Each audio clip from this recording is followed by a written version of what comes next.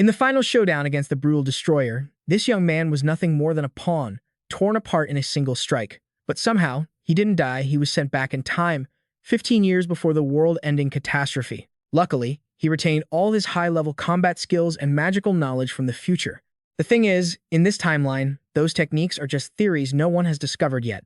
So, the moment he showed off a few basic moves, everyone thought he was hacking. The famous heroine and mage he couldn't even reach in his past life has now become a junior student who constantly asks him for help. Even his old enemy has done a complete turnaround, becoming a devoted follower who idolizes him, though things are getting a little suspicious between them. It all begins in the middle of a burning battlefield. Gray gasps, panting in agony. He whispers to himself, "So, this is as far as we go, huh?" Looking at the enemy, he still harbors a faint hope that he might be able to take it down. But a flash of crimson light suddenly pierces through his body. His breath hitches, and his red eyes lose their luster as he realizes he has reached his limit. He collapses onto the cold ground amidst the rubble and the bodies of his fallen comrades. A single fatal blow had ended everything. Gray bitterly wonders, is this it? Am I just going to die without achieving anything? All this tragedy began when Liquid A, an enemy of humanity with unknown origins, appeared and wiped out an entire continent. To fight back, an organization dedicated to protecting humanity was formed, featuring legendary warriors. At the head was Brian Miller, known as the Shield of the World, who survived a meteor collision without a single scratch. Standing by his side was the great sage, Bara Unbright, who possessed earth-shattering magic power equivalent to an entire army division. Next was the master archer Jacob Bloomfield, a brilliant hunter who once took down a high-level dragon with just a single arrow. And, of course, the one known as the strongest swordsman to ever exist, the Sword Saint Ami. Alongside those legends, there were Gray and the others in the so-called support team. But in reality, as infantry, Gray and his comrades were nothing more than sacrificial pawns. Watching the elite graduates from the World Union Academy fight, he bitterly realizes they are truly on a completely different level. He wonders if the presence of someone weak like him even matters. Seeing his comrades falling one by one, Gray breaks down in frustrated tears. We worked so hard too. Ami's attack finally lands on the enemy, causing Liquid A to gasp in surprise. "Oh, you actually managed to scratch me?" He replies coldly. "Fine then, it's time." Suddenly, he releases a terrifying, crimson energy. A death-dealing slash sweeps across, obliterating everything in an instant. Liquid A floats in midair, coldly declaring, "Shall we stop playing around now?" Gray's mind is in chaos as he realizes the cruel truth. He wiped them out with a single strike. He said he was just playing this whole time? No way. His red eyes slowly close in utter helplessness. Amidst the desolate battlefield filled with corpses, all hope is extinguished with one final thought. We never had a chance to win. As he lies dying on the ground, he suddenly realizes something is wrong. Huh? Wait a minute. Why? Why am I still alive? A mysterious voice echoes. "I have found you. Appear, wielder of great power." Gray suddenly opens his eyes, finding himself in a strange land of ruins under a night sky. He looks around, confused. Where am I? Is this the afterlife? It looks so barren. His gaze lands on a tall, imposing figure sitting on a throne ahead. Kronos looks down at Gray and coldly declares, "You are not dead yet. Your physical wounds have been healed." Gray is shocked, remembering the moment his chest was pierced. He asks, bewildered, "You healed me?" But the answer he receives is unexpected. "No, not me. It was your own power." Gray is doubtful. "My own power?" The mysterious god continues to explain that even he cannot fully analyze the terrifying power locked within Gray. However, he asserts that it is even greater than what Liquid A possesses, provided Gray can control it. Gray trembles and stammers. "Are you saying we can win?" Kronos responds with a silent gaze. "I do not know. I don't have high expectations, but I believe Liquid A must be eliminated." He firmly commands, "Now, you may go." A giant, clock-shaped magic circle glows, enveloping Gray in a deep blue energy as Kronos declares, "I will lend you my strength." Back on the ruined battlefield, Gray's hand suddenly moves, gripping the hilt of his sword. A black and red energy erupts around the blade, leaving him astonished. "This is your power." Kronos' voice echoes in his ears. "My power is not something you can see with the naked eye." Noticing the movement behind him, Liquid A exclaims in shock, "What?" A powerful slash carrying a surge of red, dark energy shoots straight at him. Liquid A is stunned. No way. Could there still be someone this strong? Seeing a scratch on the enemy's armor, Gray realizes the monster is actually wounded.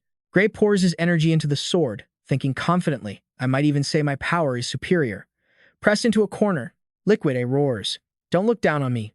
I will acknowledge you, for forcing me to use my full power. Immediately, a beam of energy slices his body in half, but the enemy didn't expect that even with such a fatal wound, Gray still wouldn't die. At this moment, his whole body is covered in a dense, dark power. Liquid A asks, trembling, "What the hell is that? Are you really human?" Half of Gray's face begins to transform, covered in cracks of glowing red energy. They both lunge at each other, creating an explosion that shakes the entire battlefield. Gray's attack is so powerful it shatters Liquid A's defenses, leaving the destroyer terrified. The destroyer stammers again, "Are you really human?" As the words end, a fatal wound appears on his shoulder. Gray coldly replies, "That was my question to you." Liquid A, though panting in exhaustion, can't hide his surprise. "Your power. It's not to be underestimated." Gray coldly declares, "I will crush you again and again, until you are truly dead." He charges forward with a slash full of dark energy. A pathetic scream echoes in pain as Liquid A takes the hit, and he yells in frustration, "You monster!" However, the destroyer refuses to give up. He suddenly releases a blinding light that covers his entire body. His hands form a seal, preparing to activate an ultimate spell. The sky suddenly shifted. A massive blue moon appeared, engulfing the entire space with a cold, ominous declaration. Time was up. Gray stared up in shock. "What is that?" "It looks like day turned into night." Gray gritted his teeth and countered. "So what if it has?" He swung his sword with all his might to engage. Gray's blade slammed into the enemy's defensive barrier, showering the air with sparks. But he was horrified to realize his attack was completely useless. Liquid A scoffed at his bewilderment. "It's futile. In this realm of the Twilight Horizon, nothing can harm me. Stop resisting and just look up at the stars." Gray stared intensely at the brilliant lights reflecting in his own eyes. Liquid A whispered triumphantly, "A perfect hit, wouldn't you say?" Instantly, a massive pillar of light descended from above, swallowing Gray whole. The terrifying power triggered a cataclysmic explosion, as if to erase his very existence. Liquid A hovered amidst the radiant glow, coldly declaring, "If you are completely ground into dust, you won't be able to resurrect." He was certain that it was all over, but suddenly, brilliant blue lightning began to encircle him. A classic protagonist comeback that left Liquid A stammering in shock. "What?" A giant magic circle shaped like a clock appeared right behind him. Liquid A trembled, sensing something was wrong. This energy surged from within the glowing space portals as Kronos' voice resonated. "You have gathered a tremendous amount of power, but that might just be enough to send you back." Realizing who was interfering at the last minute, Liquid A roared in terror. "No way." "Kronos." Kronos manifested and commanded Gray, "Can you hear me? You, who wields such great power, channel all of my strength. I will send you back to the past." Kronos stated decisively, "That is all I can do for you." The magic clock spun violently, Roman numerals flashing by like lightning, dragging Gray into a vortex of time to return to the beginning. Kronos' voice echoed with authority, "I entrust the fate of this world to you." Gray opened his eyes to find himself lying in a green meadow under the bright sun. He looked around, confused, and muttered, "Where am I?" In the distance, a peaceful village appeared, leaving Gray in utter shock. "That's Renato Village, my home." He remembered clearly that this village shouldn't exist, as it had been razed to the ground 15 years ago. Kronos' words surfaced in his mind. "I will send you back to the past." Gray trembled in disbelief. What the hell just happened? Suddenly, a sharp pain in his arm made him cry out. "Ah, it hurts." Looking at his bandaged wound, Gray gradually realized the reality. "Right, this wound. Around this time, I was being bullied by Burr and those guys." He gritted his teeth, telling himself he couldn't let them beat him again, but they were too strong. He couldn't win. He sighed wearily, feeling as if the battle against Liquid A was just a distant dream. Gray closed his eyes, the image of the destroyer flashing through his mind as he walked silently through the forest, telling himself, "I'll figure out how to deal with them once I'm a bit stronger. I don't want to get hurt." Gray froze when he realized he had run right into them. Burr stepped forward with a smug look. He carried his sword on his shoulder and growled, "I've been looking everywhere for you. You really are a pain in the neck. Such a beat to your villain attitude, picking fights right in the alley." Gray broke into a cold sweat as Burr tossed a sword at his feet and coldly ordered him to pick it up. Gray stood there, confused by what was happening. Seeing Gray hesitating, Burr shouted, "Stop playing dumb. Have a friendly sparring match with me." Gray tried to find a way to decline. "Oh, a friendly spar? Sorry, but my wounds haven't healed yet." A polite refusal, but he was still destined for a world of pain. "Thanks for the invitation, but I'm afraid I can't join until I'm fully healed." However, the leader just sneered, "Don't worry. The sword is dulled, so it's perfectly safe." Looking at the heavy hunk of iron on the ground, Gray thought fearfully that no matter how dull it was still a massive piece of metal. If it hit the wrong spot, Burr's patience quickly vanished. He roared, "Shut your damn mouth. Do you think you have the right to refuse?" He charged toward him with murderous intent. "If you don't like the sword, we can fight barehanded, too." Gray was shocked to realize the enemy's true intention. They meant to beat him while he was weaponless. What kind of friendly spar was this? In that critical moment, the memory of a military doctor from his past life suddenly returned to Gray. The reason his swordsmanship hadn't improved was due to an injury from when he was young. He realized bitterly that perhaps this was where his life of failure began. Gray was astonished to notice that Burr's attack was actually incredibly slow. He easily sidestepped the opponent's swing, dodging as smoothly as if in slow motion. No, that's not it.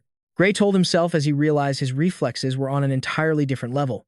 Burr yelled in a rage, "You bastard! Why can't I hit you?" He swung his sword frantically, but Gray kept dodging gracefully with red, calm eyes. Gray realized the truth. He was faster now.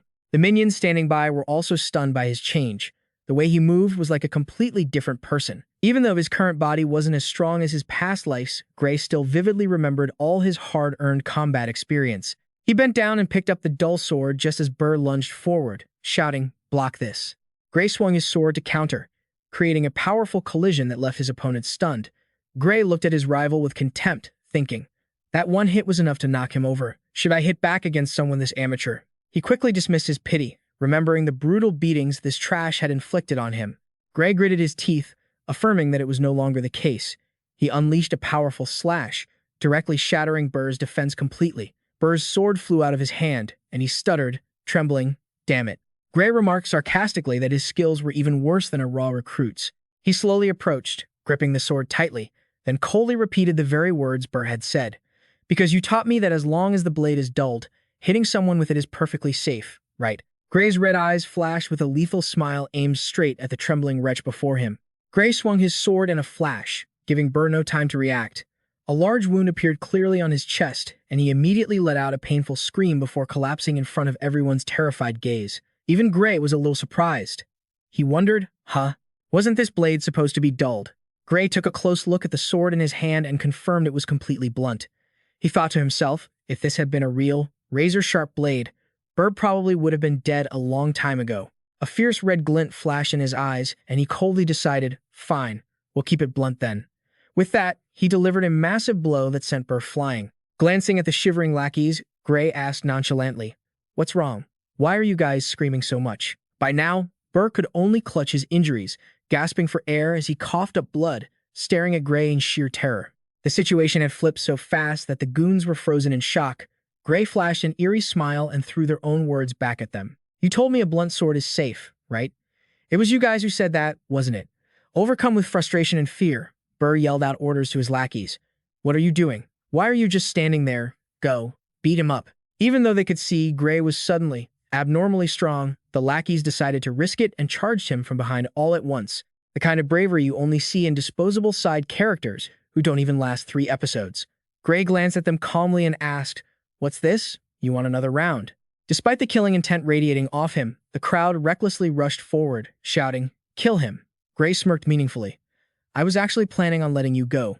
But in the next second, a series of strikes echoed throughout the forest. In the blink of an eye, Burr and his entire crew were kneeling on the ground, their faces swollen and beaten, unable to utter a word of pain.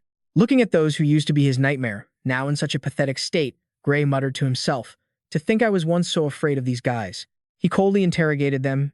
"You guys are students from the Saria Sword School, right?" Burr stammered and replied shakily, "Ooh, yeah, sort of. We felt we were strong enough, so we haven't been going lately." Hearing this, Gray sneered internally. "You call this strong enough?" He started feeling disappointed and told himself not to expect too much from this dojo. However, on second thought, the place might still have some value to exploit. Gray firmly ordered, "Introduce me to that dojo. You need a referral to get in there, right?" Burr frantically tried to find an excuse. "Why don't you ask someone else? If I tell the master I lost, I can't even imagine what he'd do to me." Seeing the other guys still hesitating, Gray coldly held his sword up in front of Burr. "In that case, let's keep playing this little game." The killing intent he radiated was pure villain energy, the kind that takes over the main stage. Burr was so scared that the blood drained from his face, and he hurriedly shouted, "I'll do it. I'll refer you." Immediately, the leader scrambled to his feet and ran for his life. The dojo is this way. Seeing their boss run off, the lackeys panicked and chased after him. "Hey, wait for us, Burr. Don't leave us behind." The group traveled through the town with its dense rows of high-rise buildings. On the way, Burr asked, "But why do you even want to join that dojo?" Gray didn't look at him, just asked nonchalantly. "That dojo provides recommendations to the academy, right?" When Burr confirmed it, Gray replied firmly, "That's exactly why I want to go." One of the lackeys walking beside them looked at Gray with a mix of admiration and fear, saying, "You're so strong, you don't even need to go to the academy." Gray looked into the distance, his heart heavy with thoughts. If only being this strong was actually enough. He recalled the brutal reality where even the world's strongest team was completely powerless against Liquid A. Even after pouring everything they had into the fight, Gray had realized that when the enemy was truly serious, he couldn't even leave a scratch on their armor. Gray wondered just how strong he needed to be to defeat that entity. However, he still saw a glimmer of hope. Gray reminisced about the brief moment during that battle when he had actually touched and controlled the terrifying dark power hidden within him. He suddenly remembered the days when he was taught by the Sword Saint. Gray told himself that what he was focusing on back then was the swordsmanship taught by the Sword Saint. Looking back at his own weakness in the past, he regretted that if he had spent more time training under the same conditions as her, perhaps the outcome of that death match would have taken a different turn. Gray believed that was the reason Kronos had sent him back to this starting point. At the Saria dojo, a woman with sharp, white hair was coldly looking at the pathetic students before her, her aura so overwhelming, like a boss character about to purge the whole dojo. She carried a wooden sword on her shoulder and gritted out the situation. "So, in short, you're telling me that you're using the sword techniques you learned from me to bully civilians?" And in the end, they were beaten to a pulp in front of the head instructor of Saria dojo. Burr and his lackeys could only kneel and shiver in absolute terror. Burr broke into a cold sweat, trying to justify himself and his fear. "We didn't intend to bully him, it was just a sparring match." But that clumsy lie only made the dojo master even more furious. She slammed her wooden sword onto the floor, creating a shockwave that made the whole room tremble. The lackeys standing nearby shook, their faces deathly pale as she coldly questioned, "Who gave you permission to make up excuses?" Her sharp gaze locked onto the leader. "If you call beating an unarmed person a sparring match, then right now, this is also just a sparring match, isn't it?" Her wooden sword pointed straight at Burr's eyes, leaving him frozen, his breath choked off by the immense pressure. She decisively ordered the spoiled students to get lost. "Get out and never come back." She declared she was completely stripping them of their status. From now on, they had no right to call themselves students of this dojo. Burr and his crew could only stammer, "Yes, master," and scurry away from the place. As soon as they were out of sight, the white-haired woman sheathed her sword and turned to look at Gray, her expression softening. "I apologize for that. It seems my former students have caused you trouble." Gray bowed humbly in response. "Ah, no need to worry about it at all." After the thanks, the instructor got straight to the point. "So, I heard you want to be recommended to the academy." Receiving a determined nod of confirmation from Gray, she stepped toward the weapon rack. She explained that she wanted to do this as an apology for the trouble Burr had caused. She genuinely wanted to write him a recommendation letter, but she stuck to her principles. "However, I must test your skills first." Gray wasn't rattled at all. He clenched his fists and answered calmly, "I understand." Taking his position in the practice yard, the white-haired woman assumed a stance and allowed Gray to strike first. "You are free to strike first. Attack whenever you are ready, don't waste a single second." Gray shouted, "Here I come." His sword strikes were incredibly sharp and precise, creating powerful gusts of wind that left his opponents secretly amazed. This kid's sword style is quite practical for his age, as if he's already been through countless battles. The more they fought, the more she noticed the seasoned experience in each of Gray's moves, and she finally understood why her former students had been defeated so soundly. Burr and the others are no match for him. Most of his style comes from self-training, but occasionally, his sword swings mirror the techniques taught at the academy. The silver-haired woman parried his attacks while secretly assessing Gray. She wondered if anyone had ever formally trained him. Although his technique was still quite raw, he was truly a diamond in the rough with immense potential. She realized it was time to make a decision. It was a shame, but it had to end here. The pace of the match suddenly accelerated, leaving the instructor stunned. "How strange. Why isn't he out of breath yet? How is he still keeping up with me?" She was shocked to realize that what started as a simple test had turned into a battle where she had to give it her all.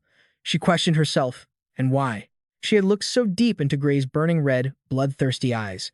A chill ran down her spine, leaving her stunned. She was actually feeling fear toward this kid. Gray suddenly swung his sword in a wide arc. The instructor had let her guard down, thinking her bad premonition was just nerves, but it turned out to be a blind, desperate strike. Seeing the opening, she immediately lunged forward. He finally left an opening. This ends now. But in that decisive moment, an impossible shift occurred, leaving her frozen. She couldn't believe her eyes. The wooden sword in her hand had been shattered. Splinters flew through the air under immense pressure.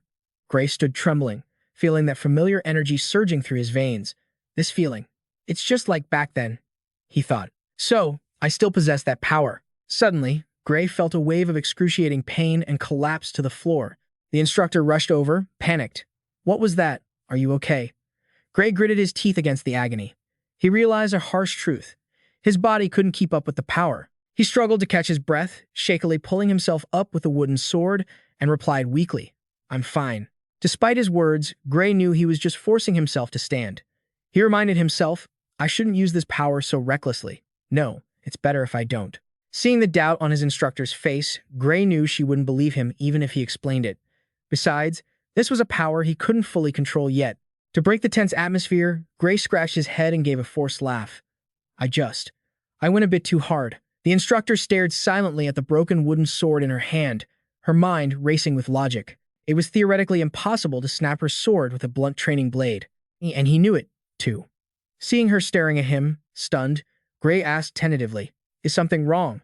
Looking at the naive smile on the young boy's face, she sighed inwardly. He wasn't going to talk. She closed her eyes, trying to suppress her shock and the questions about Gray's true strength. When Gray expressed his wish to be recommended to the academy, the sword instructor looked at him thoughtfully and confirmed, Yes, I can do that. I can absolutely write you a recommendation for the kingdom's most prestigious school, the Royal Sword Academy. But her gaze suddenly turned sharp as she issued a warning. However, I cannot recommend that you go there. You don't belong in that place. Gray went silent, his mind swirling with thoughts. I knew it. I'm still not strong enough. He bitterly realized that aside from that final burst of power, he hadn't accomplished anything significant. Unexpectedly, the white-haired woman continued, The place you should aim for is the World Alliance Academy. It's not just the most prestigious school in the kingdom. It's where the most exceptional geniuses from across the globe gather. Gray was stunned. The World Alliance Academy wasn't that where the Sword, Saint, and the others had studied. He doubted whether someone like him could get into such a legendary place, but the instructor poured cold water on his hopes. No, it's impossible.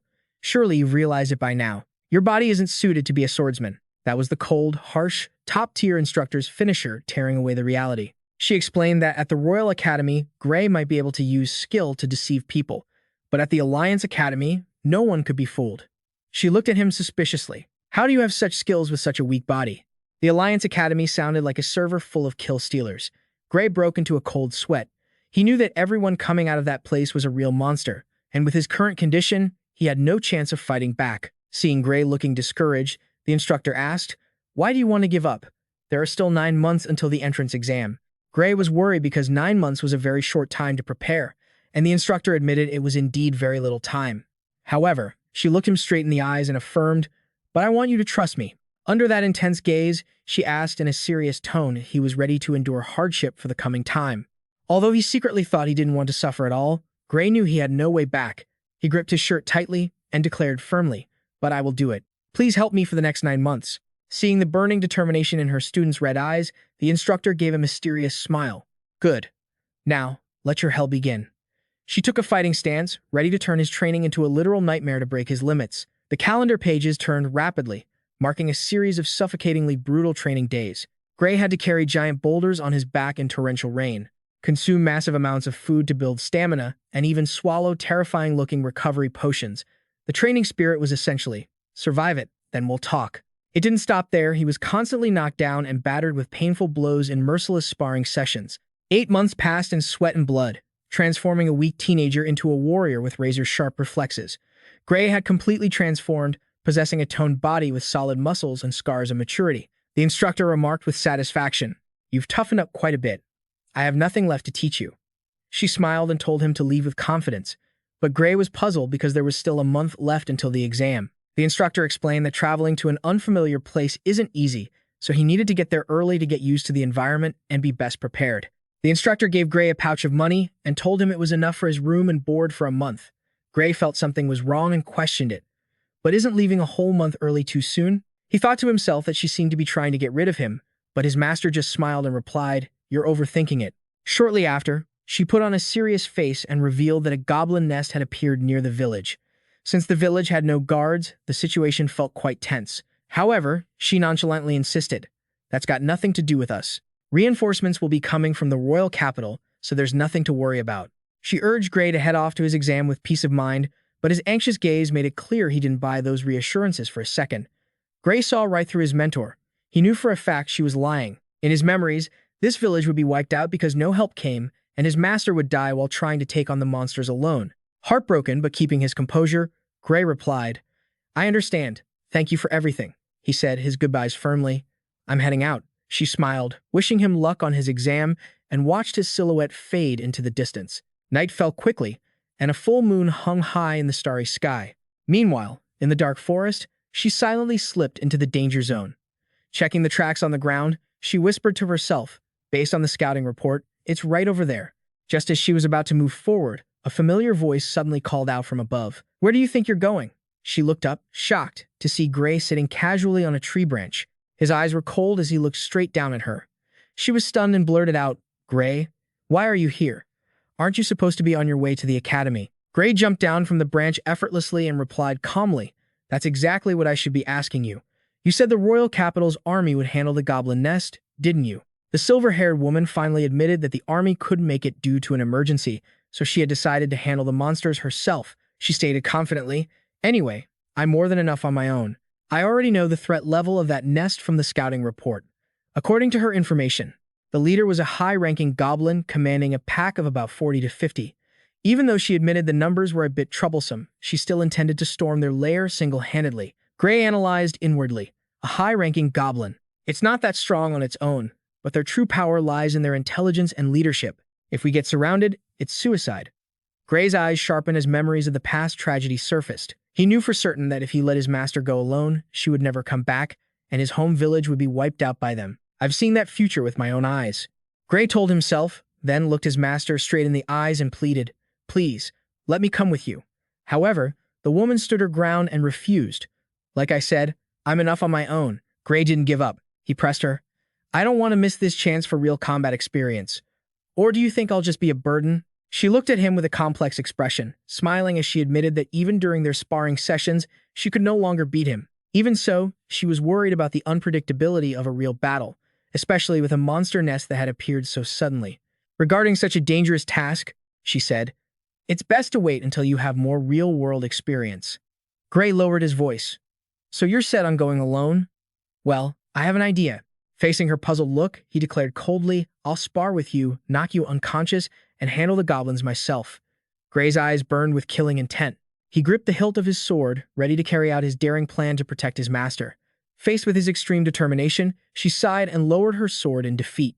"All right, I yield." She looked at Gray with a gaze full of trust, but didn't forget to add, "But promise me, no matter what happens, you must return safely." Gray replied nonchalantly, "That's my plan anyway. You just try not to die." Both of them headed toward the monster's lair. She smiled and affirmed, "Of course." Under the hazy moonlight, a deep valley appeared with the flickering fires of the goblin nest, tucked between steep cliffs. Observing the treacherous terrain, Gray remarked that there was no escape route. They sure were confident to build a nest in a place like this. She added, "We can't run either. Our opponents are smart monsters. It's better to be cautious. One failure and it's game over for the whole team." Gray nodded, "I know." The two hid behind a rock, observing the large goblins guarding the area below. She whispered, "I don't see the leader. It must be inside the tent. Hopefully, we can thin their numbers before the leader shows its face." She quickly assigned their roles. "Gray, you take them out one by one on that side, and I'll go from here." Gray replied calmly, "Understood." Receiving a satisfied nod from her, they immediately launched their attack with the command, "Begin." A goblin suddenly sensed something unusual, but it was too late. She lunged forward like a whirlwind. Her strikes were so fast, the goblins couldn't even process the situation. The guards fell one after another in panic. Alarm shrieks echoed throughout the nest, and the goblins swarmed out to surround them. Amidst the encirclement, Gray gripped his sword, his red eyes flashing with killing intent. He dove into the crowd like a ghost. Every swing carried terrifying power, catching the monsters off guard and taking them down in droves. Master and apprentice coordinated perfectly, forming a deadly pincer that wiped out all resistance. His eyes burned with the determination to destroy every last monster to protect the future of the village. Standing in the middle of a battlefield covered in monster corpses, the master couldn't help but be amazed by her students' skills. "Not bad. Is this really your first time?" Gray maintained a cold expression and warned, "Master, be careful. It was only just beginning." Looking at the monsters fallen at his feet, Gray started to feel that something was wrong. Strange, they're too weak. If they were this weak, she definitely could have handled them alone. His eyes shifted toward the dark distance with suspicion. Unless, inside that tent, deep within the gloomy tent, a pair of red eyes was silently watching them with intense killing intent. Realizing the true threat, Gray's face changed and he shouted, "We have to run now." Run. Fast. His master, shocked, asked back, "What's wrong?" Gray didn't have time to explain, only urging her to run, and the two immediately bolted. At that very moment, a massive dark shadow lunged from above, creating an impact that shook the ground violently. Emerging from the rubble was a huge monster clad in full armor, wielding a massive axe. She gasped in astonishment. "That goblin is. That's a high-ranking one." As the leader appeared in person, Gray realized the truth was even more terrifying. He roared, "No, that's not the leader." The real leader was a colossal mouth with sharp teeth that suddenly lunged toward them, followed by the roaring of more goblins crazily surrounding them. She shouted in shock, "What is that?" Before them, these were no longer just ordinary goblins, but a legion of monsters exuding a sinister killing intent, as if they had just crawled straight out of hell. Gray realized the brutal truth. A goblin general was the true leader of this nest. The general emerged, looking imposing with glowing red eyes and a heavy skull-shaped greatsword, leading a massive army of monsters to surround them both. A goblin general. That's the real leader of this pack. His master gritted her teeth and ordered him to take it down so they could escape. Then, she bolted like a lightning strike, unleashing a frontal slash to clear a path through the giant. She was horrified to see its wounds emitting a purple glow and healing in the blink of an eye. Gray shouted a warning that all their efforts were useless, because the goblin general's roar could rapidly boost the strength and recovery speed of itself and its entire army. Gray realized the situation had completely shifted. No wonder everything felt so off. "I feel like I can't even take down a single one." Amidst the encirclement, the monsters were becoming more feral than ever. He firmly told his master to watch his back and buy him some time. Shocked, she asked, "What are you planning to do?" Gray didn't answer directly. He just stared at the enemy with burning red eyes. In his mind, there was only one choice left to turn the tide, and that was to take down the bastard standing at the very top. "It's so annoying how they keep trying to flank me." Gray dodged an attack, parrying from both sides while swinging his azure blade to cut down the screeching monsters. Dodging continuously, smooth as a Formula One racer, he told himself he needed to stay sharp to sweep away every enemy blocking his path. But right in the heat of the fierce battle, the sword in Gray's hand suddenly shattered into pieces under the intense pressure. He gasped in shock. Could his blade not handle fighting these buff goblins? A giant monster didn't miss the chance, immediately swinging its weapon directly at Gray while he was at a disadvantage. He quickly drew his spare sword, though he worried it would soon snap as well if this kept up. Just at that critical moment, his master shouted from behind and tossed him her own blade. "Gray, use my spare." He caught it firmly and replied with determination, "Thank you." Now, with two swords in hand, Gray calculated. 2 blades should be enough. It's not enough to wipe out the whole army, but for a goblin general and anyone in my way, this will do. Gray lunged into the center of the monster's swarm like a cyclone of death. His lightning-fast strikes took down countless enemies in an instant, despite the blood trickling down his face. Gray flashed a defiant grin, pouring all his strength into a fiery collision with the largest monster. Gray gritted his teeth, clicking his tongue as the monsters kept coming. He swung his swords, unleashing powerful, sweeping strikes, cutting through the goblin horde, throwing themselves at him like moths to a flame. The chaotic battle felt like a final team fight with no way to retreat. In the distance, the goblin general opened its maw and roared, a sound that shook the earth, its eyes glowing with terrifying pressure. Gray gasped. What? He realized the energy from that roar was making the goblins even more frenzied and powerful. A monster suddenly blocked his blade, making Gray groan in pain as he looked toward the leader watching from afar. Gray realized the cruel truth. "So, you've seen through my plan, have you?" The general's roar echoed throughout the valley, urging its minions to tear their prey apart. Struggling to defend himself, Gray thought, "Turns out your intelligence isn't just for show." He parried the relentless attacks, trying to find a gap to break out of the tightening encirclement. Gray shouted, "Move," and forced his way through the thick defensive line of monsters. However, the sheer number of enemies began to overwhelm him. New wounds appeared on his back, making him groan in agony. "Damn it," he gritted his teeth, frustrated, telling himself, "I don't have time to mess around with these guys." Immediately, a goblin lunged forward, grabbing Gray tightly from behind to pin him down. At that exact moment, another giant monster closed in, raising its death axe high to bring it down on him. Gray was hit repeatedly, the mounting wounds making him realize the monster's sinister intent. They were trying to wear down his weapons by throwing themselves at him as sacrifices. His eyes filled with exhaustion as he saw another giant goblin, swinging a massive, crushing fist straight at him. Gray summoned his last bit of strength to brace for the impact, but the pressure was so immense he was sent flying. Severely wounded and in pain, his breathing became ragged and strained. Gray could only weakly try to push himself up, completely spent. Looking at the last remaining sword beside him, he bitterly wondered, am I really supposed to take on an entire army and that general with just this? Facing the layers of monsters lumbering toward him, Gray felt utter helplessness. Based on the hard-earned lessons from his past life, he understood the brutal truth: he couldn't win. With his life hanging by a thread, Gray gripped his sword hilt and made a final decision. He turned and yelled, "Master, run! Run while they're focused on me." But her only response was a mysterious smile from the white-haired woman. She calmly declared, "I'm sorry, but I can't do that." Then, she stood tall to face the giant goblin general head-on. Gray screamed in despair, "Are you trying to die for nothing?" He pleaded, "I'll run right after you." "Master, don't worry about me." But the white-haired woman just quietly replied, "That's not it." She struggled to speak. "I can't run anymore." Looking down at her badly injured legs, with blood flowing uncontrollably, Gray was stunned to realize his master had reached her limit a long time ago. His mind was a mess, realizing he was truly out of options. Watching the monsters lumbering closer, he bitterly thought, "I traveled back in time to defeat the destroyer, and it's all going to end in a place like this?" Gray frantically swung his sword to fight back, but it shattered into pieces again under the overwhelming pressure. Gray roared, "No, it's not over yet." Watching the shards fall through the air, he nurtured a bold idea. If he could reach that power from back then. Images of the earth-shattering battle with liquid flashed through his mind. Gray affirmed with certainty, right then. Even those enemies could see the reflection of the goblins in the broken sword blade. He commanded himself, remember how that felt." Gray gripped the hilt of the broken sword, pouring all his willpower into awakening the destructive power dormant within his body. Suddenly, a glowing red eye with a vertical, monster-like pupil snapped open, radiating a terrifying killing intent. Gray stood tall, his arm outstretched, wreathed in swirling dark energy. His master stared at her student in shock, stammering his name. In a split second, a blur of motion followed. The monster's head was severed from its body in a single strike, faster than the eye could follow. His master gasped, "What?" She couldn't believe her eyes as she witnessed such overwhelming power. Seizing the moment while the leader was heavily wounded and losing control, she lunged into the fray, her blade sparking as it clashed. Her eyes lit up as she realized the pressure from the enemy had lessened. It was fading. She gritted her teeth, muttering, "You really put me in a tough spot." With a slash of deep blue spiritual energy, she wiped out the swarm of goblins in an instant. She stated coldly, "But without your commander here to buff you, you lot are nothing." The battle ended.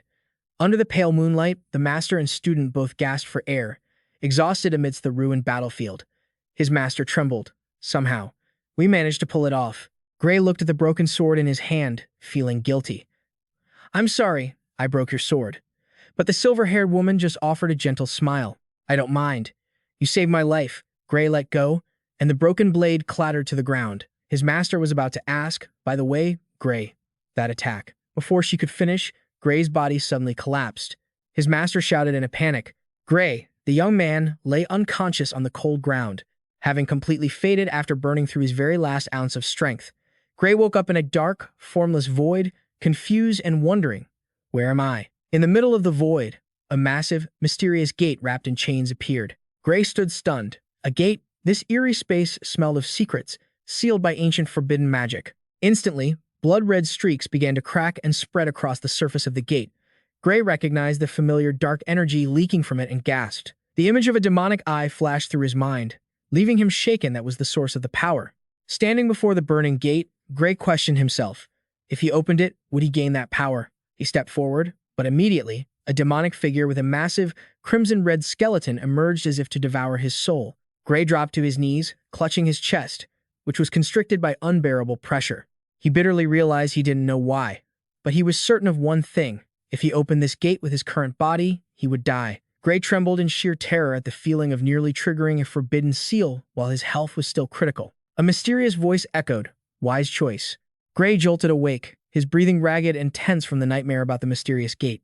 Master Saria rushed to his bedside in a panic. "Gray, you're awake." He looked around, bewildered, and asked, "Where am I?" She let out a sigh of relief and explained, "This is the village infirmary. You've been unconscious for 5 days, and I was so worried you'd never wake up." Gray was shocked to learn he'd been out for 5 days. He told himself he pushed too hard, perhaps reaching his limit, but his master immediately protested. She thought the phrase pushed too hard was an understatement for what he'd actually done in that disastrous battle. Setting that aside, she looked at him with concern. How was your body? Can you move? Gray tried to move his right arm but felt completely powerless.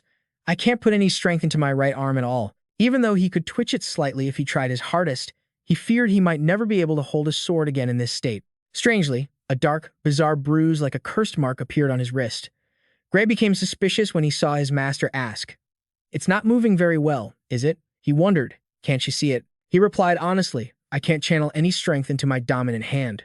His master fell silent and confirmed that the injury wouldn't heal quickly because every bone in his right arm had been shattered.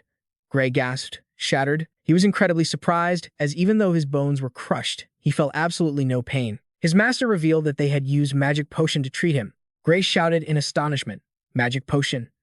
Isn't that stuff extremely expensive?" Saria reassured him not to worry, as the village chief himself had provided that potion. Gray remained skeptical. "The chief gave it to us. Why would he give such a precious item to someone like me?" Gray still wasn't used to the feeling of being an MVP savior in a starter village. Saria looked at him with a gentle yet proud gaze and asserted, "What are you talking about, Gray? You're the hero of this village." Just then, the door burst open. The village chief rushed in, calling Gray's name. Seeing him, Gray intended to thank the chief for the potion, but the old man interrupted and grabbed his hand emotionally.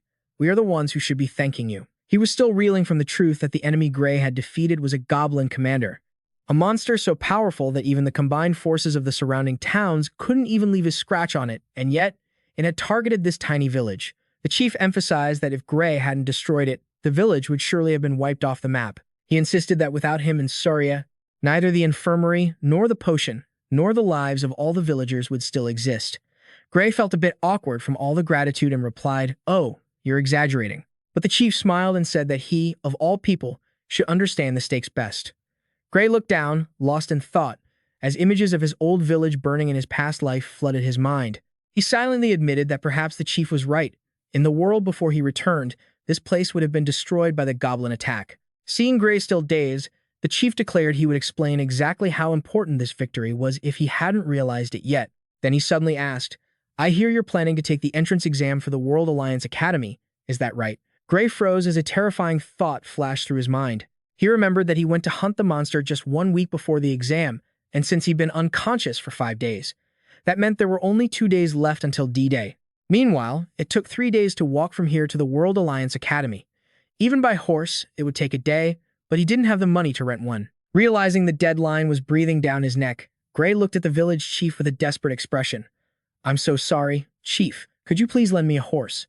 The village chief smiled, as if he had already seen this coming. "I knew you'd ask, so I've already prepped the best horse in the village for you." He assured him that with the horse's speed, he'd be there in a heartbeat. Saria, standing nearby, couldn't help but tease. "If you hadn't woken up today, we were planning to carry you there while you were still asleep." The squad was ready to support him to the max. No way were they letting their carry miss this exam. Gray could only offer a sheepish smile at their thoughtful care. As he stepped outside, a surprising sight greeted him. A huge crowd of villagers had gathered along the path. They held up vibrant cheering banners that left Gray stunned. The cheers echoed through the streets. "Thank you, kid.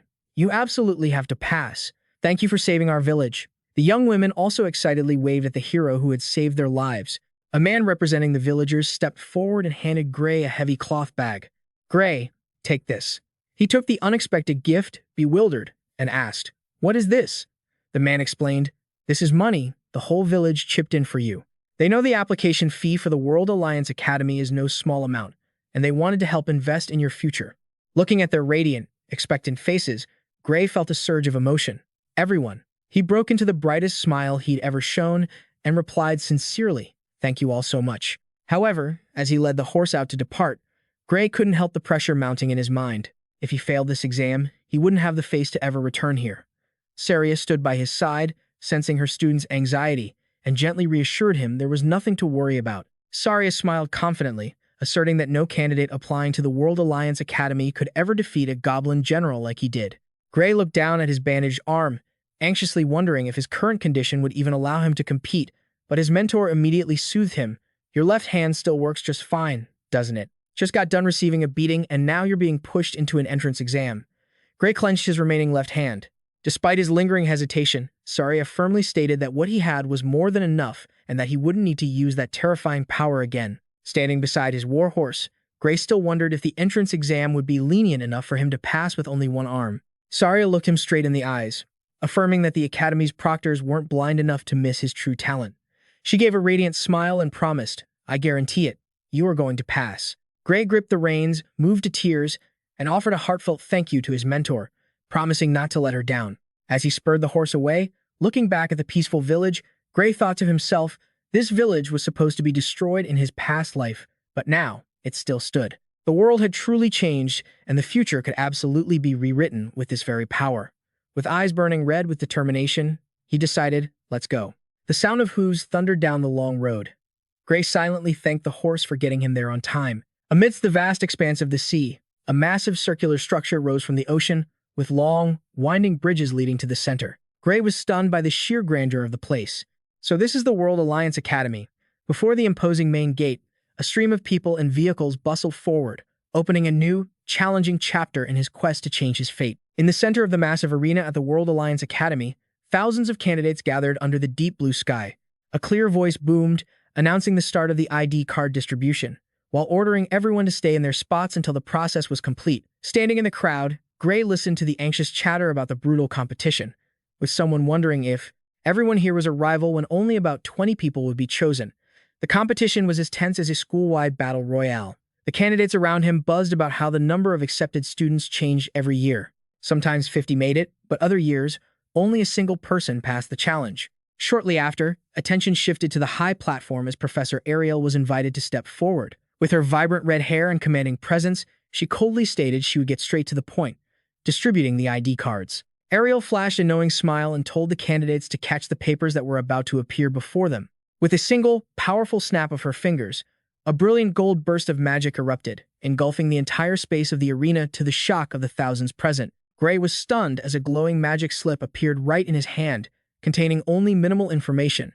Candidate 513, Swordsmanship Course. Seeing everyone else with a card in hand, Ariel continued to explain from above that many might be surprised to see a plain white slip with nothing but an ID number and a course. She smiled smugly, confirming that it was an annual tradition at the Academy. Ariel's eyes turned sharp as she declared firmly that the World Alliance Academy did not discriminate based on age, gender, nationality, or social status. To them, even a candidate's real name meant absolutely nothing. She pointed forward, emphasizing that only those with the grit to pass the exam and earn the right to cross the bridge into the Academy deserved to be asked their names. She even nonchalantly told them they could use a fake name if they wanted, as long as they could prove their own strength. Gray stared in shock at the slip in his hand, thinking that he had left his sword at the inn, yet it still labeled him for the swordsmanship course. What kind of system is this? It must be using AI to read aura instead of scanning weapons. Up above, Professor Ariel smirked and added, "Furthermore, I've assigned your courses based on your appearance. If I've made any mistakes, feel free to raise your hand." Her eyes flashed with a mystical light through her glasses, causing the crowd to murmur in disbelief. Did she pick our courses just by looking at our faces? You've got to be kidding. With this many candidates, how could she possibly do that? The murmuring continued nonstop. They must have checked us out beforehand. Or maybe she used some kind of mind-reading magic on us? The crowd began spinning conspiracy theories like a gaming chat room after a new update. Ariel looked out over the entire arena and declared, "It seems no one was misplaced. Next, I will announce the exam schedule. Check your cards." Gray looked down at his tag.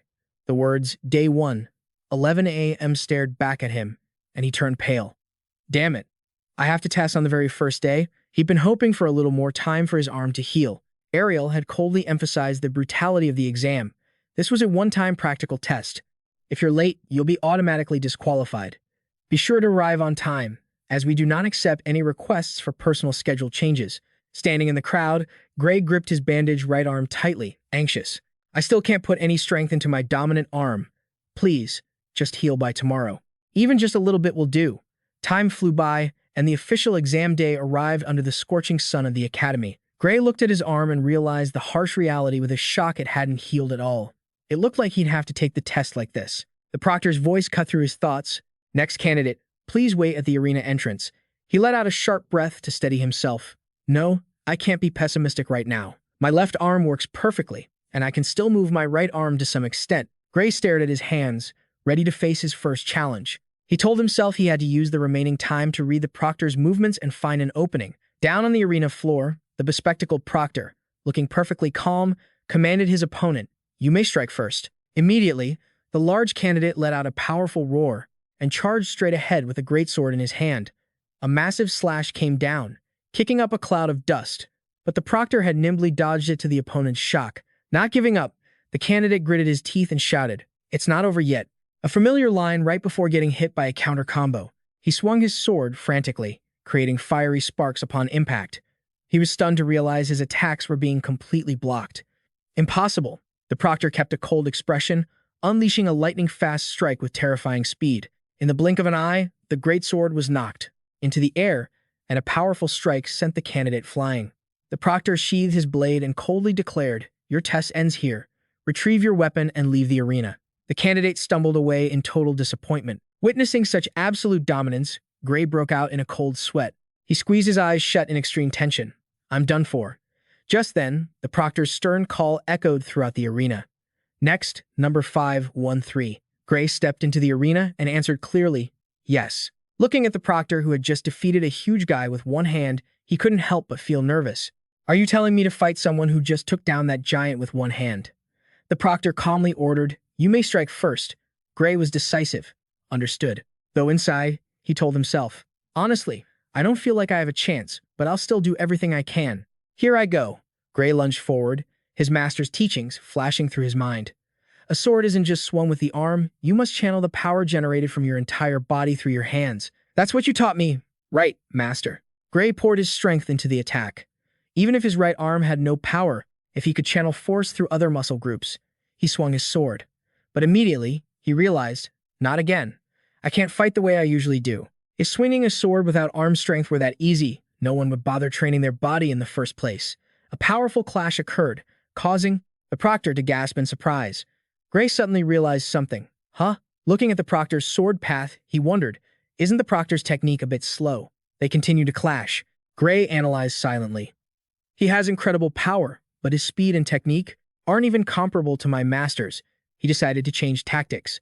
If I rely on the swordsmanship I learned from her, I can compensate for the difference in arm strength. With that, Gray's red eyes flashed with killing intent. He sped up, forcing the proctor to grit his teeth and defend with effort. Gray affirmed firmly, "Yes, he's definitely slow. He's not as strong as I thought." An image of his master smiling appeared, along with her affirmation, "You will definitely pass." His sword clashed brilliantly with his opponent's, creating dazzling sparks. Gray channeled all his will into the final strike and declared confidently, "I think I can actually do this." Gray gritted his teeth, enduring the pressure from the relentless strikes. He thought, although he had seen through the proctor's swordsmanship, his red eyes carefully observed every movement, searching for the smallest opening between the sparks flying as the blades collided repeatedly. Gray bitterly realized the harsh truth. The gap in power was too vast. I can't break his stance. After all, winning with just one arm wasn't easy at all. However, he noticed the proctor's movements becoming rougher and less precise due to his impatience to finish the fight. Even knowing the risk, Gray decided to bet everything on this moment. Maybe if I do it right now. Just as predicted, the proctor unleashed a powerful slash but left a fatal opening. Gray smirked triumphantly. "Gotcha. You swung way too wide." The proctor's sword missed and slammed into the ground. After all, nothing creates an opening quite like such a large, calculated sword swing. Gray moved in a flash, slipping behind his opponent. He firmly believed that no matter how big the strength difference was, if he could get behind him. Just as Gray prepared to land the deciding blow, a loud shout echoed through the arena, and both of them instantly froze in the middle of the vast field. Gray stood still, his blade pointed straight at the proctor, while his breath was still heavy. He wondered if the match was really over and felt frustrated, that the stop command came too soon just as he'd found an opening. However, the announcement from the stands extinguished all hope. The time for the test has expired. With this result, the match was counted as a draw. Gray gritted his teeth bitterly, blaming himself for not finishing it sooner, leaving the result unsatisfactory. Looking down at his sword and his still bandaged right arm, Gray silently left the arena with his head hung low. He comforted himself by saying he'd done his best, but the worry about the future still loomed as he realized, if I can't even beat this proctor, the journey ahead will be incredibly difficult. Walking heavily up the stairs, Gray sighed to himself, thinking he might have to wait until next year when his arm was fully healed to come back and try again. 1 week later. In meeting room 53 of the World Alliance Academy, the senior officials were all gathered to evaluate the exam results. An elderly representative with silver hair and glasses thoughtfully asked the members for their take on the examinees now that everyone had finished their tests. A younger examiner, exhausted, complained that the observation process was horribly inefficient and suggested splitting the workload next year to reduce the pressure. Immediately, another member with a thick beard retorted that they couldn't risk missing out on any of the Academy's talents just for the sake of personal convenience. The senior official cut off the debate, reminding everyone to focus on evaluating the students instead of discussing the exam system. He tapped his hand on the table, requesting to start with the swordsmanship course and pose the decisive question: who has passed? A surge of deep blue magic flared up, displaying the list of the top-performing students. As usual, those who defeated the examiners will be accepted, the senior official stated while watching the magical screens replaying the matches. He further explained that the remaining candidates would be evaluated based on their demonstrated skills and how they held their ground within the 15-minute limit, then turned to ask for the opinions of the swordsmanship instructors. One examiner commented that aside from those who won, candidates number 5, 217, and 753 were the most outstanding. The discussion quickly came to an end with the consensus: let's just leave it at that. The others wouldn't be able to keep up with the curriculum anyway if they got in. Everyone agreed without further objections. So we've confirmed the list for the swordsmanship course. The senior official nodded, closing the session. However, the atmosphere suddenly shifted when a question rang out. What about candidate number 513? Everyone's gaze shifted toward the screen displaying gray. An examiner stared at the teenager and muttered, "Candidate 513? This kid?"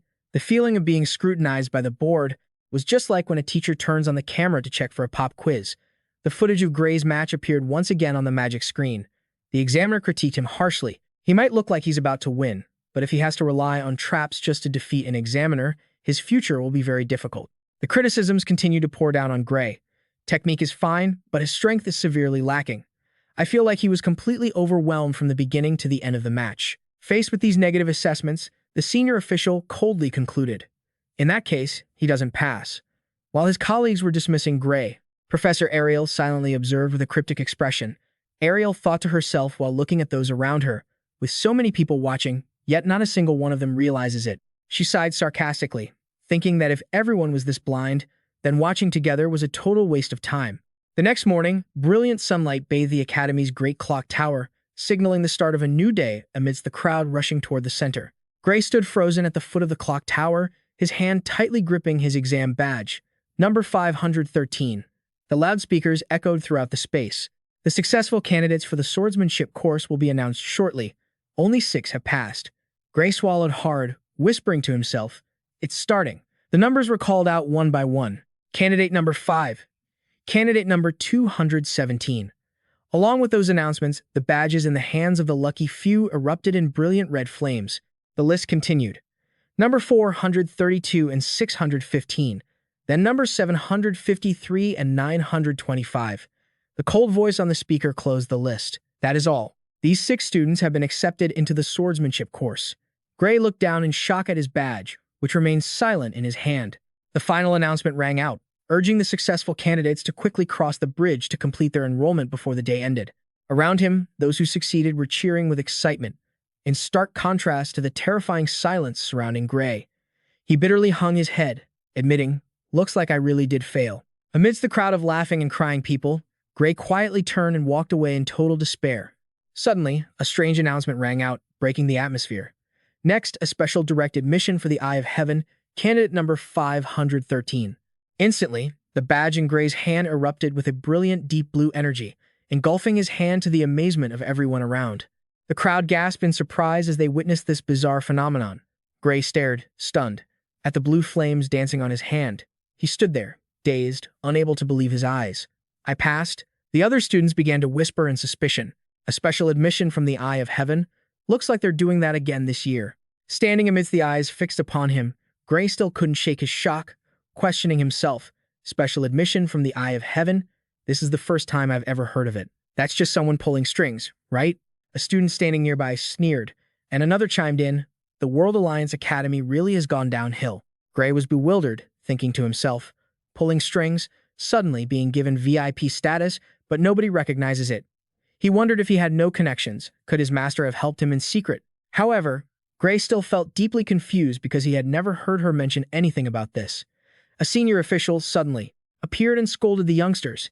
"Hey, Don't talk about the Eye of Heaven's special admission like that. He sternly affirmed that this was a prestigious title, a noble category that had produced heroes for humanity for over 100 years. Despite the seniors' warning, the students didn't stop whispering. Those old geezers are really obsessed with that Eye of Heaven's special admission. They believe that this title was just a shadow of the past. Aren't they only impressed by that era? Gray stood quietly in the crowd while listening to them list the famous names that had once received this special admission. That group laughed with disdain. All of them were pathetic failures. Even us, the current students, know that perfectly well. Images of the sword, Saint Amy, the great sage Bera on Bright, and the god archer Jacob Bloomfield flashed through Gray's mind in astonishment. I'm suddenly called a failure, yet the profile is full of legends. Gray shivered as he realized a shocking truth. The three of them were the core force in the war against Liquid A. He swallowed his saliva in extreme tension, his red eyes staring intently at the badge burning with dark blue energy in his hand. Gray wondered, stunned. And now, will my name stand alongside theirs?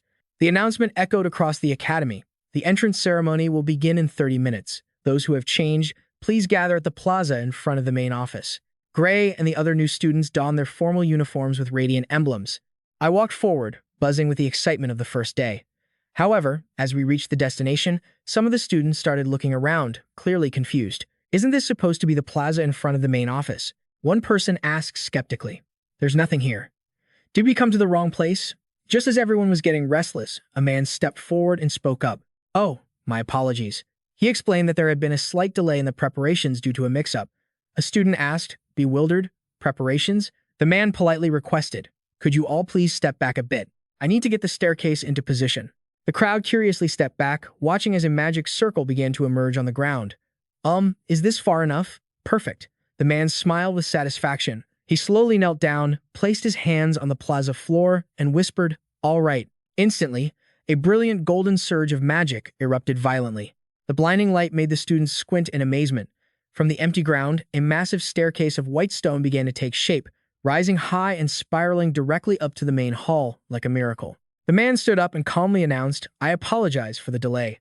Please, feel free to choose any seat you like. The crowd just stood there, stunned, swallowing hard at such an unbelievable display of power from an academy staff member. Seriously, that staff member acted like a final boss appearing, testing the students' mental fortitude like this is just insane. The new students couldn't help but be shocked by the display. They whispered to each other, was that teleportation magic just now? Can you really shift something that massive? Gray sat quietly in a luxurious chair, secretly evaluating the academy's extravagance, using high-level magic just to set up for an opening ceremony. His eyes lit up with excitement as he realized, so this is the power of the World Alliance Academy. Looking around the massive arena, Gray wondered, isn't this way too many seats? If there are only 30 successful applicants, why would we need this many? A purple-haired girl sitting nearby overheard him and asked, you don't even know that. The young man with the high ponytail beside her replied sheepishly, sorry, other than holding a sword, I've never really studied anything else. The girl explained smugly, then let me enlighten you. Just as the name implies, this place gathers the most outstanding students from all over the world. The girl suddenly pointed up at the sky. Look, they're here. The boy beside her just managed an O, before he was instantly frozen by the majestic sight unfolding. From amidst the clouds, a massive fleet of airships and a sky filled with dragons began to emerge. The pressure from these flying entities left him gaping in awe. What the? The entire plaza shook at the arrival of these giant war machines. Gray was stunned as he recognized one of them. It was the magical airship, the Strat Queen. He remembered being on that ship back when he was in the Liquid A subjugation force. It was one of the largest airships in the world, yet the Academy was using it just for an entrance ceremony. Gray couldn't help but feel overwhelmed as he watched the massive fleet land. This really is the World Alliance Academy for you. Squads of new students in crisp, perfect uniforms marched with pride through the magnificent space. A man placed his hands on the podium, surveyed the thousands of students below, and declared, it seems everyone has gathered. Let's begin the entrance ceremony. The principal, with his white hair and round glasses, smiled brightly and officially opened the ceremony. After a long speech, applause thundered throughout the vast arena as a sign of gratitude to Principal Gray. Sitting in the high stands, he let out a long, weary yawn and thought to himself, I thought the entrance ceremony for the World Alliance Academy would be something special. Turns out it's no different from any other event.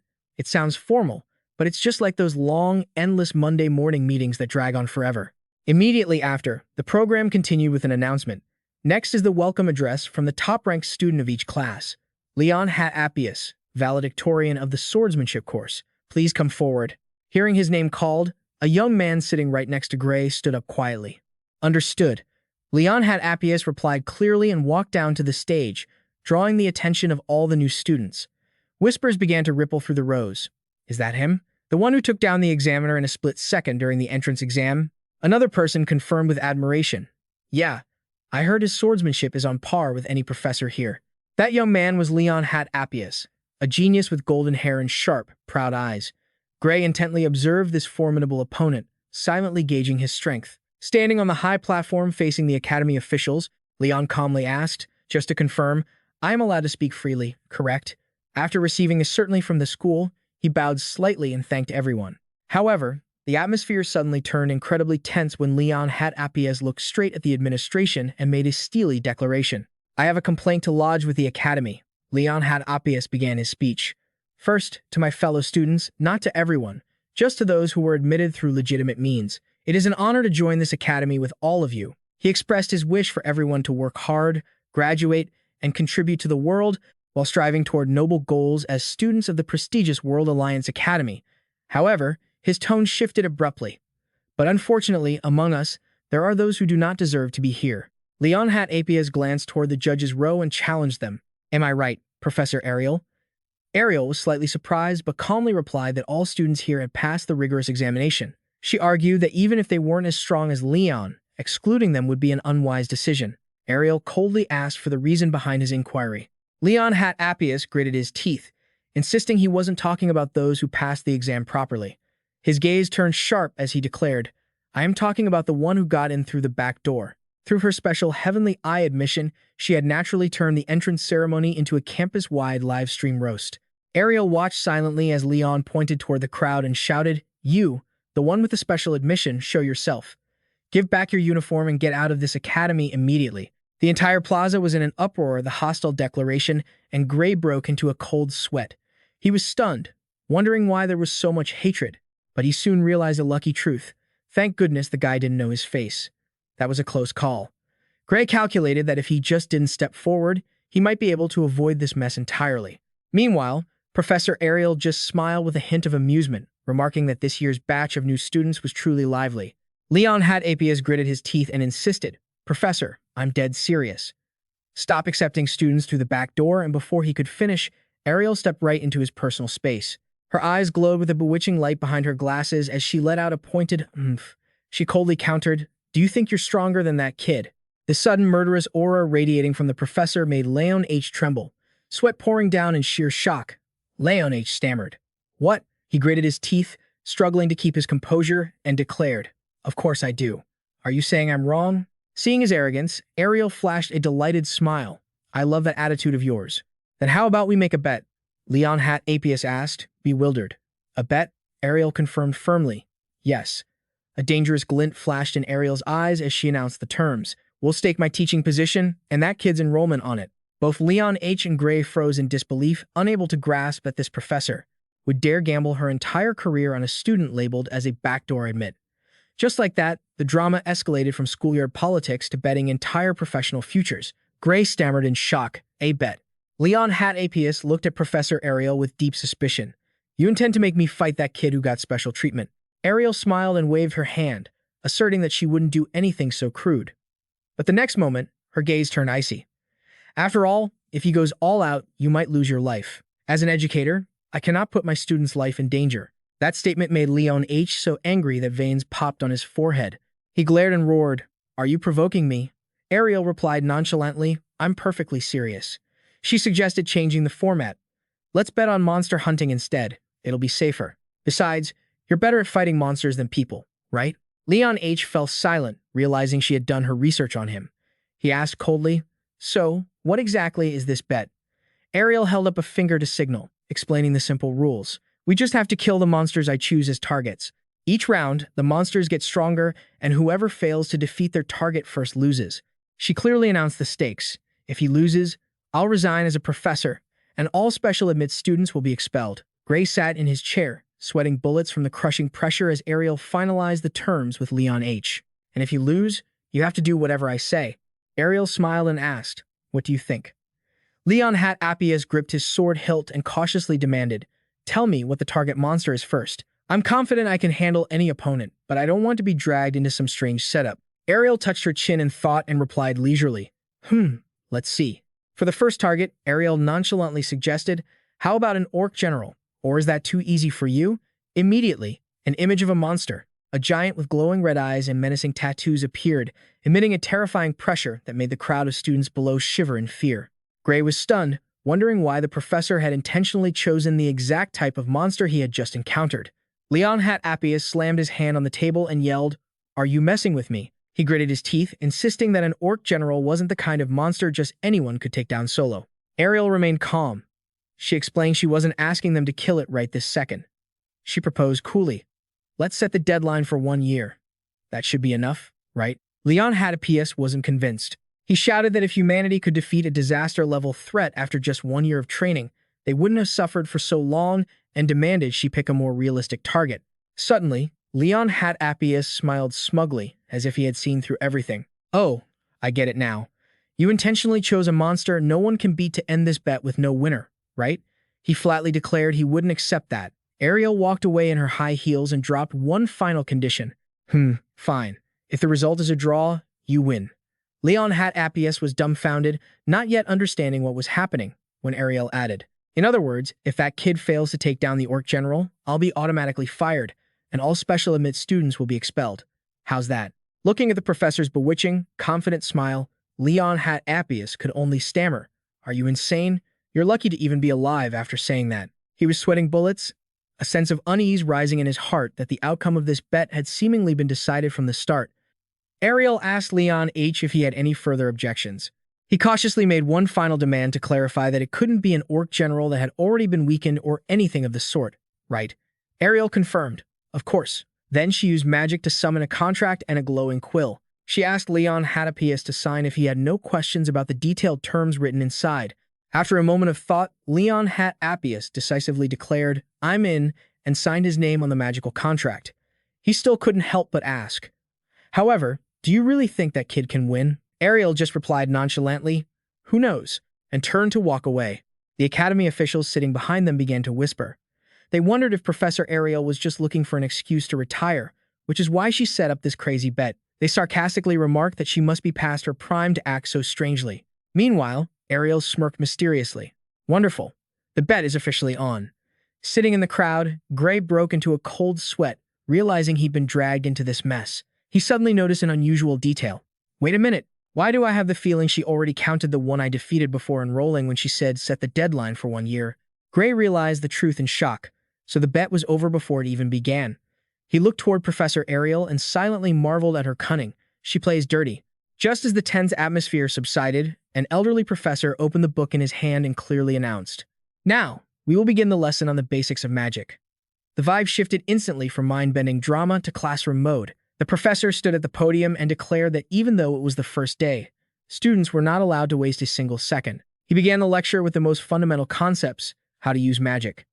He explained that within every human body, an invisible source of energy exists. He started the lesson with the absolute basics, how to use magic. He explained that within every person's body, there exists an invisible source of energy, known as E. By channeling it through the magic circuits in one's body, humans can unleash power. Sitting in the back, Gray felt a wave of relief. He'd heard all this theory back at his old training camp, so keeping up with the curriculum shouldn't be too hard. However, his biggest headache right now was being placed in the same class as Leon H. Out of all the classes, he just had to run into the guy who'd made it clear on day 1 that he hated special admission students. Gray panicked, thinking to himself, "Please, just don't let him find out I'm the special admission student from the Celestial Eye." He tried to shrink into his seat, staying as invisible as possible to avoid any attention. But less than 5 minutes into the lecture, the professor coldly pointed right at him and barked, "You there, you look pretty bored. We're only 5 minutes in and you're already looking away.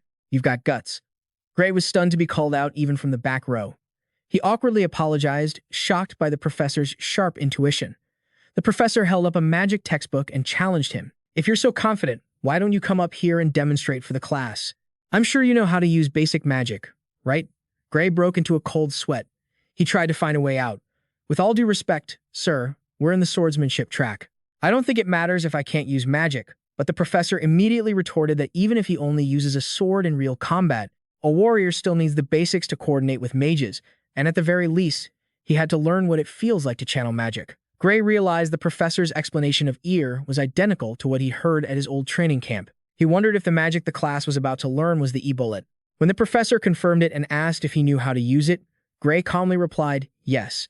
He silently thanked his past self for surviving that hellish training. All that torture was finally paying off. Seeing this as a golden opportunity, the professor suggested holding a friendly sparring match right there in class. He turned and called out, Leon Hadapius, you can use the e-bullet too, right?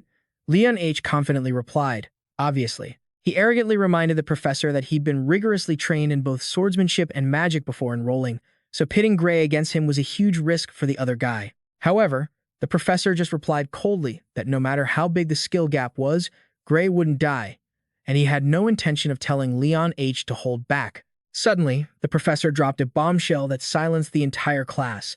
That Gray over there is this year's Celestial Eye special admission student. The whole room erupted in shock. Gray felt his blood run cold, sweat pouring down as he realized the secret he had worked so hard to hide had been exposed by the professor right in front of his enemy. The professor wore a sinister smile, clearly satisfied with the chaos he'd just stirred up. Leon Hadapius clenched his fists, his eyes burning with menacing, killing intent. I see. In that case, I'll have to teach him some manners. He declared he'd show Gray exactly what kind of academy this really was, glaring at him with heavy pressure. Get down here. Gray just trembled, sweating bullets, knowing real trouble had finally arrived. Standing opposite each other in the arena, the professor ordered that on the signal, both of them must fire an e-bullet at their opponent. Gray was extremely worried since his only magic experience was a few days at the training camp. He told himself that even if the professor said he wouldn't die, there was no way he'd come out of this in one piece. As soon as the signal was given, Leon Hadapius gathered a brilliant green energy surge, declaring he'd show him the difference in their power. With no other choice, Gray gritted his teeth and poured all his will into his palm. Screw it. The two terrifying blasts of magic collided head-on, creating a shockwave that engulfed them both. It revealed the faces of Leon H. and Gray, both staring at each other in utter shock. They both gasped. What? This wasn't a sparring match anymore. It was a full-blown disaster. Leon H. trembled in terror as he watched the out-of-control power surging straight at him. At the last second, the professor rushed over in a panic. He cast a golden barrier to block the earth-shattering explosion. Meanwhile, other students were knocked off their feet, screaming in alarm. Leon Hadapius was blown back, groaning in pain as he hit the ground hard. The professor hurried over to check on his student. Leon Hadapius, are you all right? Leon Hadapius struggled to stand, replying with difficulty, I'm fine. The professor finally let out a sigh of relief. I see. Thank God. But deep down, he couldn't help but be terrified, realizing that if the barrier hadn't dampened the impact, that last attack could have cost Leon H. his life. The professor broke into a cold sweat. He thought to himself in shock, even the professors here couldn't cast an e-bullet that terrifyingly strong. He turned to look at Gray with deep suspicion and demanded, You. What on earth did you just do? Gray stood still, looking at his hands. Everyone else was panicked, but he was just confused why it felt so weak. He realized the bullet technique he'd learned from his punitive squad in his past life was completely different from what was being taught at this academy. Gray wondered if he'd used the wrong spell, but the professor insisted it was definitely an e-bullet. However, he emphasized that the quality of his bullet was on a different level. What Gray used wasn't standard Ezer, but a hyper-compressed e-bullet. The professor explained this was a level of power that even professors struggled to create. Yet, Gray had managed to shape it into a perfect spell in just an instant. He stated firmly that no one in this academy could replicate what he had just done. The students began to whisper, thinking that the Celestial Eye special admission was reserved for this kind of innate talent, and he really should have been placed in the magic track from the start. Gray thought to himself, that's ridiculous, because in his past life, all the magic his punitive squad learned at the training camp was just like this, and he was even considered the least talented among them. Looking at the pitch-black energy on his hand, Gray calmly asked, Are you kidding me? Sir, I thought anyone could do this with the right training. His naive response left the professor frozen for a moment before he suddenly burst into hearty laughter. Gray just stood there blinking, not understanding what was happening, but it was clear he'd just become the center of attention. The professor suddenly lunged at him, grabbing Gray's shoulders, desperately begging him to transfer to the magic track and promising to vouch for him personally. He insisted that Gray had far more innate talent for magic than swordsmanship. That was a faster shift in behavior than a game's meta change. Gray awkwardly tried to decline, since he was always convinced he had no talent for magic. Hearing this, the professor let out a shocked shout. He insisted that understanding and creating a super-compressed mana core at such a young age made Gray a once-in-a-generation genius by any academy standard. The professor shouted excitedly, I don't know what fool told you that you have no talent, but they clearly didn't have a clue what they were talking about. He continued to press him, Gray, are you really sure you don't want to switch to the magic course? The students below couldn't help but buzz with astonishment. A professor who rarely praised anyone was going this far. The professor's eyes widened with intense seriousness. No matter what, it would be a loss to the world if you don't study magic. I would even call it a crime against magic itself. Gray could only offer a forced smile at the man's overwhelming enthusiasm. His mind began to race as he recalled what the professor had just said. Wait, what did he just say? The mana compression technique? A memory from his past life suddenly flashed into Gray's mind regarding a lecture from a female professor. Coincidentally, in the past, no one knew about the existence of OD, also known as vital force. Because of that, casting magic properly was incredibly difficult. The memory continued to clarify the outdated combat methods of that era.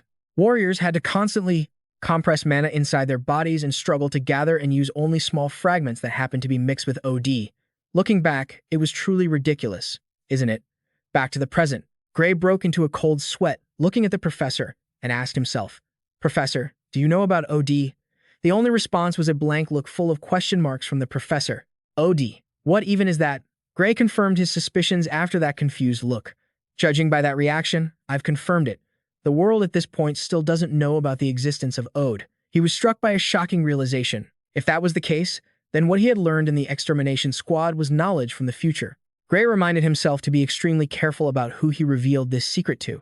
The professor once again proposed, So, will you transfer to the magic course? Gray placed a hand on his chest and politely declined. I'm sorry, but I love swordsmanship. As grateful as I am for your offer, I'm afraid I have to refuse. His decision was firm, but enough to leave the listener filled with regret. Professor Carlos Loss sighed heavily. If that is your wish, I cannot force you, but if you change your mind, come find me anytime. Anytime at all. Gray smiled faintly. Thank you very much for the offer. Carlos waved him off, telling him to return to his seat, and even granted him a special exception. You can head back to your seat. I won't blame you if you don't pay attention, and if you get bored and leave, I won't mind either. The professor asserted that this lecture was already too basic for Gray's level. The surrounding students couldn't help but marvel. It was truly astonishing. They couldn't believe Professor Carlos Loss valued him so highly. Even the blonde guy who used to doubt Gray started to do a complete 180, turning from an anti into his biggest fan. Suddenly, Gray felt a chill run down his spine. As dusk fell, he received a note with a brief message. Come to my office after class today. Ariel. Gray walked through the empty hallway, feeling anxious. He wondered if being summoned so suddenly was an arrangement made by Professor Carlos Lost. Standing before the intricately carved wooden door marked with a glowing red eye symbol, Gray wondered if Professor Ariel also intended to persuade him to switch courses. He knocked softly, and a voice echoed from within. The door's unlocked. Gray pushed the door open and entered. Pardon the intrusion. Suddenly, a sword strike descended from nowhere, aimed straight at his head. With lightning speed, he drew his sword to block the surprise attack just in the nick of time. The intense collision created sparks that illuminated the room. Gray was stunned, realizing his body had reacted before his brain could even process it. He stood firm with his sword in hand, eyes alert as he watched his opponent, who had been knocked back and stumbled to the floor with a look of astonishment. Gray questioned himself in disbelief. What the hell just happened? He stared at the strange blue-haired girl, feeling a bizarre, unnameable sense of familiarity. Gray thought to himself, this girl. I feel like I've met her somewhere before. Looking deep into those resentful light gold eyes and that light blue hair, that strange sense of familiarity washed over him again. Gray thought, this girl. I feel like I've met her somewhere before. Amidst the suffocating silence, Professor Ariel's voice suddenly rang out from behind. Well, not bad. Ariel sat casually on her chair, wearing a smug smile. I knew my eye for talent wouldn't be wrong. However, the two professors standing nearby looked skeptical. One spoke up to challenge her. Bera, didn't you pull your punches just now? Did Ariel tell you to go easy on him? Another added. Your movements were perfect, but being disarmed that easily. It just didn't seem natural at all. Gray froze when he heard that name, sweat pouring down his face from the shock. Bera? So she really is Bera, on Bright, the great sage. Ariel's voice turned sharp as her icy gaze locked onto her two colleagues. Are you too serious? If you can't even tell whether or not she was pulling her punches, then you better resign as professors. The calm remark dealt more mental damage than a sledgehammer. Under the immense pressure from Ariel, the two professors immediately backed down, fumbling for excuses. We were just joking. Seeing Ariel casually juggling coins while the two professors showed clear signs of fear, Gray could only ask blankly. What are you professors doing? Ariel smiled brightly and explained, Oh, we were just betting on whether or not you could block Bera's surprise attack. Thanks to you, I've earned a pretty good sum. The story sounded like entertainment, but it had involved his life just a moment ago. She casually flicked a coin toward him and said, This is your share. Gray caught the gift and nearly dropped his jaw when he realized it was a pure gold coin. A gold coin? Isn't this thing worth an entire fortune?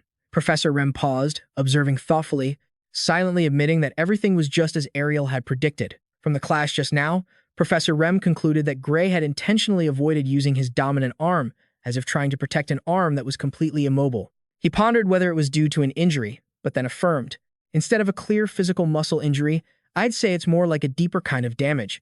His colleague agreed. I concur. A simple injury wouldn't cause that. Gray broke into a cold sweat and asked, trembling, Can you guys tell that much just by looking? The professor smiled and replied that if they couldn't see at least that much, they wouldn't be professors at this academy. He then revealed that Professor Ariel had actually realized it right from the exam. Ariel then casually shooed away her two colleagues, asserting that Gray was her student, so she wouldn't hand him over to anyone else. Before leaving, the two professors conceded, We will admit that the kid has potential. At least for now. The mustachioed professor looked back at Gray with a sharp, heavy-handed warning. But if that wound doesn't heal, it still means you don't meet the Academy's admission standards. Keep that in mind. Gray watched silently as their figures disappeared behind the door. Once the nuisances were gone, Ariel turned to look at him with a calculating gaze. Now that the annoying ones are out of the way, Ariel interlocked her fingers, her eyes glowing with a mysterious intensity as she moved to the main topic. Let's talk about magic. No beating around the bush. She went straight to the point as if she had a script prepared from the start. She mentioned him using super compressed E in Professor Carlos's class, which made Gray blurt out, So, you already knew. Ariel took a sip of her coffee and revealed that Carlos had run straight to her office to demand she transfer him to the magic course.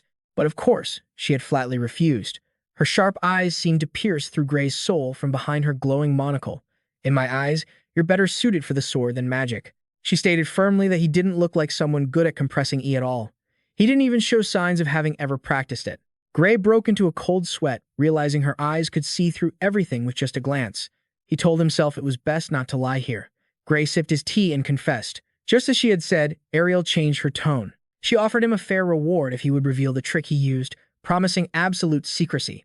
She leaned close to Bera and whispered urgently, I really need to know for this girl's sake. I mean, for Bera. Gray nearly let it slip and called her the Great Sage. He was startled, realizing he had to be extremely careful with his words. Ariel explained that although Bera was a genius in magic theory, she was completely helpless in practice because she couldn't use compression techniques, making it impossible to create super compressed E. Gray suddenly remembered the rumors that Bera on Bright was a late bloomer. He quietly understood the real reason behind it. Ariel continued to press the issue.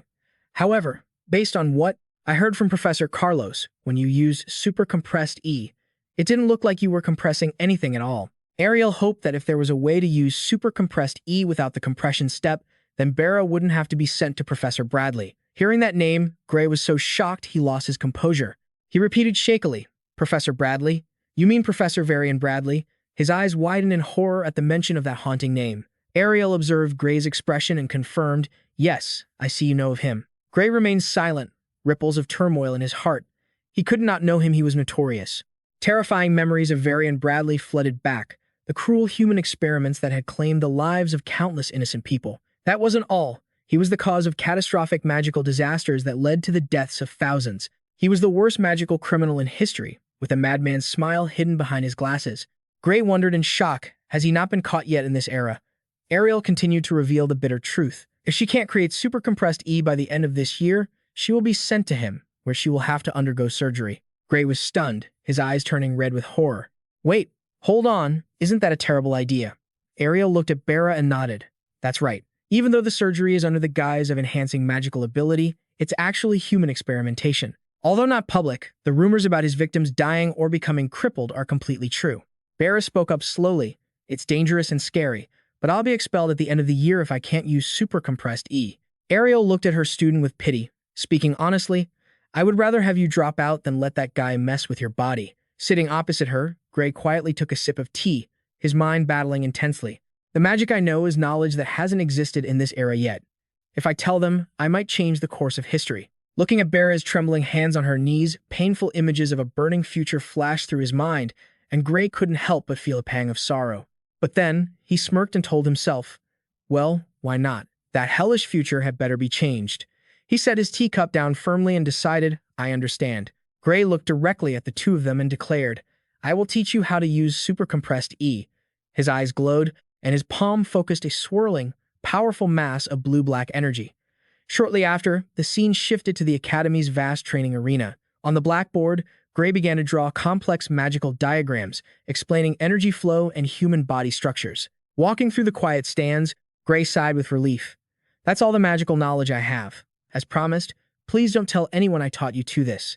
Ariel smiled, reassuring him that they had signed a magical contract.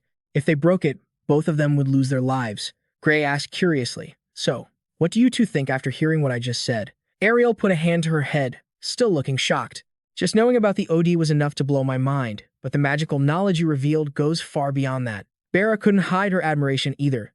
She felt like she had just attended a magic lecture from hundreds of years in the future. Her eyes glowed with admiration, as she asserted that Gray's explanations had helped magical history advance by hundreds of years.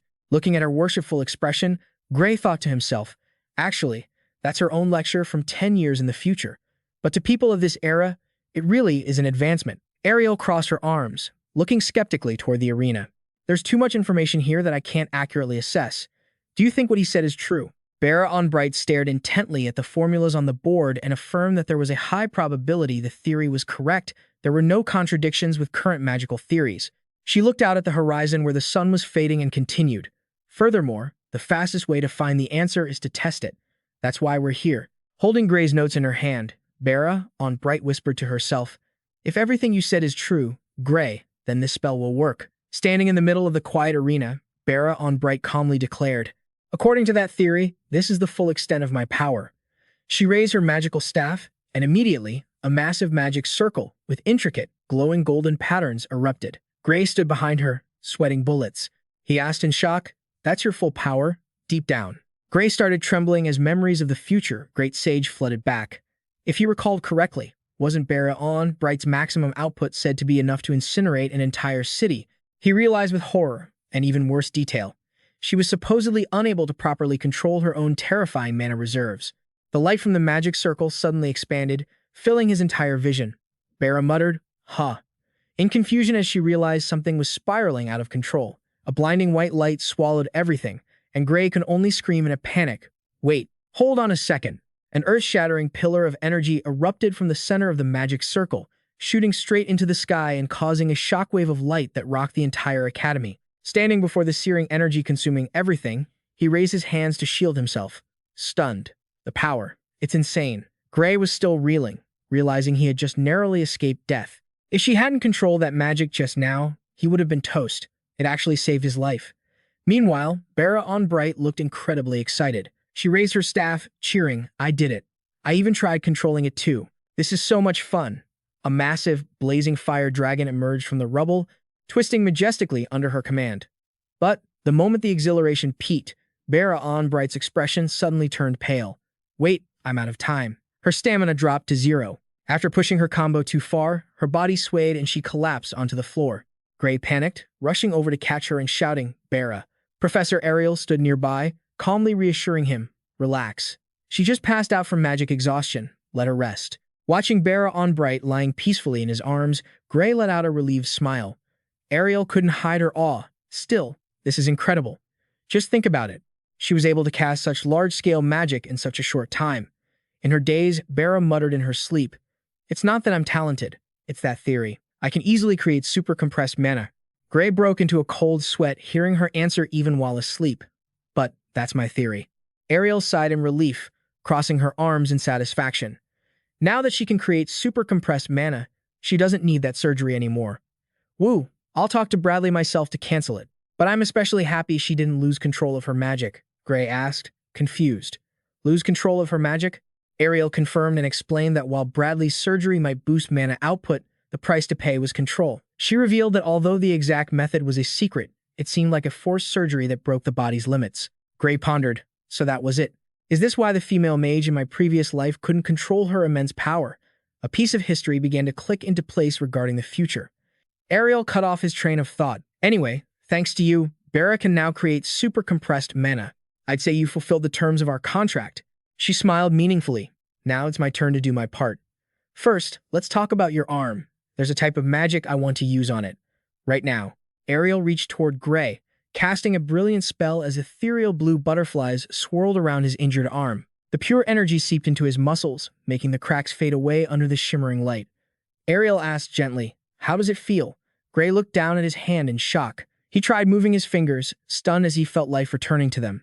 Gray exclaimed in amazement, "I can move it." He couldn't hide his excitement and yelled, "Thank you so much, Professor." However, Gray was still puzzled because even high-grade recovery potions couldn't heal this wound, yet she had done it. Ariel smirked proudly. Don't compare my nerve regeneration magic to those common healing potions." She looked at him defiantly. "But does it actually function like it did before? Try swinging your sword and check." Gray swung his sword to test his newly healed arm, but he stopped immediately with a suspicious look, staring at the hand gripping the hilt. Gray realized with a sinking heart, it's not moving as smoothly as before. Just as I thought, Ariel stood behind him, calmly explaining, "I may have healed your nerves, but my magic cannot heal the wounds in your soul." Gray asked in shock, "My soul?" Ariel affirmed that even though modern magic theory hadn't proven the existence of souls, she was certain they existed. She adjusted her glasses, her eyes glowing with a mystical star-shaped symbol as she declared, "After all, I can see it with these eyes of mine." An image of Gray's soul appeared as a deep blue sphere of energy, bound by chains of light. Ariel reassured him that his soul was healing naturally, provided he didn't push himself too hard. Gray asked anxiously, "Should I limit my sword training?" Ariel waved it off, telling him to train as usual. But she looked deeply curious, wanting to know what kind of swordsmanship could cause such deep damage to a soul. Gray could only sweat bullets, offering an awkward, forced smile at the professor's terrifyingly sharp intuition. Ariel continued, deep in thought, "Besides, there's already an example of swordsmanship that uses the soul to control the blade." Gray stood there, clueless, until she suddenly mentioned the name Amy, staring deep into Gray's eyes with a probing look. Ariel asked, "You know her, don't you?" Gray was stunned, the image of Sword Saint Amy flashing through his mind, leaving him completely shaken. Huh? Why would she bring up the Sword Saint here? At this point in time, we shouldn't even know each other yet. Seeing Gray freeze, Ariel tilted her head. Huh? Did I say something wrong? The way you swing your sword feels like you learned it from Amy. Ariel observed him closely and noted. But thinking about it, it's a bit different. The person you learned swordsmanship from seems even more skilled than Amy. She continued her assessment. Even so, in just a few years, Amy will reach the level of your master. The future meta. A top-tier character is only equal to someone else's student. Gray sweated bullets, shocked by her sharp insight. Does she even know that level of detail? He scrambled for an excuse. I just learned swordsmanship at a dojo back home. Realizing that if he kept going, his secrets would be exposed, Gray hurriedly changed the subject. Can a soul be damaged just by practicing swordsmanship? Ariel replied coldly, absolutely not. At least, not by any normal style of swordsmanship. She elaborated, saying there's no way a normal strike could have taken down a high-ranking spirit general in one swing from the start. Not to mention slashing through all the surrounding spirits and trees as well. Gray realized with a jolt, so she already knew. Of course. Thanks to you, I almost won the bet. She revealed that she had. Examined the ruins left at the scene and confirmed they were so magnificent that even the most refined slashing magic couldn't have achieved that. The mysterious power within me. You've been using it, haven't you? Gray asked in shock. Can you actually see it with your own eyes? Standing in the middle of the arena under the sunset, Ariel replied firmly. Of course I can. She looked deep into him with eyes that glowed distinctly. I can see the power leaking through that chained gate. Gray stared, stunned, as the image of the chained gate appeared in his mind. He realized with a shudder that she could truly see it. This wasn't something one could just guess. Ariel spoke casually. Then again, I have seen powers similar to yours before. She explained that while she didn't think they were the same, they felt very similar. Gray couldn't help but be suspicious. Similar power? There are others who possess power like mine. Ariel nodded in confirmation. Yes, though I'm not sure if they are human. She coldly uttered the name, Liquid A, the Destroyer. Upon hearing that, Gray's eyes widened in shock. So that's what they were called. Seeing his student's reaction, Ariel smiled slightly. Ha, so you've heard of them. Gray was completely rattled, a single question screaming in his mind. Why is that name being mentioned in this era? Ariel noticed Gray recognized the name and sighed. So you have heard of it. Honestly, I didn't think it was that famous. Looking at the magic diagrams on the board, she continued nonchalantly. But given that you possess magical theories that seem to come from the future, I guess this isn't surprising. Gray secretly confirmed in his heart that this was indeed knowledge from the future, even though no one else had truly realized it yet. Ariel looked deep into his eyes and pressed, "How much do you know about Liquid A?" Gray remained silent for a long time before replying that he only knew it was an extremely dangerous threat to humanity. He recalled the image of the destroyer in the midst of a battlefield full of dark energy and resolve. It had to be stopped before it appeared. If that was impossible, it had to be destroyed at all costs. Ariel rested her chin on her hand, thoughtful.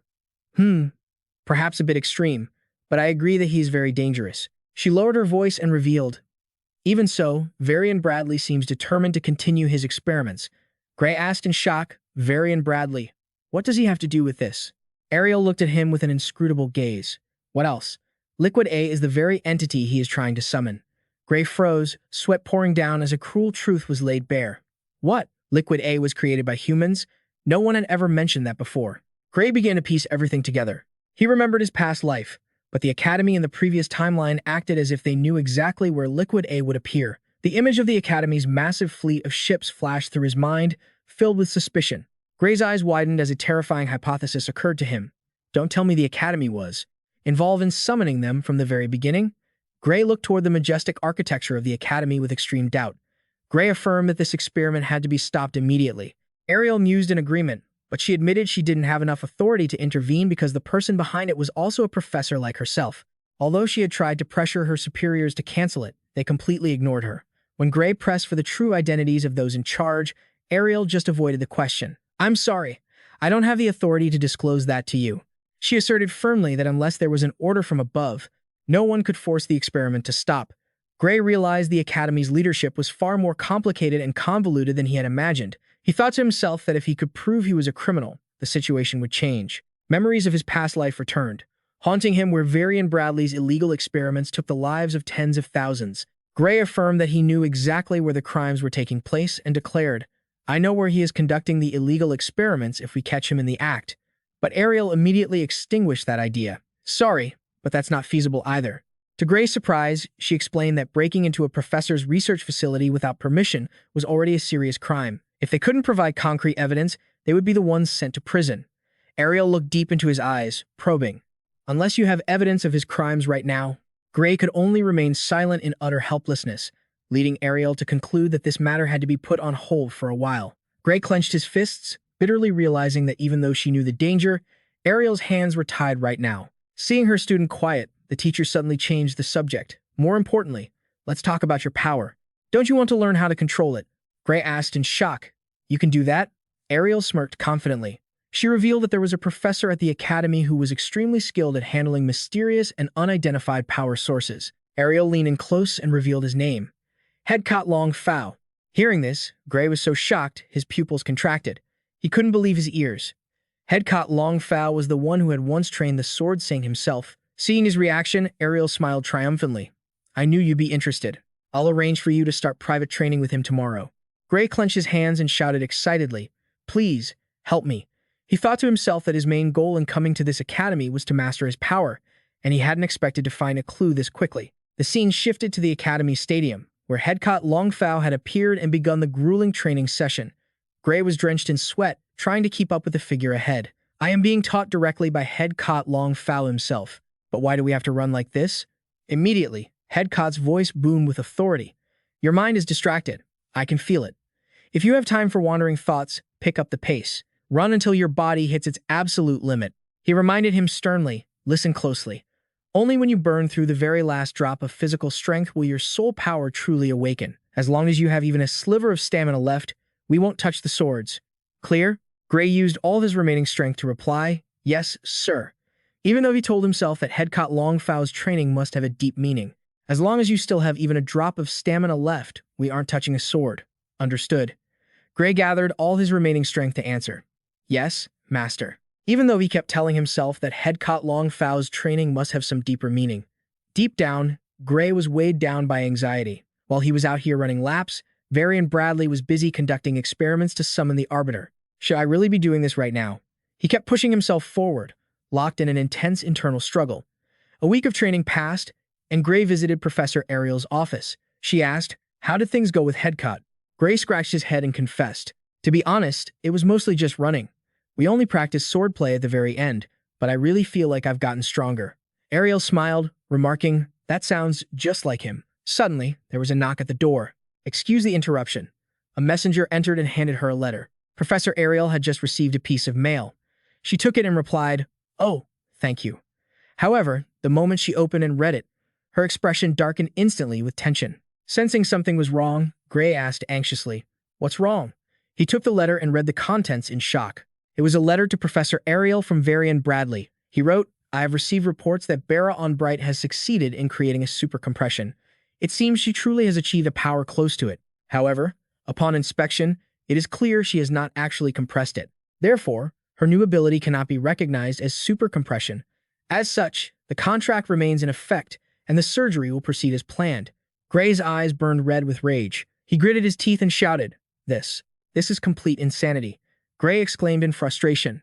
"It seems Bradley is determined to force her to undergo surgery even if she doesn't need it anymore."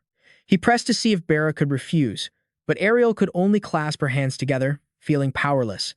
Unfortunately, the contract was ironclad. Unless Bradley himself canceled it, Bera on Bright had only two choices: be expelled or go through with the surgery. Gray was stunned. He could only gasp in total shock. No way. Ariel slammed her hand on the desk, her gaze more determined than ever. "Gray, I need your help. Tell me where Bradley's laboratory is." She insisted that if they could expose his criminal activities, the contract would become completely null and void. Gray was momentarily surprised, but then he smirked slightly and repeated her own words back to her. "Didn't you yourself say it would be dangerous without evidence?" Ariel closed her eyes, calculating. "We will go find that evidence. I am placing my trust in you." "No. Perhaps I have trusted you from the very beginning." Her eyes glowed through her monocle, radiating a mystical energy as she confessed, "These eyes told me you were telling the truth the whole time. It's just that it took me too long to admit it." Gray listened in silence, his glowing red eyes showing deep seriousness at the professor's absolute trust. Ariel firmly commanded him to lead the way. "Gray, we will bring his crimes into the light together." She turned and walked away, a deep blue magical aura beginning to envelop her body as they both prepared to venture into the enemy's den. Gray revealed the exact location. His lab was located in the mountains near Toruo village. Ariel mused, repeating the name Mount Toruo. She remembered that Varian Bradley did indeed have an academy-licensed research facility there. Gray was horrified to realize the enemy's cunning was he conducting illegal experiments right inside an official laboratory. Ariel smirked, explaining that it was the perfect hiding spot because no one would suspect or keep an eye on him, no matter how long he stayed there. Furthermore, there was an unwritten rule among professors never to interfere with a colleague's research area.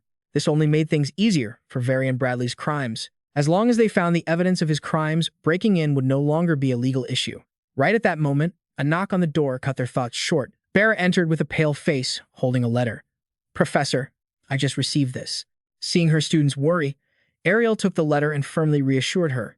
"Don't worry, I will handle this." Witnessing the professor preparing to head into danger, Bera on Bright trembled as she asked, "Professor, are you going to confront Varian alone because of me? Just you alone?" Ariel responded only with a confident, mysterious smile. She stated firmly, "By myself is enough." The light reflecting off her monocle only added to the professor's imposing presence, but Gray couldn't just stand by. He stepped forward to block her. "Please wait, I'm coming with you." Bera on Bright regained her courage too. She gripped the hem of her coat and stood firm. "Me too. Regardless, this is my problem. I can't keep running away forever." Ariel tried to stop them anxiously. "Wait, he is an academy professor. Not only that, he's a madman who has repeatedly performed dangerous experiments on human subjects. If he catches either of you, who knows what he'll do? I can't let you two go to a place like that." Gray stepped closer, firmly refuting her. "That is all the more reason why going alone is dangerous. If I use the power I used to take down the Goblin General, I can help you.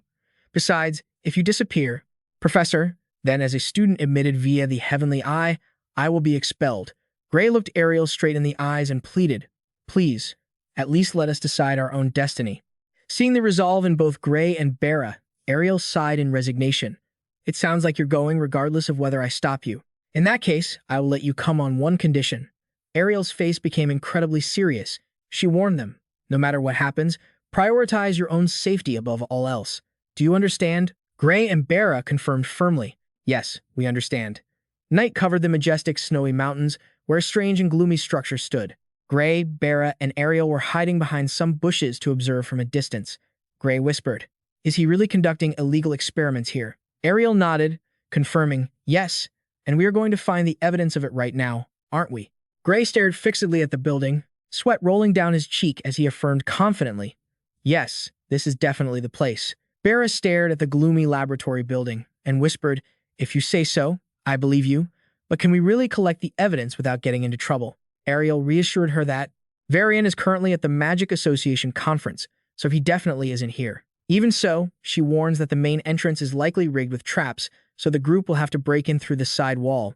Seeing Bera's anxiety, Ariel calmly insists that, regardless, breaking into a laboratory sanctioned by the Academy is already a crime anyway. Everything will be just fine. She even gave a defiant smirk, telling Bera to feel free to head back if she changed her mind. Gray firmly gripped his sword and declared, I'm going. Bera still couldn't shake her guilt. She asked the professor if she really wanted to risk so much for someone like her. Gray immediately cut her off. You're wrong. Stopping his experiments is for the good of the world.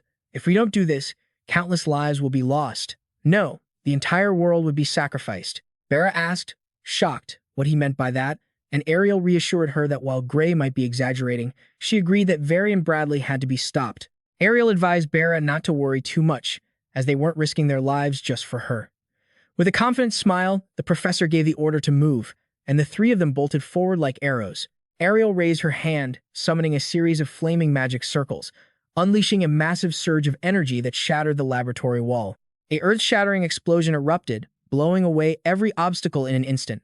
Gray looked at the ruins before him and could only offer a bitter laugh. That was a bit overkill. Gray, Ariel, and Bera stepped through the rubble. Gray's crimson eyes contracted at the horrific sight. Gaunt arms were shackled tightly to the walls, surrounded by bodies lying everywhere. Ariel coldly remarked that it looked like they wouldn't need to waste time searching for evidence anymore.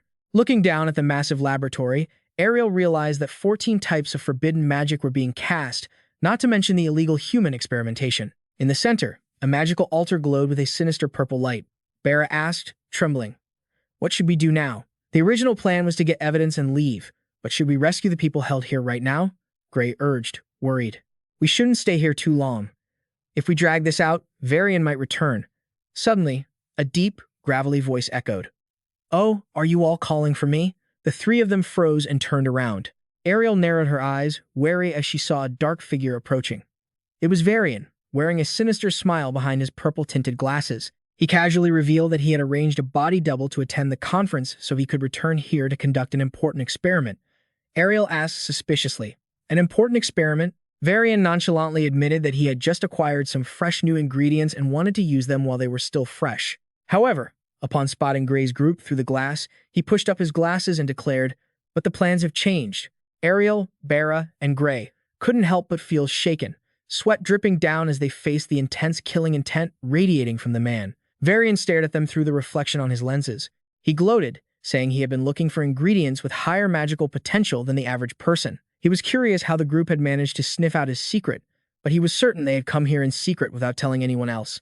If you all suddenly went missing at the same time, Varian let out a deranged laugh, revealing his white teeth and glowing, evil eyes. He stated with conviction, not a single soul will suspect me of anything. Gray, shocked, questioned his opponent's intent. Ingredients? Don't tell me you're planning to turn us into test subjects. Varian Bradley replied calmly, stay calm. Your sacrifice will help expand the boundaries of magic itself. He wore a gruesome smile and asserted that since he couldn't let the group leave alive, he would make the most thorough use of them. Suddenly, a pillar of fiery energy erupted, causing Varian Bradley to gasp in surprise. Humph! The intense explosion engulfed the space, emitting blinding flashes of light. Ariel and Bera narrowed their eyes, tense under the overwhelming pressure spreading through the air. Bera gripped her staff tightly, her eyes glowing with determination, as she prepared to face the danger ahead. Amidst the brilliant purple magic, Varian Bradley applauded with interest. Ah, truly magnificent, absolutely wonderful. Ariel's heavenly eye hasn't lost its edge yet. He stared at Gray and noted that it was unimaginable for a special admission student to possess such exceptional talent, making him start to consider targeting other recruits of the heavenly eye as well. Varian Bradley smirked with madness before hearing a sarcastic remark. I'm not impressed by your little circus act at all. A student of the Academy trying to assassinate a professor, is that it? Bera tightened her grip on her staff, coldly declaring that she'd rather kill than be killed, even though she had just missed a golden opportunity to finish him off. Ariel quickly commanded, we're pulling back. We have enough evidence, Gray agreed, saying they should let the Academy handle the rest. But then, Varian Bradley's haunting voice echoed, "Do you really think I'll let you leave that easily?" Instantly, a pillar of ghostly purple, dark energy erupted. Ariel roared, pouring all her strength into casting a brilliant golden barrier to withstand the deadly attack. Barra stood behind her, only able to scream in terror, "Professor." Yet Varian wore a triumphant smile, declaring that all effort was futile. This was the result of his painstaking research, dubbed the Flame of Greed. He explained that this flame had the ability to devour any defensive magic and turn it into fuel, making him grow exponentially stronger. In theory, it was an unstoppable attack, although its only weakness was that it consumed an extremely rare amount of ingredients to summon. Before Ariel's horrified eyes, the sturdy barrier began to crack and shatter under the destructive power of the dark fire. Amidst the chaotic energy devouring everything, she struggled to stand up and pulled out a magical memory pouch. Ariel shouted an order to her student, who was frozen in fear. "Barra, take this memory pouch and get it to Gray immediately. As soon as Headmaster Longfao sees this, he'll know exactly what to do to turn the tide." Ariel stood alone, bracing against the incoming dark fire and yelling for them to hurry. "Go." Barra stepped forward, holding a glowing magical block in her hand, and said resolutely, "Professor, your barrier is breaking. Let me handle this."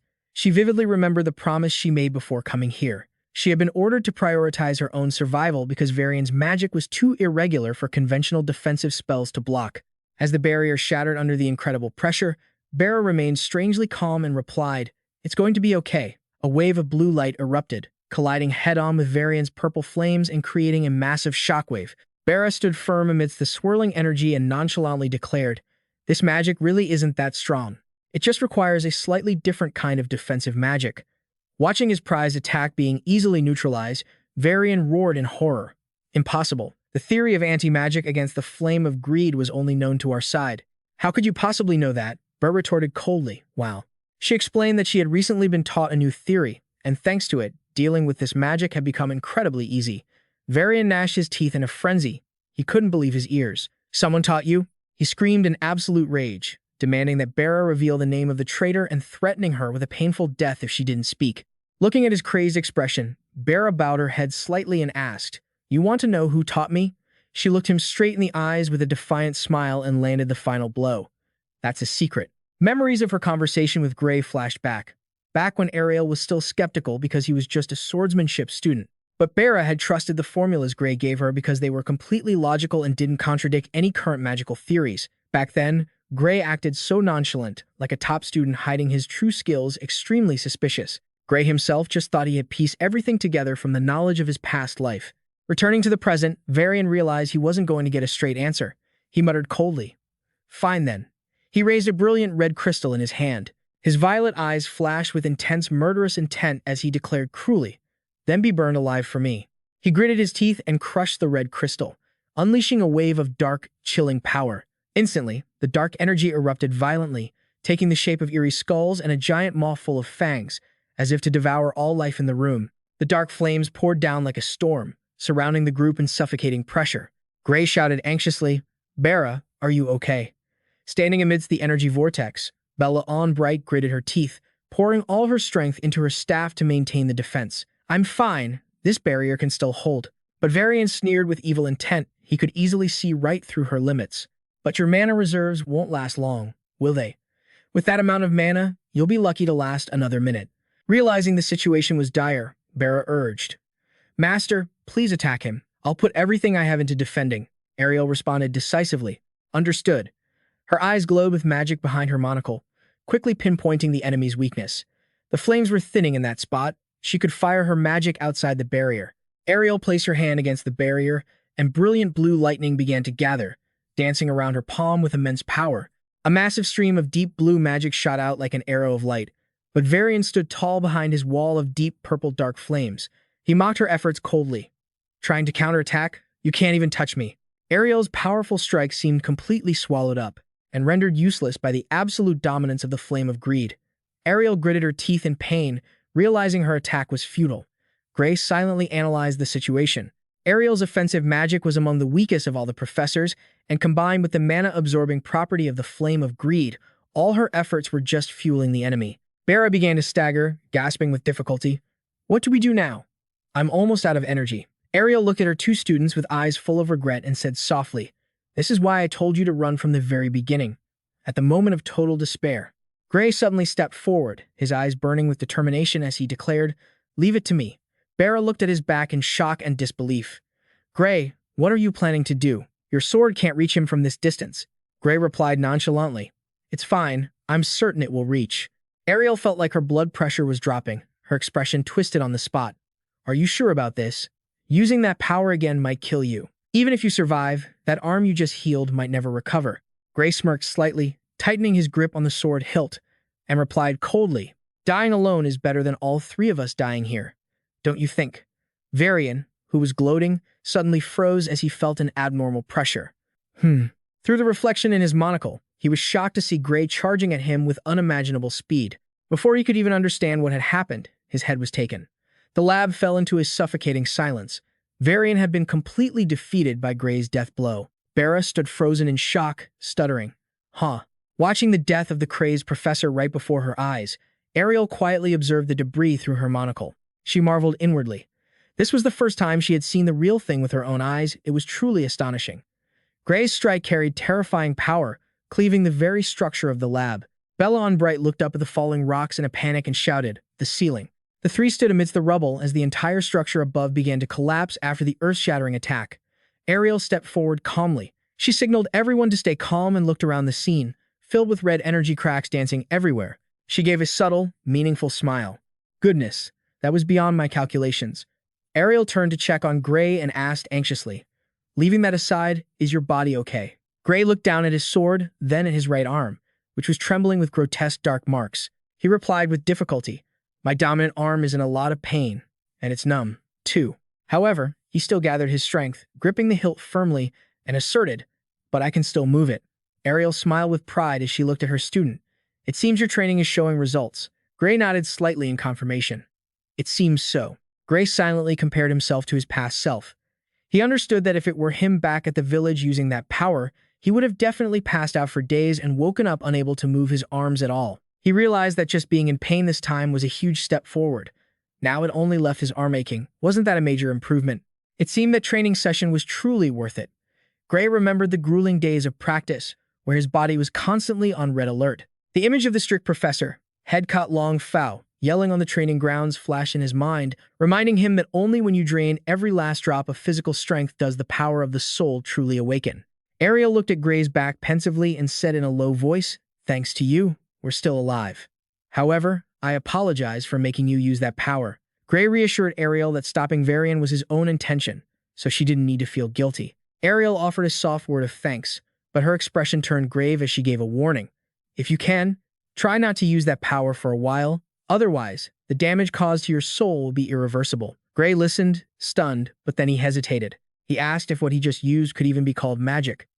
Ariel also seemed skeptical, as she hadn't detected a single trace of energy from that attack. Bera on Bright stood nearby, sweat pouring down as she admitted that trying to explain such an immense power using magical terminology was flat out impossible. Sensing the danger of this information, Ariel coldly ordered Bera on Bright not to dig any deeper, and under no circumstances, to breathe a word about what she had witnessed here. Seeing Bera's shock, Ariel threatened that if she couldn't keep her promise, she would have no choice but to erase her memories immediately. Bera was terrified to the core. The piercing, high-pressure gaze of the professor left her trembling as she nodded in agreement. To ensure the secret remained buried forever, Bera proactively suggested a magical contract, which Ariel accepted. A glowing surge of magical energy enveloped them both, officially binding the vow under Gray's watchful eye. Once the contract was sealed, Bera looked anxiously at the victims lying scattered in iron cages and insisted they be saved first. Gray examined the scene closely and realized they had only been hit by a deep sleep spell. Although their lives weren't in immediate danger, he still suggested taking them to the Academy's medical facility for the best possible care. Without delay, Ariel cast a grand spell, a brilliant golden light erupting forth. She encased the victims in protective magical spheres, confirming they would keep them safe from any outside interference for the time being. With the rescue measures in place, the group pressed deeper inside to investigate. Looking at the scale of this place once more, Ariel couldn't help but shudder at Varian's madness, seeing illegal experiments stretching as far as the eye could see. She realized most of them involved using humans as sacrifices to create magical catalysts or forcibly augment the abilities of test subjects. Even after venturing deeper, Ariel was still puzzled as she found no traces of Liquid A. She wondered if they were hidden in another facility. Meanwhile, Gray's anxiety only grew. He remembered that in his past life, a tragedy had occurred right here, claiming the lives of tens of thousands. Gray skeptically wondered how the production of pure magical catalysts could have caused such a massive disaster. His eyes lit up as he realized a crucial detail. The thing that killed everyone back then was a wave of miasma erupting from the earth. Noticing her student's distraction, Ariel turned back and asked, "What's wrong?" Bera also called out to Gray, worried to see him standing there in a daze. He was deep in thought if the disaster truly came. From the earth, there had to be something hidden beneath this place. Gray proposed his theory to Ariel. Perhaps it was underground, maybe there were secret passages. Ariel immediately used her magical eyes to scan the cracked floor. At first, she couldn't find any hidden paths, but then her gaze suddenly froze. "No, wait," Ariel exclaimed. She quickly ran toward a body slumped on the floor and knelt down for a closer look. Her magical eyes focused on an anomaly beneath the stone floor. Ariel noticed faint traces of short-range teleportation magic lingering on the surface. She guessed that this was likely a secret space accessible only through teleportation. Based on the magical residue, Ariel determined the teleportation distance was around 300 meters, and something was definitely hidden on the other side. Gray asked in astonishment if they could really reach 300 meters underground. Ariel confidently stated she could open a similar teleportation gate for the group to try their luck. She snapped her fingers, activating a surge of brilliant magic. A massive, glowing magic circle appeared beneath the feet of all three. Ariel warned that if there was nothing on the other side, they would be buried deep underground. Her magical eyes blazed as a crimson light enveloped the entire space, carrying them through the dense layers of earth and stone. As soon as they arrived, Gray and Bera were too stunned to speak at the sight before them. What appeared was a massive underground city with countless white buildings standing side by side. Ariel couldn't help but be shocked by the immense scale of this space hidden beneath the surface. She felt a massive amount of energy radiating from everywhere, especially from a domed structure standing tall in the heart of the city. Ariel's magical eyes contracted in terror as she realized what was leaking out wasn't just magic, but a completely different kind of power, more potent than anything she had ever seen. Gray stared at the central building, trembling as he asked if that strange power was. Ariel broke into a cold sweat, firmly confirming it was indeed the power of Liquid A. The three climbed the towering stairs leading into the magnificent dome structure. Facing a deep, mysterious entrance, Gray couldn't help but wonder. A door. Ariel observed the vast interior, where a giant stone slab bearing a strange symbol was placed in the center of a complex magic circle. She spoke with certainty. The power is definitely coming from here, but I still don't see any traces of Liquid A yet." Ariel moved closer, reaching out to touch the cold surface of the mysterious door. Seeing her master's action, Bera on Bright tried to stop her. "Are you sure we should be touching that?" Ariel remained calm, turning to look at her student to reassure her. "Relax. This door doesn't hold any power at all." She explained that it was just placed there as a symbol for the ritual. The true power didn't lie in the door. Her sharp gaze pointed toward the columns filled with glowing purple liquid surrounding them.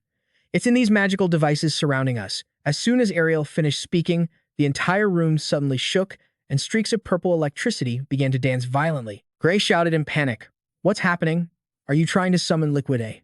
Bera on Bright also trembled under the crushing pressure. "This magic is too dangerous. We have to stop it immediately." Yet, Ariel stood firm amidst the chaotic energy and commanded, "No, don't move in." She calmly assessed the situation. "My calculations show this configuration actually cannot summon Liquid A." Just then, the space right at the door began to crack, revealing eerie black streaks. Gray screamed in terror. "The space is being torn apart." Professor Burr was just as stunned. Both of them could only stare wide-eyed at the crimson-black energy violently pouring out from the rift in space. Ariel let out a small, then calmly asserted, "I knew it. Those devices were never meant to summon Liquid A." Bera was on the verge of entering emergency prayer mode right there on the spot. She stared at the pitch-black energy strands extending like lethal tentacles and explained, "They're simply punching a small hole that leads straight to where that entity currently exists." Ariel observed the leaking power and explained that they were being funneled together through a filtering system. She pointed at the chained black crystal, revealing a horrifying truth. The core they're using to crystallize that power is, in all likelihood, human lives. Through her magical eyes, she determined that about 10 souls had been used so far, but the refining process likely consumed even more sacrifices. Ariel bitterly guessed that most of the people they saw on the upper levels had already been turned into raw material. Bera wondered why they would go to such lengths to harvest power and what their true conspiracy was. Ariel recalled the black flame variant used in the battle, confirming that the crystal amplifying it was essentially what these things looked like once completed. She feared that if these were mass-produced, this catalyst wouldn't just be limited to fire, and no one knew what they would do with that massive surge of power. The cracks on the stone slab gradually vanished, leaving Gray suspicious. The cracks are disappearing. So, Varian never intended to summon Liquid A from the start. Ariel mused that she wasn't sure if he didn't want to or couldn't. But it seemed the spatial opening devices had been pushed to their limit, and this was all they could manage. Burr stepped closer to a glowing energy canister. She remarked, "I think this equipment is incredibly valuable. I've never seen space-bending magic this precise and high-powered." Ariel agreed that building something like this would cost an entire nation's budget, yet there were 8 of them here. She asserted that only one organization had the capability to pull this off. Barra guessed the Dizga Empire, but Ariel immediately denied it, noting that even as the world's largest nation, they didn't have the magical research resources to build these. Barra asked tremblingly, "Then who is it?" Ariel firmly insisted that there had to be an organization with a scale of magical research far exceeding the Empire to create a place like this. Faced with Barra's confusion, Gray spoke up somberly. "That would be the World Alliance Academy, wouldn't it?" Ariel looked at him with approval. "Exactly. No other research institution has the stature and budget to maintain a facility of this terrifying scale." All 3 looked up at the massive crystal chained in mid-air, a testament to the cruel investment hidden behind a facade of knowledge. Barra was horrified, refusing to believe in such a brutal truth. She asked, "The Academy is behind this?" "But the World Alliance Academy was founded to protect the world from threats, wasn't it?" Ariel closed her eyes, her voice heavy. "I understand why you don't want to believe it, but the reality is there's no other group capable of carrying this out." Gray placed a hand on his chest, trying to find a glimmer of hope. "But that doesn't mean the entire Academy is our enemy, right? Most of them might still be on our side." Memories of his past life surfaced in Gray's mind, where the Academy's elite forces had always been the ones charging to the front lines. He remembered clearly that even when facing disasters, they had protected civilians until the very last moment. Gray stated firmly after witnessing that future, "I cannot believe the Academy is humanity's enemy." Ariel looked at him with deep, contemplative eyes. "As you said, most members of the Academy act for the sake of humanity and would never allow these life-wasting experiments to take place. However, she also warned that with countless researchers and secret facilities, almost no one in this world could truly grasp the full picture hidden behind that majestic Academy." Ariel looked at the columns of purple solution and determined that whoever was backing Varian must have immense power, because he alone would never have the authority to orchestrate something of this scale. Barra asks sadly, "Does that mean we can't fully trust the Academy either?" Ariel, who had been observing this place from within for decades, coldly affirmed that this was certainly not an organization to be blindly trusted. Her eyes glowed with contemplation. "Most people here think they are doing what's best for humanity. Even those behind this experiment have likely convinced themselves that it's all for a higher purpose. The truth seemed to have been buried in the shadows along with these ruins." Looking around the silent room, Gray hesitated before asking, "Do you have any ideas on how to find the mastermind?" Ariel pondered while checking the devices, then replied, "There's no communication equipment in this facility at all." Hearing that, Gray felt his leads vanish faster than a paycheck at the end of the month. Even the magical residue of the creators hadn't been left on the machinery, showing such professional evidence erasure that finding clues became incredibly difficult. Ariel let out a small sound, and then a cataclysmic surge of light suddenly erupted right behind Barra. With debris flying amid shocking explosions, Gray yelled in a panic, "What is this?" The entire structure of the underground city began to collapse under the pressure of consecutive blasts. Standing amidst the falling rubble, Ariel remained calm. It looks like they installed an evidence eradication mechanism. She wondered to herself why they hadn't blown up the place the moment Varian died. Were they planning to lure in anyone snooping around and then detonate it to wipe them out? Barra was sweating bullets and screamed in panic. "Now is not the time for theories. We need to get out of here." Ariel smirked arrogantly. "Calm down. They're just magical explosives." She slowly leaned down, placed her hand on the floor, and activated a powerful, glowing golden magic circle. A strong wave of energy surged out, covering the group. Ariel declared coldly, her eyes glowing behind her monocle, "Professors of the World Alliance Academy aren't weak enough to be killed by such trivial things." Amidst the violently collapsing ruins, Ariel poured all her strength into maintaining the magic circle and shouted, "Don't step outside the circle." Giant rocks fell continuously from the ceiling, but a brilliant golden light enveloped the group just in time, narrowly whisking them away from their deadly den. Back on the surface, under the bright moon, Ariel took a quick look at the victims scattered across the grass and let out a sigh of relief. Phew, it looks like everyone who was captured made it out safely too. The tension eased, and everyone felt like they had just narrowly survived a close call. Bella Onbright leaned warily on her staff, still shaken as she blurted out, "I really thought I was going to die back there." Gray was drenched in sweat from the ordeal. Wasn't that way too risky? Ariel explained that since the amount of luggage was more than expected, it had slowed down the teleportation, but she insisted that everything was worth it when she looked at the vials of glowing purple liquid they had secured. Once we show this to the Academy, they won't be able to ignore us anymore. Returning to the main hall of the World Alliance Academy, Ariel reported the current situation. The survivors were being treated at the Academy's infirmary. Standing before his imposing desk, Headmaster Orodrom Alexandro clasped his hands together. He looked at the three of them with great respect and declared, "We owe you our thanks for putting a stop to Varian's illegal experiments. Now, let's discuss the magical engines he had in his possession." Headmaster Orodrom contemplated the file. He emphasized that each one of them was worth more than a nation's entire budget. Ariel was stunned to realize there were 8 of them in total. She insisted that Varian couldn't have gathered that much firepower on his own and wondered how he obtained them. The headmaster coldly replied, "They were stolen." He revealed that they were stolen during transit, resulting in the total annihilation of 78 Academy agents. Hearing such a terrifying casualty count, Gray, Ariel, and Bera were stunned. Ariel peered deep into the file through her monocle and asked with a tremor in her voice if this was the case from 15 years ago. The headmaster confirmed that those lost shipments were indeed these very engines, and Ariel began to remember the person behind that tragedy. The headmaster clasped his hands and slowly uttered the name, Bloodrinker.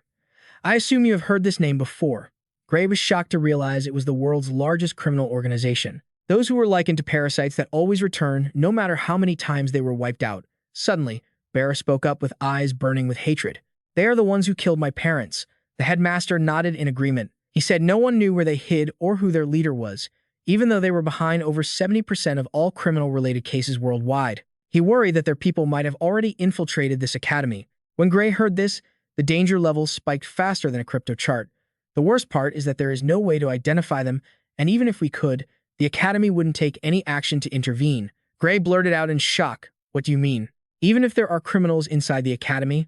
The headmaster calmly explained that this is how the academy operates. Anyone with talent is given the opportunity to become stronger, regardless of their bloodline, race, or gender. He emphasized, "Exactly. Whether they are criminals or not doesn't matter." Bera protested indignantly. "That's absurd. If there are criminals here, they should be punished." The headmaster nodded. "I agree. However, the higher-ups don't seem to share that view." Bella Onbright asked in astonishment, "Aren't you the headmaster?" He looked bitterly at the file and admitted he was little more than a subordinate, just the face of the academy on paper, while the actual power he held was laughably small. He looked at the two of them and asked, "Do you want to know who is really running things? Then become stronger. The more you prove your strength, the deeper you will advance into the academy and uncover more secrets." He revealed that while he couldn't name them, there was an upper-class student who had enough influence to shape the entire direction of the academy.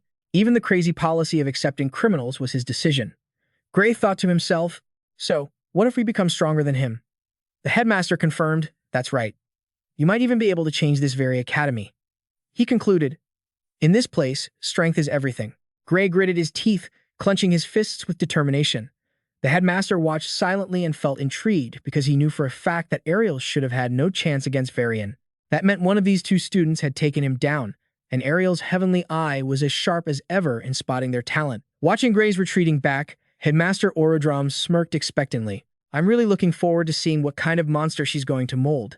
Walking down the empty hallway, Gray quietly looked down at his hands, still stained with dark traces. Gray looked incredibly cool. Right now, you could tell he was about to absorb some forbidden power. He felt the cruelty of this place deep down. So, is power the only thing that rules this academy? Whether his goal was to destroy Liquid A or uncover the dark secrets behind those doors, he understood one truth. Gray told himself, "First, I need to focus on getting stronger." But just as his train of thought was interrupted, a powerful kick suddenly slammed into him, making him grunt in pain. A cold voice rang out, "My bad." Then, a terrifying burst of force sent Gray flying.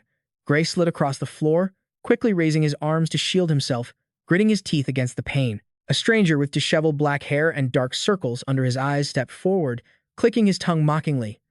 You're tougher than I thought." He looked at Gray with contempt and spat out bitter words. "A reject from the special admission program like you has no business walking in this hallway." Gray realized this was yet another person who hated special admission students. But this was the first time someone had dared to sneak attack him right in the middle of the hallway like this. He placed his hand on the hilt of his sword and demanded, "Are you looking for a fight?" The stranger raised a finger to refuse. "I'd love to, but it looks like the second reject has just shown up." He casually turned his back and walked away with a parting message, "See you later." Gray stood still, watching his back, filled with suspicion. The stranger brought his hand to his mouth, biting his finger until it bled, his eyes filled with madness. He whispered a promise to send someone else to Gray soon, then muttered Varian's name like a cruel oath. Ariel walked up and asked with concern, "What happened?" Gray replied calmly, "Professor Ariel, a strange student just kicked me." He explained further that the guy thought a special admission student with a heavenly eye like him wasn't even qualified to walk in the academy's hallways. Ariel pondered for a moment, then concluded, no weapons, no visible injuries. That means I can't officially intervene. Suddenly, she leaned in close with a mischievous grin and suggested, "So, why don't you just go after him and teach him a real lesson?" Whoa, is this teacher-student duo rebelling or what? But school bullying is definitely something that shouldn't be tolerated. Gray exclaimed in shock, "Wait, am I actually allowed to do that?" Ariel pretended to cover her eyes and dodged the question. "As a professor, I can't officially allow it, but my eyesight has been a bit poor lately." She winked, implying that if anything were to happen right here, she'd pretend she didn't see a thing. Gray broke into a cold sweat at such blatant favoritism. He decided to refuse. "I'd rather not cause any more trouble. I don't want to create any more issues." Ariel looked disappointed. Meanwhile, Gray asked seriously, "But Professor, tell me one thing are students admitted under the Heavenly Eye special status really that hated?" How to answer that? The truth hurts, doesn't it? Gray gripped his sleeves, his voice dropping. "People still mock us from time to time, but this is the first time someone has resorted to violence." Ariel watched him quietly, sadly admitting, "So they've really been mocking you all this time?" She bowed her head, full of regret. "I'm sorry. If only I had more authority here." Seeing his professor blaming herself, Gray smiled reassuringly. "Please, don't worry about that. Without you, I wouldn't have even made it into this academy," Gray said firmly. "Besides, Bella on Bright and the others will prove that the Heavenly Eye program isn't a mistake at all. After all, you have a great eye for talent, Professor." Thoughts of legendary warriors like the Sword, Saint Amy and the Great Sage Burr flickered in his mind, serving as proof for Gray's conviction. Faced with her students' optimism and sincere gratitude, Ariel could only stand there, stunned. Her eyes showed clear hesitation at his heavy words. This is exactly why they deserve their special status, talented and well-behaved. Ariel smiled gently in response.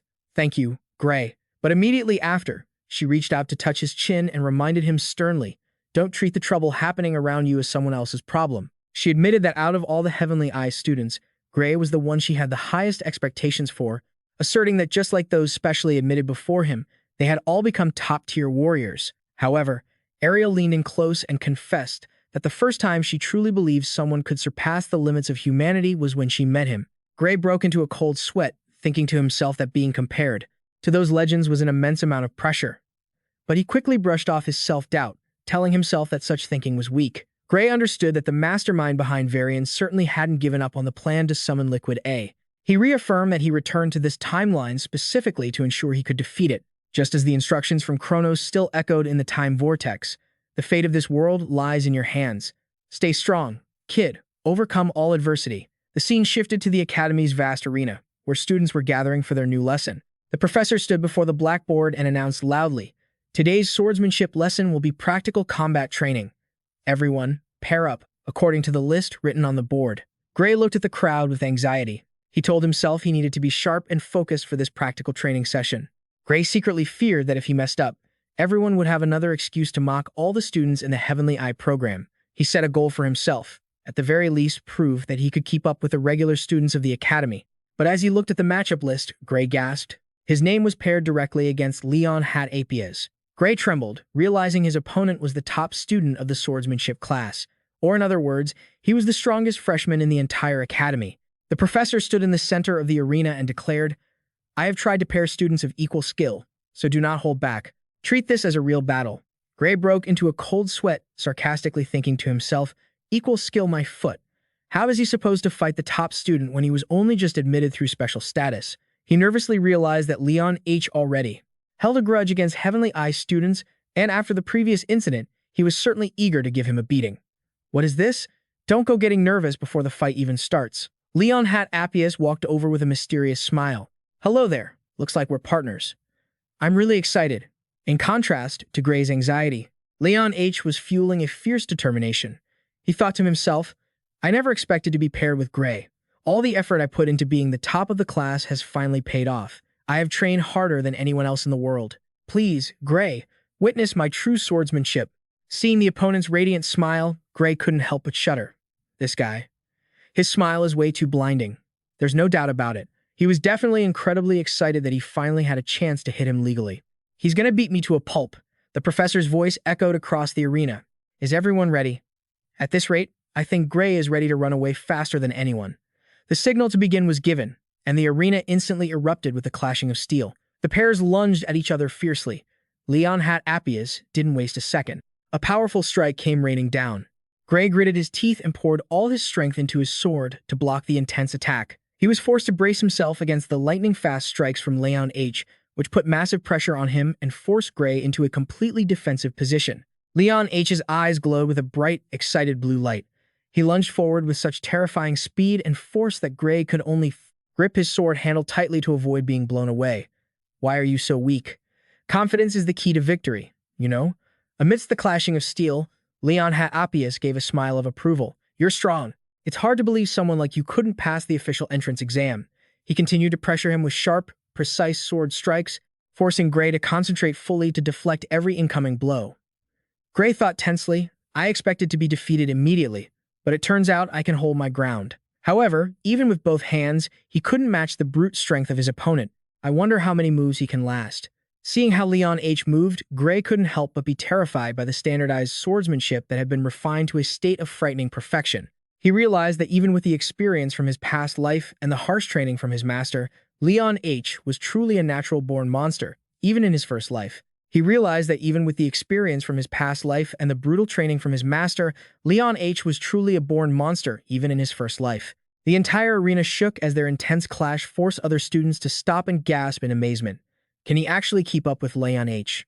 Contrary to Gray's exhaustion, Leon H was enjoying the fight like a madman. This is amazing. I could keep doing this all day. Gray's breathing grew ragged.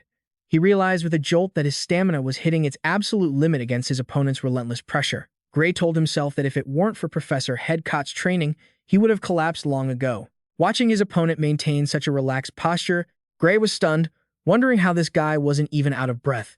Meanwhile, his own energy was depleting rapidly. He knew he had to end this match immediately. If this dragged on, he was done for. Remembering the professor's advice to treat this like a real battle, Gray's red eyes flashed with determination. Leon H raised his sword, launching a powerful strike aimed straight at his opponent. Quick as a flash, Gray dodged, slamming his hand onto the floor for momentum, which caught Leon H by surprise. What? Seizing the opening, Gray swung his sword upward with immense force, creating a shockwave in the middle of the arena. Leon Appius gasped in shock as he saw Gray close the distance and launch a surprise counterattack from below. Looking into Gray's blood-red, murderous eyes, he realized with a start that his opponent was truly treating this as a life-or-death battle. If you don't treat it like a real fight, you're dead anyway. Leon Appius gritted his teeth, refusing to let himself lose, but the outcome was already decided. He collapsed onto the arena floor, with Gray standing tall, his blade pointed threateningly at his throat. Gray gave a friendly smile, sheathed his sword, and offered a hand to help his opponent up. Good game. But Leon H looked somber, shaking his head. No, not really. He bitterly recalled the final moment how he had been flailing his sword in desperation, while Gray could have easily pierced his heart if he wanted to. Leon H realized that because this was a training match, Gray had deliberately redirected his blade to his throat to spare his life. Gray scratched his head, smiling sheepishly as he admitted he'd been read like a book, but argued that pointing a sword at a classmate's heart during a practice match was a bit much. Leon Appius smiled, accepting his defeat and thanking Gray for helping him understand the difference between practice and a real fight, where sword skills aren't the only factor that decides who lives and who dies. Don't count your chickens before they hatch.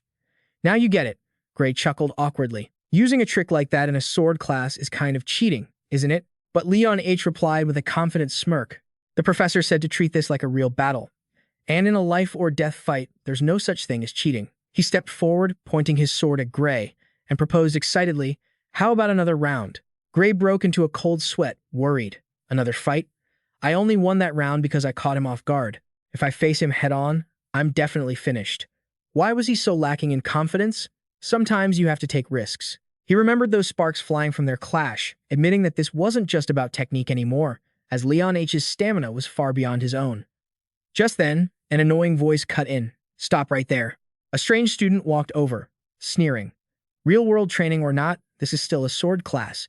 Nobody authorized you to use anything other than a sword. He approached, getting right in Gray's face, and mocked him. How the hell does a loser who got in through a special invitation like you get paired with the top student in the class? To Gray's silence, he added a threat. Don't get cocky just because you have a little bit of magic. Are we clear? Seeing Gray being insulted, Leon H. stepped in immediately with a stern expression. The professor decided I was the only one worthy of sparring with Gray, so, please, get lost. Exactly, go find somewhere else to be. If you lose, take the loss like a man instead of making excuses. The professor also stepped forward leisurely to confirm. That's right, just like Leon said, I made the pairings. I said I was matching students with equivalent total strength, didn't I? He firmly stated that Gray was the only one capable of standing against Leon H. at this moment. Looking at the disgruntled student, the professor challenged him coldly. If you don't like it, try it yourself. Beat Gray, and you'll become Leon's opponent. Fine, I agree. He smugly asserted that he had defeated the examiners to get in here, so he shouldn't be compared to people who barely scraped by with a draw, or worse, those who couldn't even pass the exam on their own. Leon H. watched from the side. He realized this guy was judging Gray based solely on his special invite status, completely unaware of his opponent's true power. Watching that arrogance, Leon had a PS thought to himself that it was like looking at his own past self. Gray calmly accepted the challenge. He told himself this was actually a good opportunity, as this guy's skill was worth acknowledging. Go ahead and show him what you're made of. But suddenly, Leon H. began to emit an terrifying pressure. A surge of pure fury boiled within him because this guy had dared to interrupt his precious time with Gray. Leon had Appius gritted his teeth, roaring in his mind. For that transgression alone, you deserve to die. The other guy looked confused, wondering what on earth he had done to deserve such a look. Sensing the atmosphere becoming too intense, the professor quickly intervened to adjust the rules. If you don't like the real-world rules, fine. You two will only be allowed to use swords. He turned to ask for Gray's opinion, receiving a nod of confirmation. Even so, Gray couldn't help but feel worried as he assessed his opponent. He didn't know how strong this guy was, but if he had made it in through the standard exam, he certainly wasn't a pushover. He bitterly acknowledged that despite his grueling training, he still struggled to match the power and stamina of those who have been well-fed and rigorously trained for years. Just give it your best shot.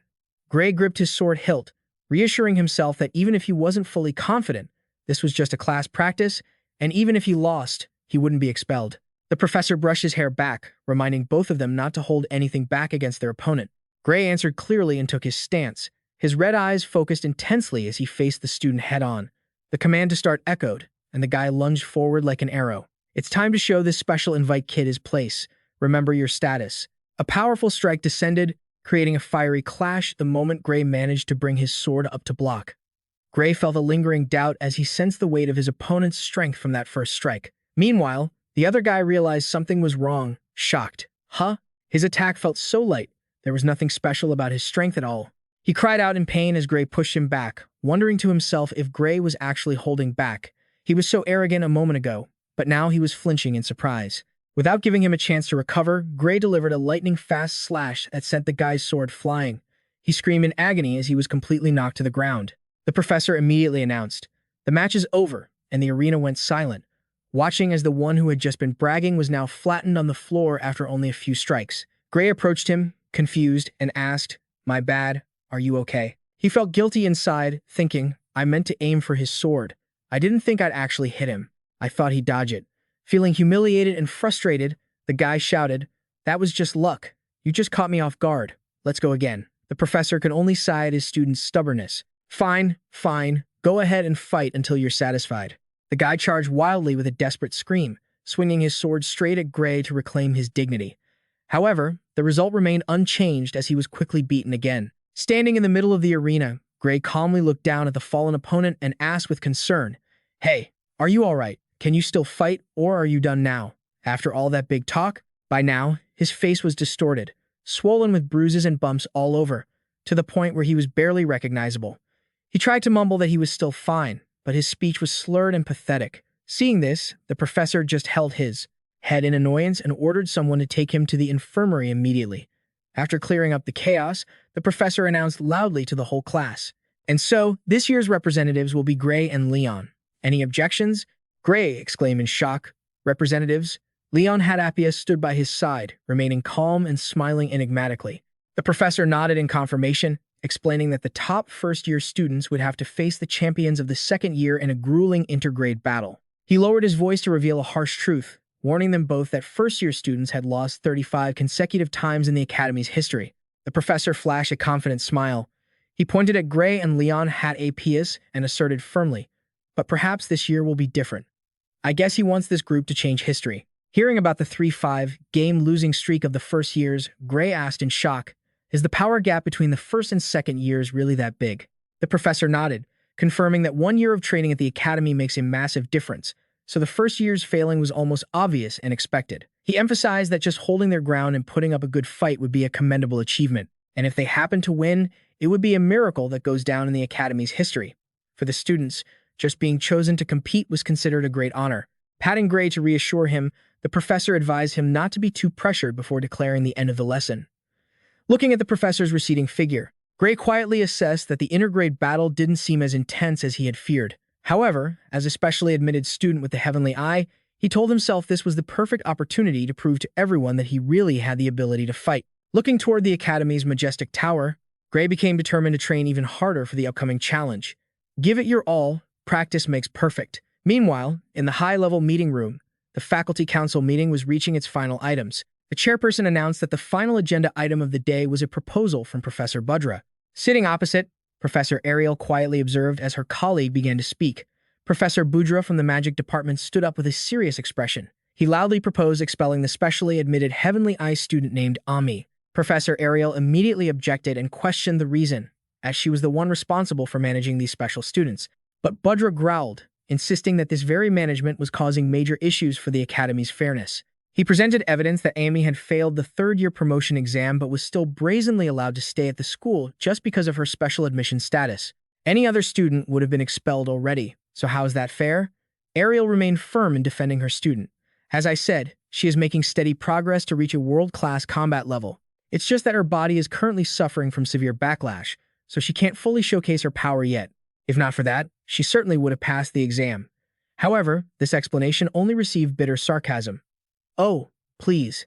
That excuse again? Just saying body backlash makes a useless student sound like a hidden genius. How long do you intend to weave this fantasy about her secret power?" Ariel firmly asserted that it was the truth, and that Ami could fully control her power at any time, perhaps even by tomorrow, and if you force her too soon, the Academy might lose that talent forever. The opposing professor narrowed his eyes in suspicion.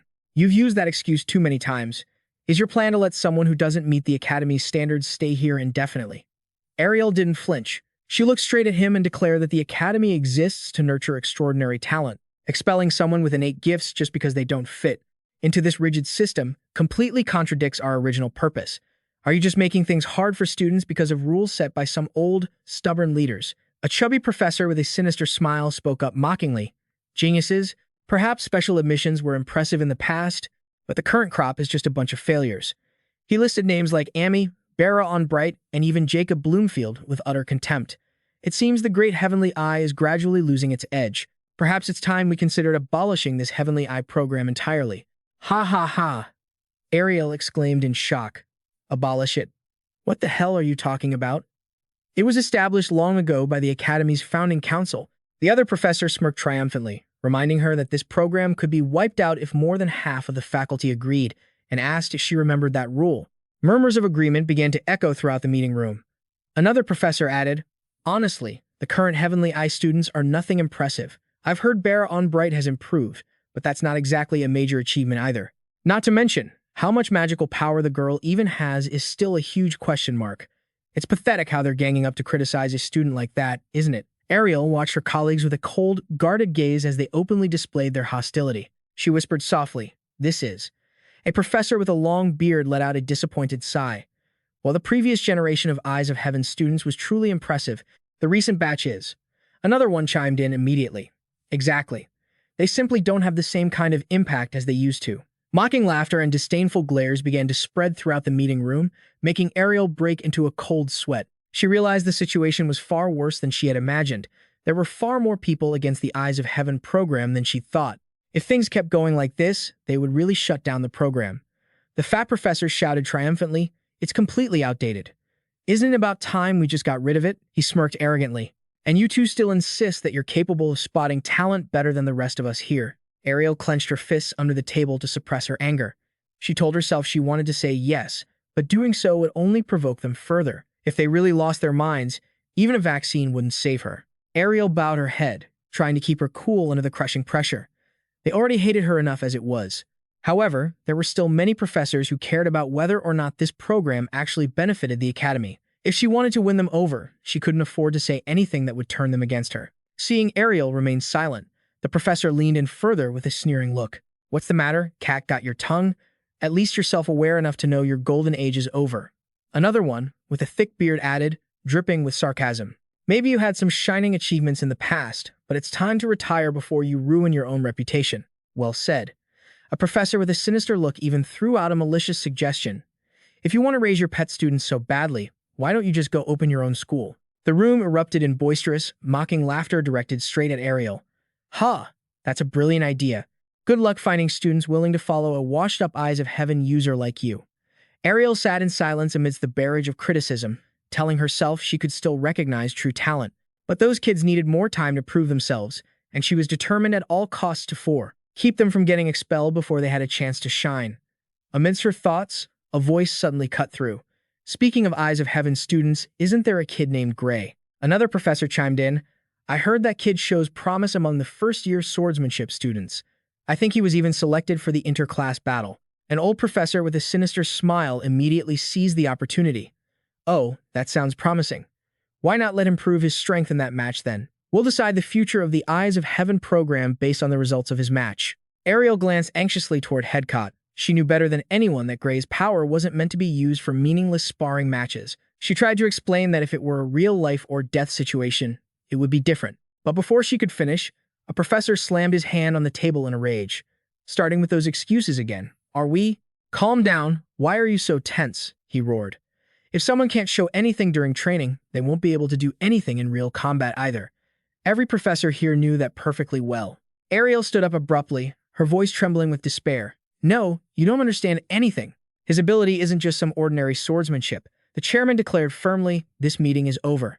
Since this discussion is going nowhere, we'll end it here." He concluded that seeing an Eyes of Heaven student in action sounded reasonable, and they would make their final decision after watching Gray's performance in the interclass battle. Ariel was stunned. She could only whisper in helpless desperation. "Dismissed." The announcement echoed coldly. The professors left the room one by one. The fat professor chuckled as he walked away. "Well, now I'm really looking forward to that match. It's sure going to be an interesting show." As Headcott walked out quietly with a pensive look, Ariel remained sitting alone in the vast room. She slumped her head onto the table in total solitude and frustration. What else could she do? She had argued as much as she could. Ariel gripped her arm tightly, whispering an apology through the pain. She was sorry to everyone. She was just too weak. Gray's image flashed in her mind, along with his courageous declaration amidst the line between life and death. "Dying alone is better than all three of us dying here. Just leave it to me." Ariel knew better than anyone that the strength Gray possessed was not meant to be a spectacle for sparring matches, and he still needed so much more time to reach his full potential. She had to admit that what she was expecting of him right now was truly unreasonable. "Even so, please." Ariel sobbed. Tears rolled down her cheeks behind her monocle. She desperately pleaded with Gray in her heart to help them. "Please help those children. They were raw gems, possessing the world's greatest potential." She clutched her chest, which was tightening with pain, and choked out a final, silent plea. "Please, protect their future." The day of the interclass battle finally arrived. In the center of the radiant arena, the announcer's voice boomed clearly. "All right, we will begin the interclass battle right now. This is so exciting. Let's see who's stronger." Introducing our competitors. First, the top student of the first year, Leon Hat Apius. Facing him is the top student of the second year, Luino Hum. Next, the first-year challenger, Gray, and his opponent, second-year challenger, Debo Radido. Gray was shocked when he saw a familiar face. "Wait, is this the guy who suddenly attacked me in the hallway? Am I really going to have to face him?" We are about to witness the true strength of all of them. The announcement echoed throughout. In the stands, layers of professors had gathered to watch, including the old Professor Boudreaux with his sinister grin. Luino Hum couldn't help but ask, "Why are so many professors here to watch this match? Do interclass battles usually go like this?" Leon Hat Appius replied coldly, "No, this is the first time. Last year, only 3 swordsmanship professors bothered to show up. This year, they're swarming like ants." Luino still wondered why there were so many. Leon Hat Appius suddenly realized something. He whispered, "Ah," then flashed a satisfied smile. The professors must be curious about Gray. They actually have excellent taste. Witnessing his classmate's strange attitude, Luino could only wonder uneasily, is he always like this? Just then, a voice filled with authority boomed from Kanai's side, confirming Leon Hat-Apias's prediction was spot on. We're here to witness the final battle of the Heavenly Eye Special students. As the arena buzzed with tension, Gray stood there, confused and wondering what the final match would actually entail. Finally, Bang Huang turned to question him. What do you mean by that? Professor Budra retorted with a smug, triumphant grin. What was that? No one told you? With that, he growled out a brutal truth. The Heavenly Eye class is being abolished. Gray was stunned, stammering as he asked again. Abolished? He immediately turned to his professor with deep suspicion. Professor, is that actually true? Ariel remained silent, her gaze heavy with contemplation. A fierce struggle raged within her. If she told the truth, Gray would surely push himself too far. He might even resort to that power. The image of Gray erupting with deadly black aura flashed in her mind, filling Ariel with dread. But given the state of his body right now, doing that might just kill him. Damned if you do, damned if you don't. Forget it. Ariel exhaled, trying to regain her composure. She forced a strained smile and reassured him. Budra is just trying to throw you off your game. She urged her student not to pay any mind to those words and just focus on the fight. But the way Ariel's hand was trembling as she gripped her ring showed she was enduring immense pressure, having to lie just to protect him. After a long silence, Gray closed his eyes and replied, If you say so, Professor. Seeing that his provocation hadn't worked, Budra scoffed with pure contempt. Humph, whatever. He thought triumphantly, just let them humiliate themselves out there on the field. Budra was certain that once Gray lost miserably, all the other professors would realize that Ariel's heavenly eye wasn't as sharp as it used to be. Gray turned his back toward the stands, his voice cold and cutting. I can't let that slide so easily. Professor Budra gasped in shock. What? Gray's crimson eyes flashed with killing intent. He growled, You can insult me all you want, but don't you ever dare look down on Professor Ariel's judgment. You can mess with me, but if you touch my teacher, you're dead meat. Ariel was stunned by her student's defense, while Budra flew into a rage, pointing his finger and shouting, So what kind of power does her special eye see in a punk like you? Huh? Unlike your senile professor, everyone here with a brain knows you're going to lose pathetically. Gray remained terrifyingly calm. He retorted coldly, Fine. Let me prove to you just how wrong you are. Missing source text, inferred from previous context, Budra loses his cool. Budra shrieked in a fit of rage. What did this arrogant little brat just say? Forcing his colleagues to scramble to hold him back. What an old fool, arguing with a kid.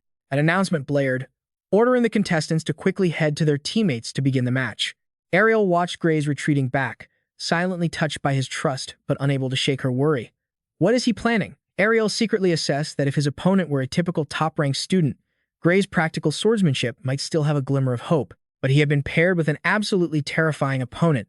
That person was Debo Ratado, a monster whom Bradley had surgically altered to boost his reflexes to his superhuman level, turning him into a literal living weapon.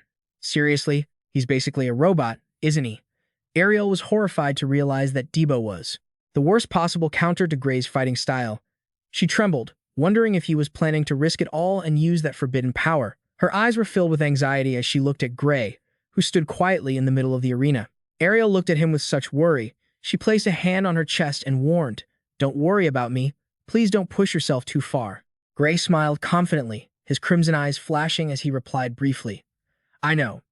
Immediately after, the arena exploded with the sound of a booming announcement. We will now begin the match of the top-ranked students. Representatives, please step forward. A judge standing behind a protective barrier announced the rules clearly. The arena has been reinforced with defensive magic to prevent fatal injuries. Triggering your opponent's amulet counts as a victory. Fight as if this is a real battle. Leon Hat-Apias stared intently at Luino. Thinking to himself. A real battle? Huh. As soon as the command to start rang out, Leon H. lunged forward like an arrow with a shout. Luino, calmly raised his sword to deflect the first strike. Not bad. Let's see what you've got. Flashes of swordplay erupted in rapid succession, sending sparks flying across the arena. Luino, looked incredibly skilled, easily reading every move his opponent made. He sidestepped Leon Hat-Apias' sword swing with ease. This sucks, he thought bitterly. Looks like I can't fight like Mr. Gray. Not bad, kid. Honestly, you're a lot stronger than I was as a first year. His gaze turned icy, heavy with pressure as he declared, Let's speed it up a bit, shall we? Can you keep up? Leon H. could only stare in utter shock. Luino, relentlessly pressed the attack with lightning-fast strikes, leaving Leon H with no choice but to brace himself and defend in vain. The pressure from the number 52 top student was too much. Leon H realized in horror that he was being completely read. He let out a frustrated curse as his opponent closed the distance. In a split second, Luino's blade was resting right at Leon H's throat. The referee's voice boomed across the arena. That's enough. The winner of the top rankers match is Luino. Despite his crushing defeat, Leon H remained composed. He sheathed his sword and bowed, thanking him for the match. Luino replied politely, likewise. A great match. Soon after, the announcement for the challengers' battle began to sound. Leon had Appius brush past Gray and offered a quick word of encouragement. Good luck. Gray nodded in response. Thanks. Stepping onto the arena floor, Gray told himself that since he made such a big claim, he had to prove it with action. He recalled the brutal, hopeless monsters he'd faced before rewinding time, and felt confident that compared to them, this challenge was definitely winnable. Gray gripped his sword hilt, his eyes glowing crimson with fierce determination. Confidence is good, but stay sharp in the fight. Across from him, Debo Rodato's sword dragged along the floor, throwing off sparks. He lumbered toward the center of the arena, silently calling out to Professor Bradley with deep, hateful vengeance. Dabo's face was twisted in a manic, gruesome grin. He swore he'd send Gray to hell to keep his professor company. The selection match for the intergrade battle officially began amidst the roar of the crowd. As soon as the signal was given, Gray and his opponent lunged at each other with terrifying speed. A powerful, heavy blow came crashing down, forcing Gray to brace himself for impact. Sparks flew between their swords as he fought to hold his ground against the suffocating pressure. Gray was knocked back, panting heavily. Damn it, he's too heavy. Even though Professor Ariel had warned him about his opponent's lightning-fast reflexes, he never expected his raw arm strength to be boosted to such an absurd level. Gray realized that with such a massive gap in power, every tactic felt useless. He was at a dead end, frantically wondering how he could possibly stand against a monster with this kind of brutal force. If I lose here, I'll never hear the end of it, especially after I already mouthed off to that professor. A dangerous thought flashed through his mind. He still had that skill, but the memory of Ariel's strict warning before the match played clearly in his head. Listen to me. No matter what happens, you absolutely must not use that power. In the worst-case scenario, you could lose your life. Gray had only responded with a silent nod. Ariel had stressed that no matter how important this tournament was, it wasn't worth risking his life over. Furthermore, the arena's protective barriers surely couldn't withstand such destructive power, and he might end up accidentally killing his opponent on the spot. Back in the harsh reality, Gray struggled to dodge death-defying strikes, while thinking to himself, to protect my special admission spot, I'm willing to risk my life, but I can't kill someone in a school tournament like this. Gray noticed Debo Rodato's movements were strangely simple. He mused to himself that with such superior physical stats and reflexes, taking him down should have been effortless for his opponent. Gray quickly realized the guy wasn't lacking technique. He was holding back on purpose. What is he plotting? Suddenly, Debo Rodato flashed a crazed, toothy grin. Can you even survive if I keep hitting you like this? In a moment of peril, a razor-sharp sword arc headed straight for Gray, and he realized with a shock that he couldn't dodge it.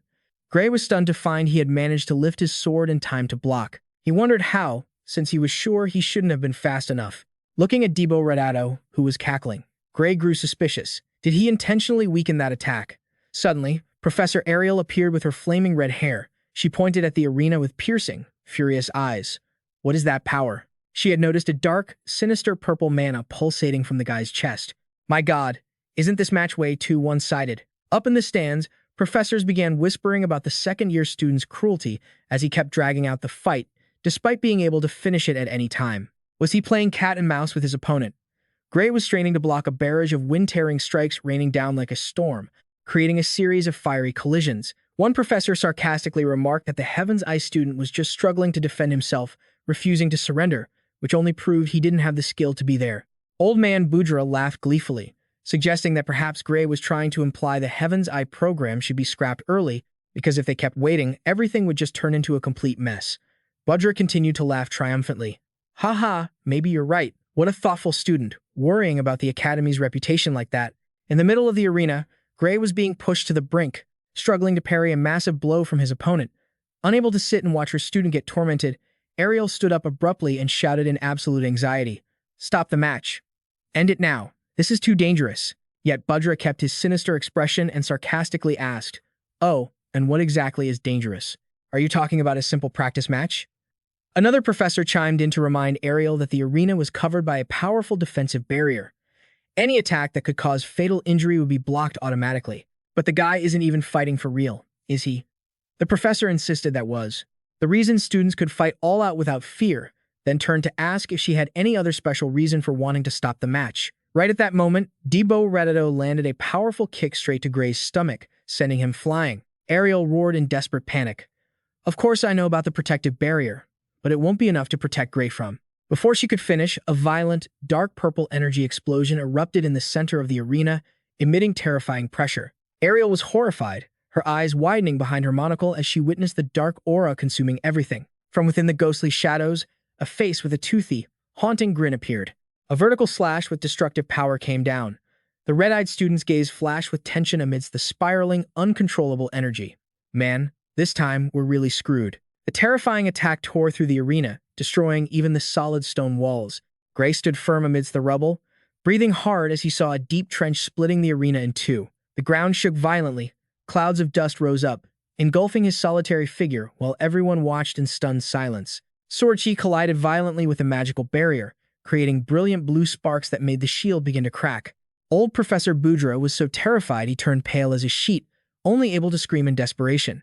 Ariel yelled in horror, "The barrier! I told you all." She gritted her teeth in fury as she realized the brutal truth. "Damn you, Bradley. I can't believe you implanted that into a student." Ariel immediately reached out, burning purple magical chains manifesting around her arms as she prepared to intervene with everything she had. Ariel desperately cast binding magic, but the purple chains were instantly deflected by the reinforced barrier. She was shocked to realize the barrier protecting the audience was so strong that she was completely powerless to intervene from the outside. In a panic, Ariel screamed for them to deactivate the barrier immediately and cancel the tournament, because this wasn't swordplay anymore. Up in the stands, Old Man Budra and the other professors were shaking with fear. He could only grit his teeth and curse, as he witnessed the situation spiraling completely out of control. "I thought you were laughing just a moment ago. Why don't you get down there and stop him?" Ariel shouted at Gray to move, run. Stopping the match from the outside will take way too much time. Standing at the epicenter of the ghostly black aura, Gray gritted his teeth and thought, "Run? If I turn my back on him now, I'll die in an instant." The terrified screams of the crowd echoed throughout the arena in complete chaos. In the midst of all this, Professor Headcott watched silently. He estimated that the professor's magic would take at least 30 seconds to reach the arena floor, a delay far too long to save the student's life. Meanwhile, Professor Headcott keeps watching in silence. He estimates that it will take the professor's magic at least 30 seconds to reach the arena, far too slow to save the students' lives. Realizing he had no other choice, Headmaster Long Fao projected his voice clearly. "Gray, treat your entire body as if it were a sword. Don't just swing the blade, move your whole body with that same force." Gray struggled to hold off the crushing energy surrounding him. He inwardly cursed this sudden advice, treat his body like a sword. How could the headmaster throw such an absurd request at him now? With everything on the line, Gray thought, "I guess I have no choice but to try it." Even with his doubts, Gray decided to take the gamble. If the professor said he could do it, then surely he could, right? He had to make it work. He closed his eyes, pouring all his focus into a single point to awaken his inner self. "I am the blade. Concentrate. Focus everything on that." Debo Redato's dark purple aura crashed down violently as if to swallow Gray whole, but Gray stood his ground, unshaken. Suddenly, his eyes flashed with a cold, piercing intensity. He entered a state of heightened focus, making everything around him seem to come to a standstill. Gray was shocked to notice that all of his opponent's movements appeared abnormally slow. Has he always been this slow? But then, the brutal truth hit him. No, it was because he had become faster. The fiery red sword swung upward. Gray channeled all his strength into a lightning-fast strike. Sparks flew in the breathless exchange, followed by a powerful blow that shattered the ground under the terrifying pressure. As the dust settled, a deep crater in the center of the arena was revealed, leaving Professor Budra staring in utter horror. Did he break through the defensive barrier? The onlookers were equally stunned. What kind of battle was this? Urgent shouts erupted from the stands. "Is that student okay? Get the medical team in there now."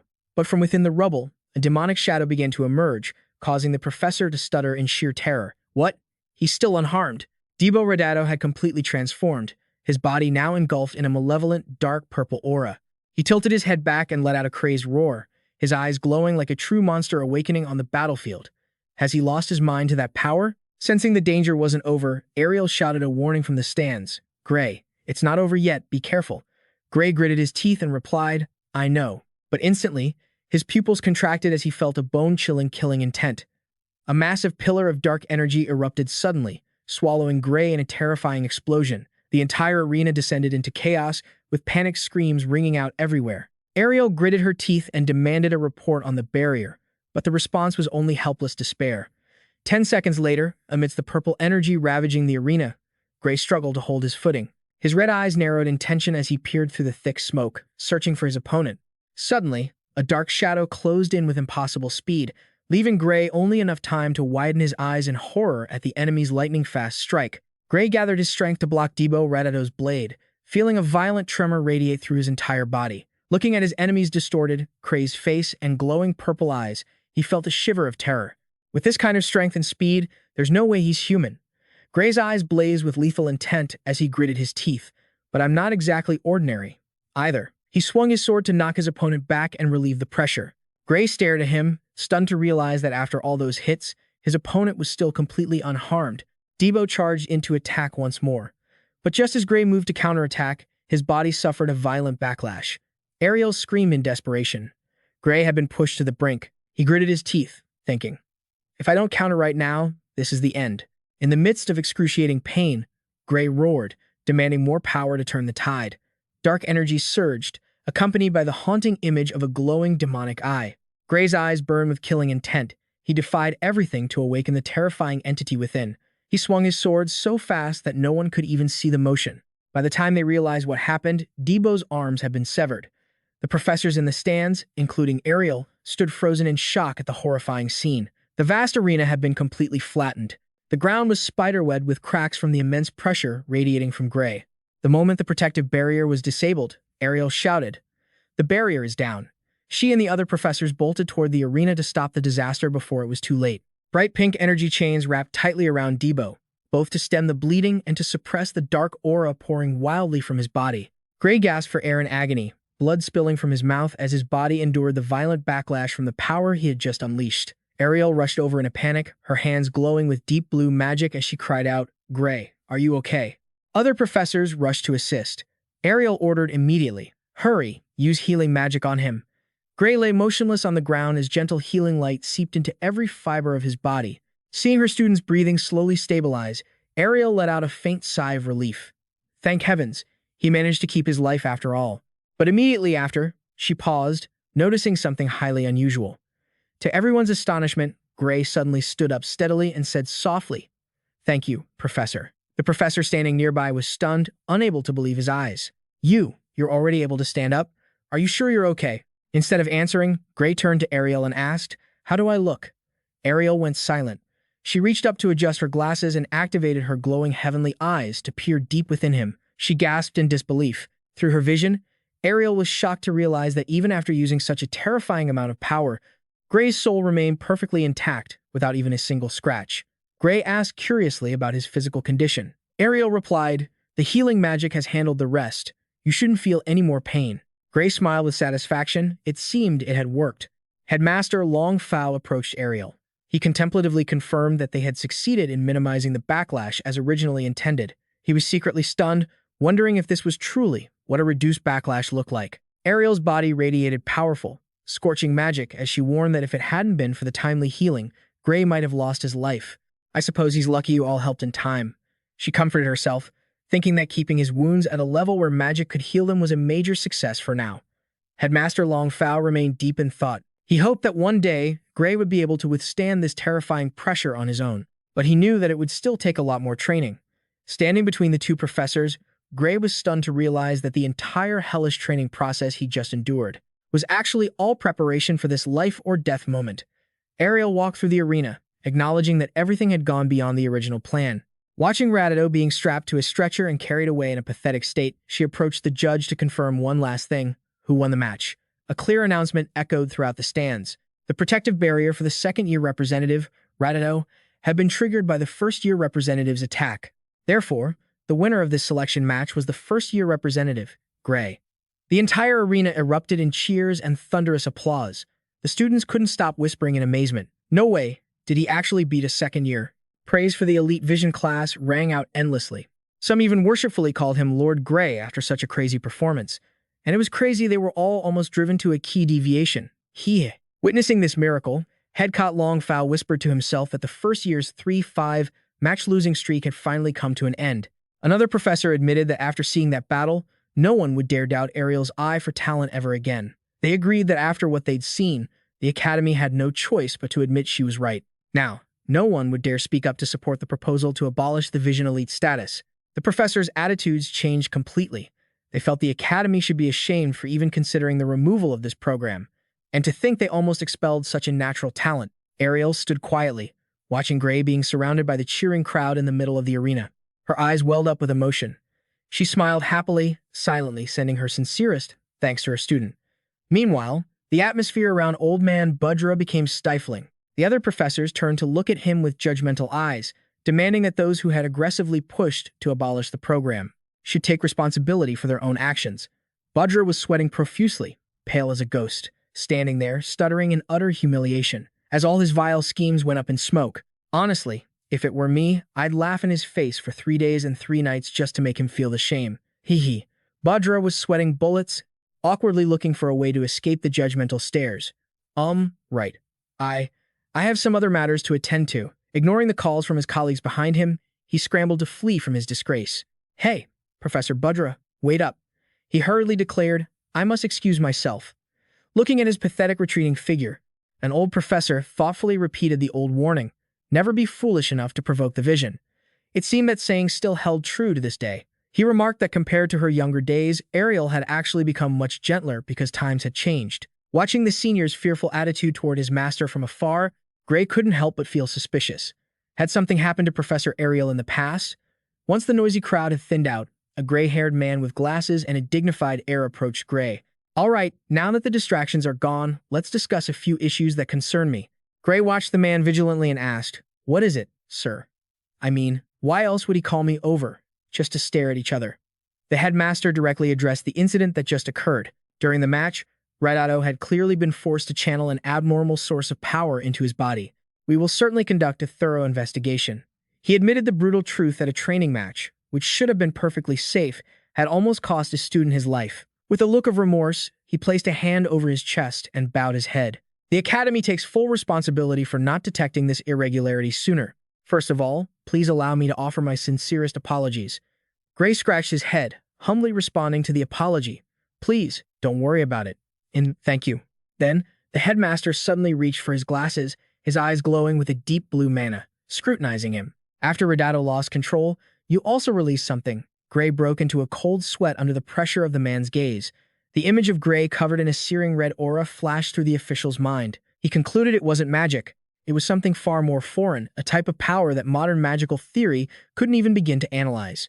He looked straight at Gray and pressed, Can you tell me what that power really is? Man, this guy is really nosy, isn't he? Gray squeezed his eyes shut, his mind in turmoil. What should I say? I can't reveal anything from before I turned back time, especially when I still don't know where the mastermind behind Liquid A is hiding. Finally, he coldly replied, I don't know. You don't know? Even though you were the one who used it. Gray calmly insisted. Yes, I had no idea I possessed such power. It was Professor Ariel who noticed it and explained it to me. Standing nearby, Ariel looked at Gray with icy eyes, silently scolding, liar. Back when he took down the Goblin General, Gray had used that power with incredible skill. What is he planning? Gray glanced at Ariel with a knowing smile. He silently sent a plea, Please, just go along with this. To stop Liquid A, I need you to be the only one who understands that source of power. Realizing her student's intention, Ariel smiled knowingly. So that's your perspective. You really have thought of everything. Honestly, you don't seem like someone living their first life at all. She walked slowly, a sense of admiration rising in her heart. Thank you. If you trust me this much, then I have no choice but to step up and protect you. They really understood each other well. Ariel walked toward the headmaster and affirmed that, just as he said, Gray's power could not be analyzed through standard magical theory. However, she emphasized that she could see it clearly with her own vision. Ariel explained that after observing the energy, she had asked Professor Headcott to help Gray train, and that was what helped him achieve his current level of control. Although she was still researching how to properly tap into this power, Ariel urgently requested that the headmaster hand over the entire management of Gray to her. The headmaster pondered for a moment, then admitted that after witnessing the battle, he couldn't refuse. He decisively declared that not only Gray, but the entire handling of the All-Seeing Eye Special Squad will now be under Ariel's full authority. The headmaster also promised that if the Academy can be of any help, Ariel just needs to say the word. Deeply moved by this absolute trust, Ariel expressed her sincerest gratitude to the headmaster. Gray and Ariel exchanged a knowing look, and she flashed a radiant, satisfied smile. Immediately after, the headmaster announced that the group would move to the special underground medical facility to examine Debo Radido's condition. He asked Ariel to accompany them since her unique ocular power was needed, and she agreed right away. The two left together to begin a deeper investigation into the bizarre transformations of their opponent's body. In the quiet of the office, Ariel sipped her hot tea in deep thought. Looking at Gray, she revealed a shocking truth. The power used on Debo Radido's body was nearly identical to that of Liquid A, the Destroyer. The image of the ominous purple energy block burning on Dib's chest flashed back as proof of the danger gradually emerging within the academy. Ariel confirmed that the crystals used on Debo's body were the exact same kind they had seen at the laboratory. Gray asked anxiously about his opponent's condition. Ariel took a sip of tea and coldly replied, "He's dead." Gray clenched his fists in shock. He questioned himself. Was it because of me? Ariel immediately denied it, explaining that from the moment that power was activated, Dib was no longer himself. Perhaps his soul had already vanished the moment that thing was implanted in him.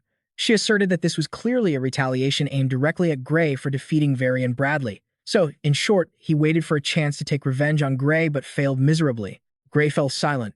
"I understand," he said. He realized that if Debo had been tampered with after Varian's death, then someone else was definitely pulling the strings. Ariel agreed that there was a much bigger mastermind behind this, and she would continue to investigate, even though it would take quite some time. Sipping her tea, Ariel shared her intuition that the deepest levels of the academy were linked to this conspiracy. It's much bigger than that, and she will continue to investigate, even if it takes a lot of time. Taking a sip of tea, Ariel shares her gut feeling that the deepest levels of the academy are connected to this conspiracy. Looking at the grand structure, Gray was decisive. "I understand. If there is anything I can do to help, please let me know." Ariel looked at the ring on her hand and smiled gently. "Thank you." Turning to the subject of Gray's power, she remarked that he had started learning how to use it without damaging his soul. Gray confirmed this. Even though he admitted the backlash on his body was worse than ever, Ariel simply reassured him. "Don't worry." She revealed that Professor Headcott had proposed moving his training to a new stage. Gray exclaimed excitedly, "Really?" Ariel smiled and affirmed that he would soon learn to control that power much better than he currently could. In the middle of the vast arena, hundreds of ironclad puppets stood like an immovable army. Standing in the midst of them, Gray whispered to himself that this training method was obviously extremely dangerous and painful. Professor Headcott looked at him seriously and offered a final choice. "If you are willing to spend more time, there are still safer options. Are you sure about this decision?" Gray looked straight at the professor with glowing red eyes, firm and resolute as he answered, "Yes." Receiving his reply, Headcott Longfow nodded. "All right then, let's begin." Gray closed his eyes slightly, focusing all his mind to regain his center. He chanted to himself that he was a single blade. Remember that feeling from back then. A surge of red-hot fire began to envelop his sword and his entire body, emitting overwhelming pressure. He whispered, "Let's go." Then, his bright red eyes suddenly snapped open. Instantly, Gray shot forward like a red bolt of lightning, slashing the puppets into pieces in an instant. Man, if I tried that, I'd just be slashing through mud. Red sword beams crisscrossed the arena. Gray moved at an unimaginable speed, creating a storm of destruction that crushed every obstacle. A massive explosion erupted, blowing away rows of armor in utter shock to the professors watching. One trembled, blurting out, "He's too fast," while the other could only stand there, stunned, whispering, "I can't believe it." Headcott Longfow watched his students' every move with a thoughtful gaze.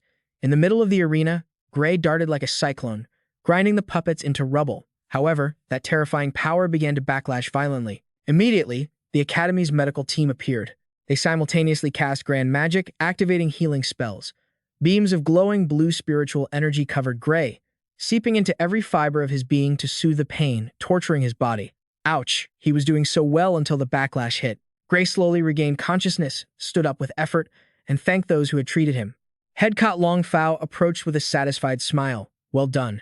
You lasted a bit longer than last time." He affirmed that by simply repeating this process, Gray's body would gradually adapt and learn to endure the backlash from that terrifying power. Gray looked down at his sword, shocked to realize that because he was so focused, he had completely lost himself in the battle state without realizing the massive destruction he had caused. Gray admitted in a low voice, "But using this power is truly painful." Headcott Longfow replied nonchalantly that the pain and endurance were proof that he was pushing past his own limits. Although he admitted this training was extremely harsh and near his breaking point, the professor still let Gray decide. Whether to continue or stop is up to you. Without a moment's hesitation, Gray gripped his sword, his red eyes blazing with determination. I'll do it one more time. A sharp, firm stop echoed. Cutting off Gray's intent, it was Professor Ariel. This training is limited to once a day. Right, don't want to overdo it and end up in the grave. Gray still wanted to continue because he felt his body had fully recovered thanks to the magic. He asked if this method truly guaranteed his soul wouldn't be damaged. Ariel pondered before explaining that while healing magic could mend physical wounds, if he continued to suffer heavy damage before his nerves stabilized, his sword's sense would be completely scrambled. She looked deep into Gray's eyes and reminded him that he was the one who understood this better than anyone. Gray went silent, remembering his old scars and the warnings from the military doctor back then that the physical traumas left untreated since he was bullied by the BER group had hindered his swordsmanship progress for a long time. Headcott Longfow, standing nearby, sighed with relief, admitting that even he would be wary of this crazy training method if repeated multiple times a day. Gray could only respond silently. I understand. Witnessing such extreme effort, Leon H. couldn't help but wonder why Gray was in such a rush to become strong when his current power was already more than enough to be the top first year. Facing her students' doubt, Ariel bitterly admitted that everything was her fault. She regretted dragging Gray into the fight with Bradley, which now meant the shadowy forces behind him saw him as an enemy that had to be eliminated. Dealing with that kind of trouble if he didn't get stronger, he could be dead meat without even knowing it. Ariel affirmed that the incident was just the beginning of a series of dark schemes to come, those hiding in the shadows of the academy, and perhaps even the infamous Brad Rinker criminal organization that had once stolen the magical catalyst for Bradley would surely come for him soon to take revenge. Ariel's eyes were heavy with remorse.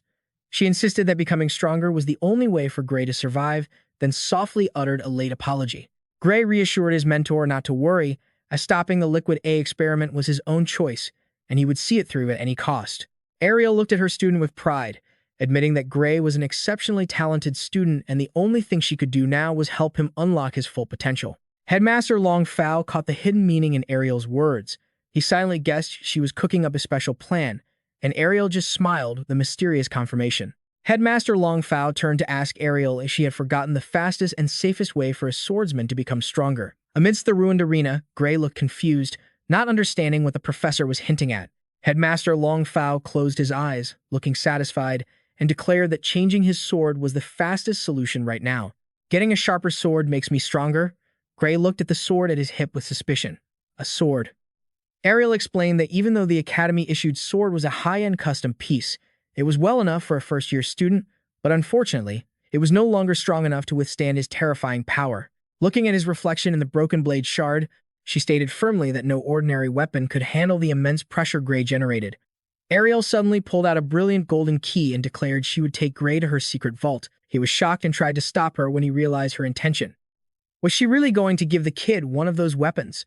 Gray is still just a student, but Ariel brushed it off, determined and insisted everything would be fine. Deep blue magic flared violently as Ariel activated the key. She declared that Gray was fully deserving of this privilege. A massive portal of light appeared amidst the rubble, emitting such intimidating pressure that Gray couldn't help but be stunned. Ariel walked proudly toward the radiant glow and commanded, "Follow me." Are this teacher and student going treasure hunting together? Gray stepped through the light portal, instantly overwhelmed by the splendor inside. His eyes widened in amazement at a massive treasure vault filled with gold, silver, and precious artifacts. Gray could only gasp at the unimaginable scale of the place. Ariel walked along, muttering as she searched for a specific area, then quickly led the group toward the towering shelves. She explained to Gray that the goal today was to find a sword truly suited to bear the weight of his power. Looking around at the rows of weapons, Gray whispered in awe because everywhere he looked, he saw swords radiating a terrifying killing intent. Headmaster Longfow proudly claimed that he wouldn't find a more massive collection of swords than this one anywhere else in the world. Ariel admitted that choosing between thousands of masterpieces wasn't easy, and because the nature of Gray's power was so immense, they could only test at most one sword a day to ensure safety. She decided to select a few representative blades for Gray to try out one by one. Ariel started by pointing to the heaviest sword in the collection. Gray exerted his strength to pull the large, glowing sword from its rack. He clearly felt its significant weight in his hands. Ariel smiled, confirming that despite the weight, it cut incredibly cleanly. Then she signaled for Gray to move toward the target dummy and asked him to test its power immediately. Gray Focus replied, "All right," and stomped his foot to gain momentum as he dashed forward. The large sword slammed deep into the rubble. Observing from behind, Ariel remarked that it was certainly powerful, but perhaps a bit too heavy for actual combat. Headmaster Long Fao agreed. That's right, no matter how sharp the sword is, it's useless if you can't hit anything. Exactly. The most important thing is the user's swordsmanship, right? However, Ariel argued that owning such a sword wouldn't hurt, especially when facing large, sturdy, and slow opponents like divine beasts or reinforced structures. She even thoughtfully offered, I will also give you a magic storage bag so you won't have to carry it around awkwardly if you just keep it inside. Gray asked, confused. Huh? He looked at the masterpiece sword in his hand and couldn't help but be suspicious. This sword isn't something that can be lent out casually like this, is it? Ariel squinted, smiled mysteriously, and insisted that it was better for it to be used by someone capable than to gather dust in storage. Her gaze turned icy as she delivered a final warning. Besides, when you face the one behind Varian, the one behind the summoning of Liquid A, are you sure you won't regret not bringing it? Looking at the glowing sword in his hand, Gray involuntarily remembered the painful past when he and his comrades were completely powerless against the enemy's strength. Whether they were there or not, nothing changed, regardless of how hard they tried to train. Returning to reality, Gray silently stared at the masterpiece weapon and then sincerely said, Thank you for lending me this sword. Thinking. Nice. Getting special treatment from teachers at school is awesome. Try to avoid letting others see this sword unless you intend to use it. Gray asked, puzzled. Why is that? If it were put on the market, it would be worth at least 10 billion, no less than 10,000 gold coins. Hearing that astronomical figure, Gray was shocked to the point of rolling his eyes back, sweat pouring down as he screamed in horror. 10 billion? Gray frantically tried to decline. I can't keep something this priceless. But Ariel firmly shut down that idea. I don't accept returns. And who said I'm lending you this sword?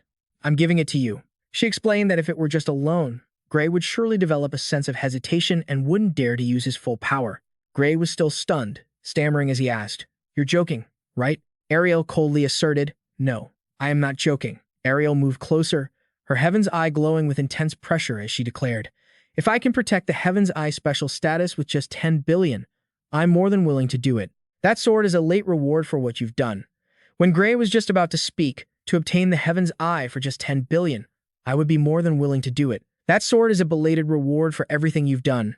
Just as Gray was about to speak up, Ariel immediately exuded a chilling killing intent, leaned close to his face, and asked threateningly, Or were you going to say that my Heaven's Eye special status isn't even worth 10 billion pocket change? Before the professor's terrifyingly imposing aura, Gray was so scared he went pale, trembling as he replied, No, Professor, please don't scare him like that. He's just a bit shy. Heh. Gray gripped the hilt of the greatsword tightly and said sincerely, Thank you so much, Professor. I'll take great care of this sword. Ariel replied with a satisfied smile. Good. However, she immediately fell into deep thought. All right, besides that one, we need to find something a bit more standard. Something you can actually use in regular battles. Gray looked around the massive treasure vault and whispered in amazement to Headcott, I never imagined Professor Ariel's collection would be this impressive. Headcott explained nonchalantly, Naturally. There is no one else in this world with the keen insight of the all-seeing eye Ariel. With those eyes, she could make as much money as she wants. Ariel's eyes glowed with a powerful X-shaped symbol as she called out to Headcott Long Fao. As an instructor, which blade do you think is best? Headcott Long Fao scanned the room and pointed to a slender sword glowing on the rack. Let's see. How about this one? Gray picked up the new sword and asked curiously, Can I test it out? Ariel nodded. Go ahead. Make yourself at home. Gray immediately put his strength into a series of lightning-fast slashes, making the head spin just watching them. After the test, Gray thought to himself, Not bad, I guess. However, upon closer inspection of the blade, Gray felt a bit uneasy. It was a well-crafted sword, but something felt off. Is it just that I'm not used to it yet? Headcott Long Fao watched and also noticed something wasn't right. It doesn't seem to suit you very well. After a moment of thought, Ariel offered a suggestion. In that case. It was originally created for testing, but it might actually suit him. Gray looked in the direction the professor pointed, his eyes widening in surprise. Before him appeared a stunning sword with diamond patterns emanating a mystical, deep blue magical aura. Ariel smiled encouragingly. Go ahead, give it a try. Gray cautiously reached out and gripped the hilt, his red eyes burning with curiosity at this strange weapon. His eyes lit up like headlights. He must really like it, huh? As soon as he lifted it, Gray was shocked by its unexpected weight. Wow, it's so light. But as he observed it more closely, he was stunned to realize a major flaw in this weapon. But it has no blade. Headcott Long Fao explained that this sword was designed to test new technology, not for actual combat. Even though it was just a blunt block of steel, it possessed incredible durability. He asserted that this might be an extremely suitable choice for Gray at the moment. Gray asked doubtfully, "Do you mean that with my current strength, I don't need a sharpened blade?" Headcott Longfow firmly confirmed this, as he doubted any ordinary sword, no matter how strong, could withstand the weight of Gray's overwhelming power. He warned that if Gray continued to grow stronger, even the masterpieces in this vault would do nothing but slow him down. Therefore, instead of relying on sharpness, Gray needed to aim for a future of combat where he no longer depended on a blade. If he can win without a sword, he's definitely not one to be trifled with. Headcott Longfow insisted that a sword like this was the perfect missing piece for him. To prove it, the professor took the sword directly and delivered a powerful swing, aiming straight at the target. Instead of a slice, the sword landed a heavy blow with such raw power that the solid iron pillar was completely crushed and deformed under the suffocating pressure. Gray gasped. "That's amazing." Seeing Headcott's power, Ariel thought to herself, "Personally, I still think Gray should keep using a sword," but she clicked her tongue and added, "But I guess testing it out doesn't hurt."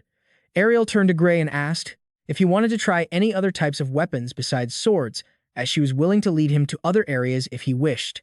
Gray replied firmly, "Even if you say that, I still just want to check out the swords here." His gaze swept over a series of masterpieces on the rack and stopped at a sword with impressive, fiery red patterns. Gray thought to himself, "Like that one over there. It looks lighter and stronger than the first one." All in all, has he picked one yet? Gray walked over and told himself, "Let's try that one too." But as he approached a slender silver sword, he suddenly froze. A strange sensation ran down his spine, leaving Gray shocked as he asked himself, "What is this feeling? I feel like I've seen this sword somewhere before." Gray asked Professor Ariel out of curiosity. Regarding this sword, Ariel glanced at it and casually replied, "Ah, that one was left behind by a former student after graduation. It's not a famous blade, but it's very well crafted." Gray fell into deep thought and asked urgently, "Can I test this one?" Ariel happily agreed, "Of course." Gray held the silver sword in his hand and felt an incredible sense of balance. He told himself, "It's so easy to hold, as if it was born specifically for my hand." Standing before the practice target, Gray took a deep breath and swung the sword. The wooden dummy was cut clean in half with extreme ease. Seeing that smooth swing, Headcott Longfow and Ariel couldn't help but marvel in amazement. Gray looked at the sword in his hand, his red eyes sparkling with joy. "Whoa, this is incredibly well balanced. It feels like I've been training with this sword my whole life." "So, is this the one, kid?" Ariel asked with a smile. "Do you like it?" Gray replied decisively, "I do. In my entire life, I've never held a sword this easy to use." Ariel nodded. "In that case, test it a bit more. We need to see if it's truly compatible with your source of power." However, Gray suddenly paused, looking anxious. He hesitated and asked, "But isn't this the sword of your former student? What if I accidentally break it?" Ariel reassured him with a confident smile. She insisted that the sword would certainly be happier being used rather than left to gather dust in this vault. Looking at his own reflection on the shining blade, Gray sighed in relief and thought, maybe she's right. Gray curiously asked Ariel about the identity of the former student who created this masterpiece. She casually revealed his name was Metalum Norum. Immediately, Gray's pupils constricted in shock. In his mind, an image emerged of a legend. Metalum Norum, the greatest magical blacksmith in the world. So, him picking this sword is like winning the lottery, right? Gray asked himself in shock, is this sword really his work? Returning to reality in the vast arena, Ariel loudly declared, "Starting today, we will begin testing this sword." She ordered Gray to push it to its absolute limit to fully test both its power and durability. Gray replied firmly, "I understand." Ariel picked up the diamond-patterned sword and decided, "Let's start with this one first." Handing the weapon to her student, Ariel explained, "I want to start with this most unusual sword to see how your power affects it." Gray took the blade and braced himself, his expression clearly focused. Standing in the middle of the arena, he began gathering his will to draw out his inner self. Red flames of mana began to leak out, but he suddenly froze, looking completely bewildered. Huh. Gray stared at the sword and apologized to the professors. "I'm sorry, let me try that again." Ariel and Headcott Longfow watched silently from behind as a crimson aura of dark energy once again began to wrap itself around the blade in a ghostly fashion. Gray poured all his focus into it, telling himself he was one with the blade, and began channeling his power into the weapon. But the red flames he had just sparked suddenly vanished, leaving him stunned. Gray was shocked to realize that his power simply wouldn't activate on this test blade. It seemed the sword just didn't want to cooperate with him. Seeing this, Ariel approached and asked with concern if he felt any difference in his normal physical state. But Gray insisted there was nothing unusual at all. Ariel pondered, speculating that if that was the case, the sword itself might be the problem. She decided to set it aside to try another one because perhaps it didn't work well with Gray's unique power source.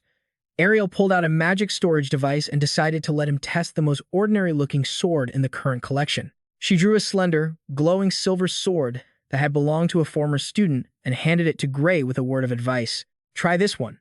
Gray stood in the center of the vast arena, taking a deep breath to focus all his will into his inner self. He told himself he was one with the blade. Immediately, a fierce burst of red flame erupted, wrapping tightly around Metalum Norum's silver sword. Gray couldn't help but feel thrilled as he saw his power reacting in perfect harmony with the weapon. He had finally activated it. Suddenly, a deep, mysterious voice echoed directly within Gray's mind, while there was still time. When the time came, Gray froze in shock, his red eyes filled with suspicion. "What? Did I just hear a voice in my head?" Watching from afar, Headcott Longfow nodded, confirming to Ariel that activating Gray's power would no longer face obstacles with this compatible sword supporting him. Shaking off his confusion, Gray shouted, "Here I come," and lunged into the middle of the army of iron golems, crushing their reinforced armor in the blink of an eye. Gray analyzed it to himself. While fighting, his power output remained the same as before, but he was shocked to realize the key difference. The sword swung with incredible smoothness, and his own body felt remarkably light. Gray continued to unleash a barrage of slashes with terrifying speed. He swung his glowing red blade, crushing the iron armor in an instant. The onlookers couldn't help but exclaim in horror. "He's so fast, but this time, he's completely different from before." A storm of red blade energy swept across the arena. Gray moved with unimaginable speed. He felt as though he were flying amidst the shards of iron armor scattering everywhere. The final helmet hit the ground, ending his frenzied attack. Gray's glowing red eyes flashed with a cold, focused gaze. He stood firm with the sword in his hand. Blood trickled from the corner of his mouth, but his killing intent had not diminished. Gray gasped in surprise as he looked at his handiwork. "Huh? No more targets left?" He stared at the sword, silently calculating that the number of targets was the same as last time. Gray remembered the previous training session where he could only take down about half. Yet now, the entire army of golems had been completely wiped out. Watching from afar, Ariel called out her student's name with a complicated look in her eyes. "Gray!" Ariel and the other professors rushed over in a panic. She asked loudly in shock, "How are you still standing?" Gray asked back, dazed, "Huh." As his consciousness began to fade, a deep, heavily bleeding wound was revealed, the result of a terrible backlash, and he collapsed on the spot. Witnessing her student's dire condition, Ariel screamed in alarm, dropped the sword. The silver blade clattered to the floor the moment Gray buckled. Ariel immediately ordered the medical team to deploy restoration magic. Under the influence of the glowing blue spiritual energy, Gray struggled to get back up. Trembling, he pressed his hands against the ground, dazedly questioning his own strength. Headcott Longfow rushed over to support his student, warning, "Don't push yourself too hard." Gray could only respond weakly, "Sorry." Ariel worriedly reminded him that losing so much blood would exhaust his stamina even with magical support and ordered him to take a rest. Headcott Longfow remarked that Gray had just crossed a limit he couldn't touch before and saw it as a good sign. Ariel bent down to pick up the sword. She agreed, but didn't forget to offer a warning. Moving without knowing your own condition is very dangerous. In actual combat without professional healers nearby, you'd better be careful. You need to know your limits and pull back when the time is right. Ariel raised the silver sword to inspect it, feeling truly impressed. After all that, not a single scratch. It really is an incredible sword. Looking into the polished blade reflecting her own image, Ariel secretly wondered, did the sword's aura grow stronger, or am I just imagining it? Suddenly, Ariel froze, her expression shifting. Noticing the anomaly, Headcott Longfow asked worriedly, "What is it, Professor?" Immediately, a thunderous explosion shook the entire academy. Gray and Headcott Longfow couldn't believe their eyes, barely able to gasp in astonishment. Massive boulders began falling from above. Thick dust and smoke engulfed the collapsing tower. Below, a crowd of students scrambled to escape in chaos. They screamed in desperation. It exploded. "Run!" Debris falling. What's happening? An earthquake? A tsunami? Faced with the urgent situation, the professor's commands rang out. All instructors, deploy barrier magic. Prioritize saving lives. A massive blue shield was erected to block the falling debris. Gray wiped sweat from his face, asking in shock, what happened? Headcott Longfow looked toward the scene with an extremely serious expression. He realized the area that was attacked was where the vault of dangerous materials was located. Observing the eerie purple energy burning away, He was certain that this was clearly an explosion caused by someone. Headcott Longfow revealed that right after the explosion, he caught a fleeting trace of teleportation magic. Ariel gasped in realization. Don't tell me they just openly robbed the Academy's headquarters. Those around her immediately denied it, noting that the vault walls were protected by powerful anti-teleportation magic and could withstand almost any type of explosive. But Ariel stared into the pitch-black smoke and revealed a terrifying truth. The shock of Liquid A's energy signature lingering in that smoke. Gray gasped, stunned. What the? When did those demons manage to sneak in here without anyone noticing? Ariel pushed her glasses up, her expression grave. They must have used crystals crafted in an underground lab to breach the outer wall and disable the anti-teleportation field. Gray realized with a jolt who was behind this madness. So, the ones who caused that explosion, their accomplices of Vari and Bradley, they had actually dared to attack the Academy's headquarters in broad daylight. After conducting their own investigation, a shocking truth was confirmed. Numerous priceless artifacts had been officially stolen from the Academy's vault. Standing before the crime scene map, Professor Ariel mused that while the higher-ups were trying to cover up the details, it was obvious that an outsider couldn't have triggered an explosion of that magnitude so easily. The fact that the enemy could completely neutralize the teleportation-blocking device to make their getaway was the smoking gun. Ariel stated definitively, this was an inside job. They had been betrayed from within. Gray gasped, reeling from the realization of such deep-rooted rot at the heart of the organization. Impossible, Ariel murmured, staring into the distance. She bitterly admitted that the Academy might no longer be a place they could trust, or perhaps it had been this dark all along. She analyzed that if the Academy was truly under enemy manipulation, they could use their authority to seize whatever they wanted. The only reason they would resort to such extreme measures like blowing up the main vault was because they had no legal way to get their hands on those items. Ariel paced thoughtfully, confirming that the mastermind behind this was none other than the Bloodrinker organization. She gritted her teeth in fury. Those vermin have managed to infiltrate the Academy itself. Gray suddenly recalled the look of pure hatred on Bera's face whenever she spoke of those who murdered her parents. And now, they were here. Ariel sat down, her face stern.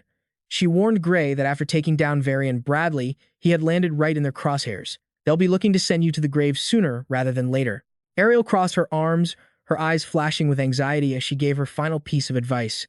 Stay on high alert at all times, especially whenever you step outside the Academy grounds.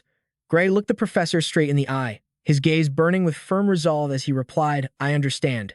Gray walked into the lecture hall with a calm demeanor, but the gloomy atmosphere hanging over the students left him puzzled. What's with everyone looking so miserable?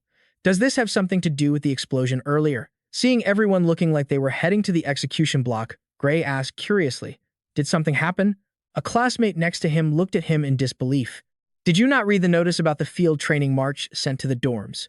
Gray paused for a moment before remembering the notice. Field training? Oh, right, I think I got something like that.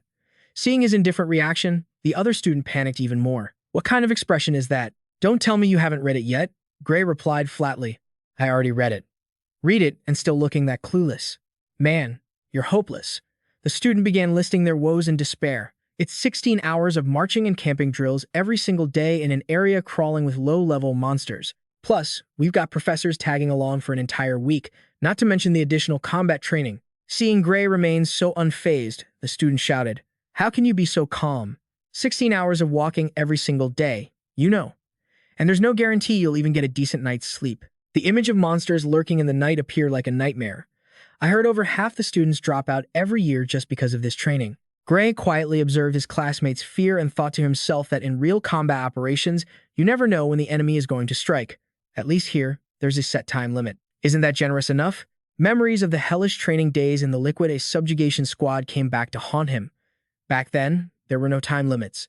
Gray recalled how he and his comrades were thrown into treacherous mountains, forced to march for a full week straight amidst bloodthirsty monsters. Many had nearly lost their lives when they were suddenly attacked by massive entities in the dead of night. He's already been through it. No wonder he's so calm. Gray mused, thinking that since the professors were coming along this time, nothing truly terrible would happen, leaving the student beside him speechless, wondering if Gray was actually serious. Leon Hadapias looked over in admiration, thinking that as expected of Gray, even hellish training couldn't shake him now that he had reached this level. Gray gave a slight, wry smile, but witnessing the sheer terror of everyone around him, he couldn't help but feel that some hidden danger was waiting ahead and reminded himself to keep his guard up. The day finally arrived for the annual field training march for the freshmen. Standing before the majestic city gates, the professor leading the group loudly announced the start of the challenging journey. He didn't forget to deliver a stern warning that this training would be incredibly grueling, and most who couldn't complete it wouldn't make it to their second year. He urged the students to persevere to avoid that fate of being washed out. In the distance, majestic mountain ranges and cascading waterfalls appeared like a powerful challenge aimed directly at the recruits. Well, you made it into the school, but actually getting that degree is going to be a long, hard road, guys. Gray looked toward the horizon and realized that was the edge of the Wint continent. He recalled that this place was nearly uninhabited and wondered why. The group of students, fully geared up, began to leave the protection of the academy to head into the danger-filled lands. The column marched silently across the lush green fields, officially embarking on a grueling survival journey. As they ventured deeper into the dense forest, one student looked around anxiously and asked, "Professor, that doesn't look like a path." The professor replied nonchalantly, "I know." Before his bewildered students, he coldly explained that it wouldn't be training if they were marching on a proper road. A heavy, exhausted atmosphere quickly enveloped the freshmen. Heavy panting began to echo through the air. One exhausted student groaned, "Ugh, how much longer do we have to walk?" Responding to the grumbling, the professor coldly announced, "It's only been 8 hours since we started marching. We're only halfway through today's distance." Responding to the exhaustion, the cold-hearted professor announces, "It's only been 8 hours since the march began. We've only just made it halfway through today." "Wait, what? We're only halfway there? Forget it. Let whoever wants to keep going, go. I'm out. Hee hee." A scream echoed through the entire forest. The students were horrified to realize that even though it was only the first day, their stamina had already hit rock bottom. Watching the desperate group, the professor began spouting a load of deceptive encouragement. "Just keep moving. You'll be fine. Your bodies will get used to this pace. The difficulty is only in the beginning. Before long, you'll be walking like it's second nature, without even having to think about it." Really? He's definitely lying. As everyone felt drained, the attention shifted toward Leon Hat-Appius. One student marveled, as expected of Leon. "He doesn't look tired at all. That's the caliber of the top student in the sword-fighting class for you." However, Leon's focus was currently on someone else. Watching the steady back in front of him, Leon was secretly impressed. Just as expected from Gray, he had kept the exact same rhythm from the very beginning without changing it once. Gray's glowing red eyes calmly scanned the surroundings, showing that his physical condition remained extremely stable. "I'm so exhausted." A female student walked sluggishly along the edge of the forest. She suddenly froze, sensing something unusual. Humph! Instantly, a giant spider lunged down from the trees, and she only had enough time to let out a shrill scream. "Looks like you're done for, miss." But before the monster could reach her, a sword suddenly shot through the air with terrifying speed, pinning the spider to a tree in a split second. Gray quickly retrieved the sword that had taken down the spider, leaving his classmate still stunned and trying to regain her composure. She trembled and stammered, "Thank you." Gray just responded casually as he turned to walk away. "Some bugs around here are poisonous. You should be careful." Witnessing that lightning-fast display, Leon Hat-Appius couldn't help but be amazed as he silently assessed the situation. He's not just walking, he's prepared for any surprise attack. "I can't find a single opening in his stance."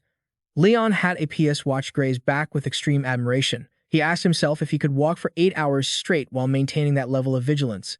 How much training would it take to reach his level? Meanwhile, Gray remained calm. He told himself his stamina was holding steady, thanks to the brutal training he underwent before turning back time. Compared to the living hell of his previous life, Gray felt that getting a decent sleep each night during this drill was an excessive luxury. Guess that's what happens when you've been through life and death. However, Gray's red eyes suddenly narrowed in thought. But more than that, what worried him was Professor Ariel's warning, which suddenly echoed in his mind. Always stay vigilant, especially when you are outside the academy. Gray realized this drill was the perfect opportunity for hidden enemies, as it brought them into open areas with loose security, and most importantly, the academy knew their exact location. Gray's hand clenched into a fist, and he prayed silently, hoping nothing bad would happen. The group trudged along under the professor's lead, venturing deeper into the ancient forest, which was riddled with lurking dangers. The column suddenly received an order to halt from the professor. Every student was exhausted, their breathing heavy with utter fatigue after the long trek. The professor crossed his arms with an air of authority and declared loudly, "From this moment on, we will begin our eating training." Eating training? Well, at least we get to eat. Hee hee. As soon as they heard the word eat, the gloomy atmosphere instantly vanished. The students cheered in total excitement. Their minds were immediately filled with images of hot food from soup and grilled skewers to savory noodles. Everyone jumped for joy, believing they would finally get to rest and have a decent meal. However, Gray looked on with a skeptical gaze. He thought to himself, "Eating training? That name gives me a bad feeling." As expected, the The professor immediately poured cold water on their excitement with a deadpan face. Rest? What are you all talking about? He coldly explained that during a march, the students had to cook for themselves. The entire group of students collapsed to the ground in total disappointment and exhaustion. Ignoring the group's fatigue, the professor loudly announced that he had divided everyone into squads to ensure their strength was as balanced as possible. He ordered each team to take a set of cooking tools and start preparing a meal immediately. A magic list appeared in the middle of the forest. Team D was announced, with Gray as the team leader, side by side with members Bass, Rumia, and Benes. Gray couldn't help but worry. Team D, is it really okay for me to be the leader? Surely no one wants to take orders from someone who entered the school through the special evil eye admission. As he was lost in thought, a pink-haired student approached him warmly. Great to meet you. Gray was stunned as he shook the boy's hand. Huh? They're friendlier than I thought. I figured they'd say something like, I don't want to take orders from someone who couldn't even pass the regular entrance exam. He hesitated and asked, Are you guys really okay with me being the team leader? The guy replied firmly, What are you talking about? After seeing that interclass battle, no one is more deserving of being the leader than you. The female teammate nodded in agreement. That's right, you're definitely the most reliable person here. They quickly brought over the tool crate and asked for his input. Anyway, we've brought the stuff. What do you want us to do next? Witnessing the complete respect from his classmates, Gray smiled to himself. Their attitudes changed so fast. That fight really left a strong impression. Is this academy really a place that only respects raw power? Good thing I showed them what I could do, or I'd be in for a rough time. Suddenly, another student raised a hand in panic. Professor, there's no food in the supplies you gave us. I mean, all we have is a pot and a fire starter kit. Looking at the empty pot lying there, the professor coldly crushed the group's hopes. In a real military march, you wouldn't even have food, let alone cooking tools. Being provided a pot is already overly generous. Don't you think so? The students were frozen by the news that there were no rations. Leon Hat Apius stepped forward to ask, Professor, with all due respect, in modern field operations, logistics are supported by magic storage bags, right? It's hard to imagine a long march without carrying any food. The professor admitted that he was right, but that only applied to pre-planned marches. He continued to explain that in emergencies like having to camp mid-battle or if the supply officer falls, they might be forced into a long march without any preparation. What's more, magic storage bags are incredibly valuable. Unless you're part of a large-scale unit, everyone has to carry their own gear on their backs, just like we're doing now. His gaze turned icy as he pressed them. And when that happens, do you want to just die because you're helpless? Start learning how to survive, people. Under that pressure, Leon H. could only bow his head in apology. I'm sorry. Meanwhile, Gray looked at the black bag in his hand and realized in shock. Some magic storage bags are actually this rare? I just took it, thinking it was basically just a sword bag. The professor suddenly changed his expression and announced, But don't worry, I have some good news for you all. He revealed that this forest is crawling with monsters, and while he had used magic to repel them throughout their march, he was now going to lift it. In other words, you won't have to worry about finding food anymore. Good luck, everyone. He allowed the students to drop their luggage, then snapped his fingers decisively, releasing the monster-repelling magic. The protective barrier shattered instantly, and they were officially thrown into a survival hunt. Bass looked around the forest nervously and turned to ask Gray, Team leader, what do you think we should do? Gray replied calmly, as if it were obvious. What do you mean? We just hunt monsters and eat them, right? That's the only option. He explained that he'd been observing the path closely, and based on the tracks and droppings, this forest only had small to medium-sized monsters, so the team could easily handle them with just their swords. Though she thought they should start with light training, Rumia couldn't hide her concern. Aren't we just being thrown to the wolves here? Real combat, already? Finding monsters in a forest this vast would be a pain. Gray suggested a tactic that made the whole team shudder. If they're predators, it's easy. We just wander around until they find us. The team gasped. You mean use ourselves as bait? Gray urged everyone to move out decisively, because if they stayed in one spot, they'd have to compete for prey with other squads. Seeing his teammates hesitate, Gray smiled and suggested a terrifying alternative. If you really don't want to fight, we could find bugs or snakes to eat.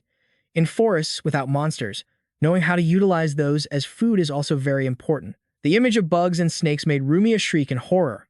I want to hunt monsters. After all, we are already in a forest full of them.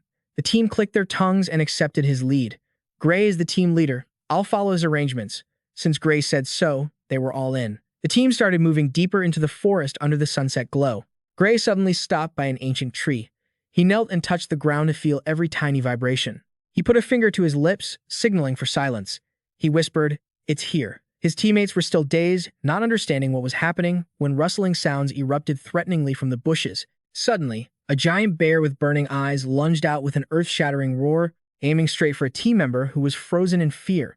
Don't be scared, bear meat is delicious, especially the paws. Hee hee. Facing the massive entity blocking out the sunlight, Bass realized in shock that this was a real monster, with speed far beyond anything he had imagined. But just as the deadly claws were about to connect, Bass managed to reflexively dodge. He felt his body moving on its own, thanks to the experience from the entrance exam and the harsh training they'd gone through. Bass gritted his teeth firmly. Don't underestimate me. A sharp sword strike from the World Union Academy rang out, cutting deep into the monster's body and creating a massive wound. Even though it was hit, the beast roared in a frenzy of rage. Bass screamed in panic. Gray. With the reflexes of a seasoned warrior, Gray managed to finish off the bear before it could hurt his teammate. Finally, it bit the dust. His sword slammed into the ground after the lightning-fast finishing blow. Bass sat slumped on the ground, still reeling from the near-death experience, while Rumia and Benes hurried over to the scene with worried looks. Gray silently sheathed his sword. He remarked that its bones were indeed tough. He reached out to help his teammate up and asked, "Are you okay?" Bass shook as he grabbed Gray's hand, full of gratitude. "Yeah, you saved me. Thanks." Gray looked at the carcass and gave some serious advice. Wild monsters will keep on, attacking even after you land a critical hit. Instead of focusing on killing it, you should prioritize not getting hit. Bass admitted bitterly. Right? I learned that lesson the hard way. The team dragged the giant bear carcass toward the campsite, realizing that real survival combat was completely different from sparring practice between people. Night gradually fell, and a crackling fire warmed a corner of the old forest. Bear meat was skewered and sizzling, and a pot of stew filled the air with a savory aroma. Bass gobbled it down and marveled. Bear meat is actually pretty good, huh? Gray silently enjoyed his meal, privately noting that monster meat tastes completely different depending on the species. Some taste terrible, and some are highly toxic. Good thing we bagged a specialty, right? Gray scooped some soup while casually sharing survival tips with his team. When you go on expeditions, you should always look up the local monster list. If you have to find food in an unknown place, I recommend hunting wild boar. They usually aren't very toxic and taste pretty decent. Taking a bowl of hot soup from Gray, Rumia whispered a thank you. Bass couldn't help but be impressed. You really know everything, don't you? Were you trained in survival, not just swordplay? Gray smiled and replied that he'd learned a bit a long time ago. But deep down, he thought to himself that it was better not to remember those hellish training memories. Seeing Gray modestly claim he wasn't that knowledgeable, Bass looked at the meat on his skewer and thought, he doesn't look like someone lacking in knowledge at all. Just as the squad was having dinner by the flickering fire, another group of students approached, looking miserable and begging for help. Sorry, if you guys have any extra food, could you share some with us? Our hunt didn't go so well. Looking at the burnt, tiny scraps of meat in their hands, Gray turned to ask his teammates, you guys don't mind, right? Looking at the pot of bear meat bubbling away, everyone thought that this amount of food could probably feed the whole class. That bear was huge anyway. How could we eat it all? Sharing is caring. Ha ha. A trainee was overjoyed and reached out for the meat skewer. But before they could even finish saying thanks, an oppressive shadow suddenly loomed over them. The instructor leading the group glared with glowing eyes behind his glasses and coldly declared, transferring food between squads is strictly prohibited. If you want to eat, go find it yourself. Faced with the instructor's absolute authority, the students could only mumble a submissive yes, sir, before trudging back to their pot of watery soup, leaving Gray's delicious-smelling skewer behind under the instructor's harsh, watchful gaze. The group continued their weary march through the forest under the glowing red sunset until the instructor's booming voice rang out. Everyone stopped as he announced, "We're setting up camp here for tonight."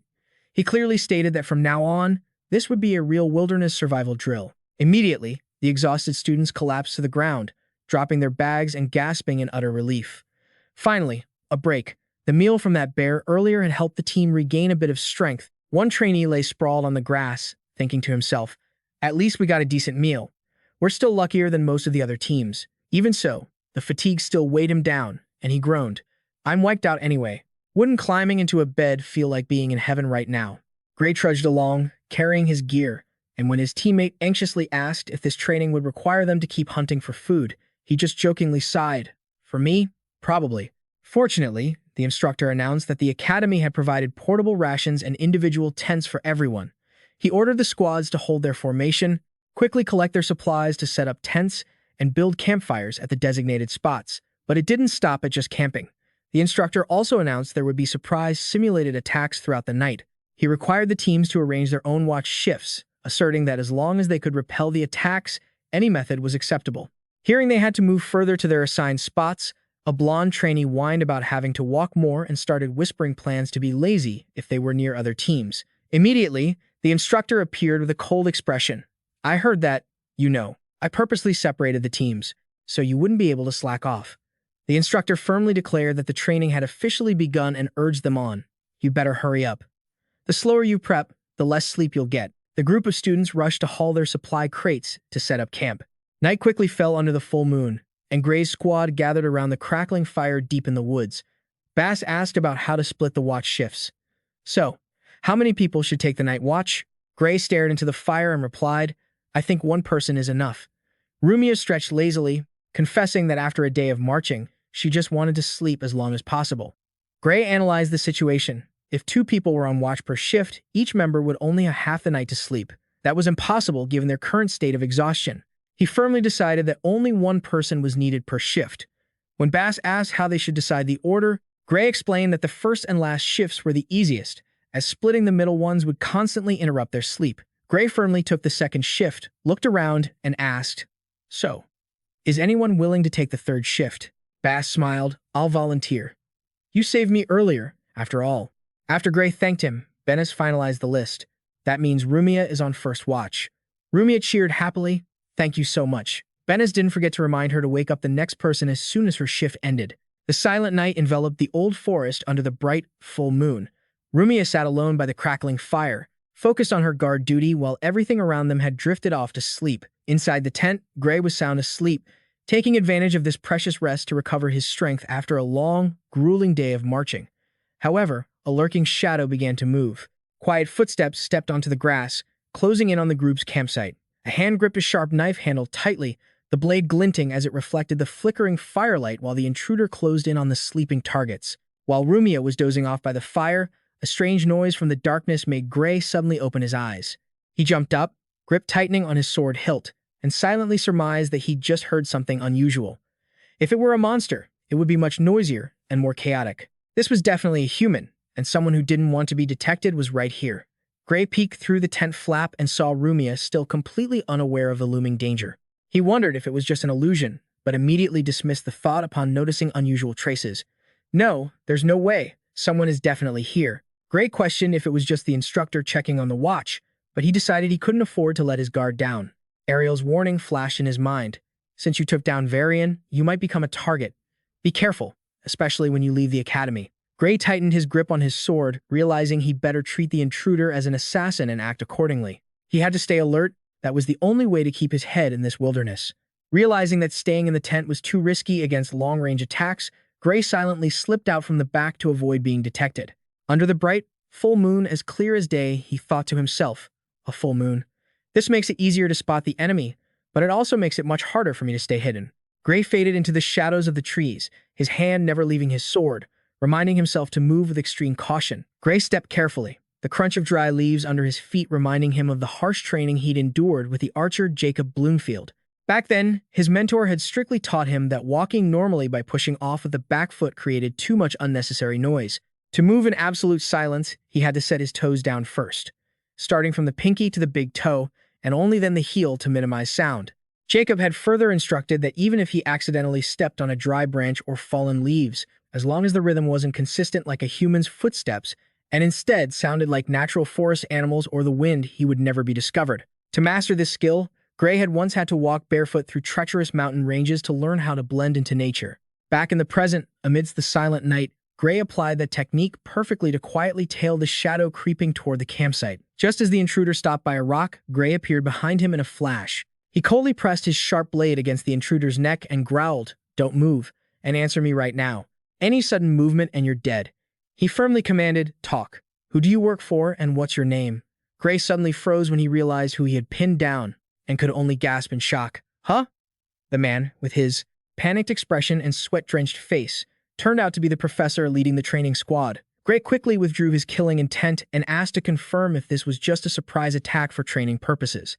The professor could only stammer an explanation, saying he just wanted to test the student's vigilance, but he never expected Gray to sneak up on him from behind without him noticing, let alone hold a sword to his neck like a true assassin. The professor, sweating profusely, gave a strange smile while the blade remained pressed against his throat.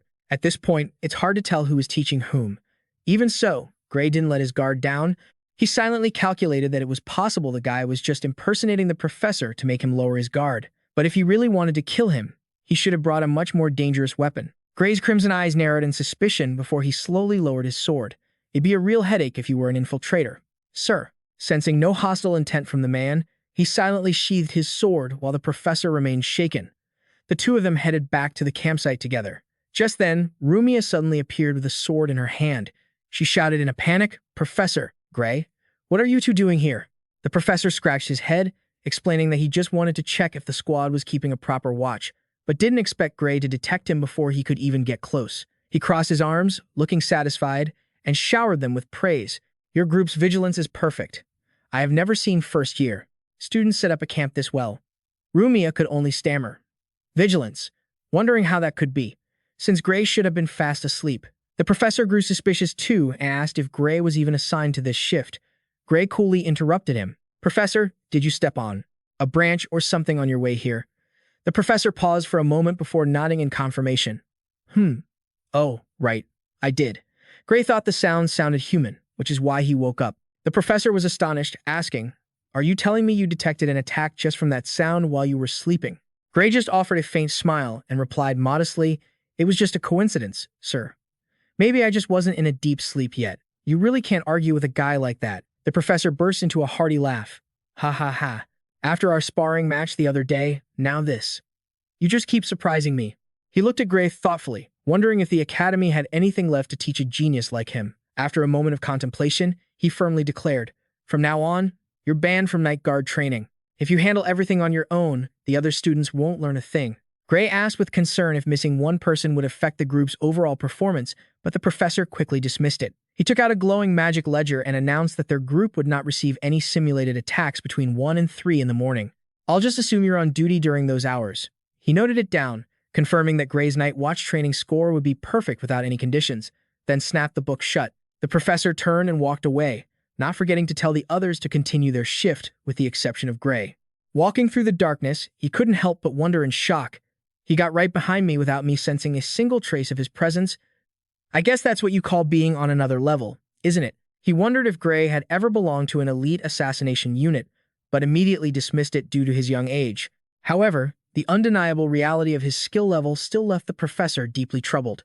At the camp, Rumia was also looking at Gray in utter amazement. She couldn't help but wonder about the true identity of the boy standing before her. Gray just scratched his head, smiling awkwardly with a mysterious look on his face, leaving a big question mark in everyone's hearts about who he really was.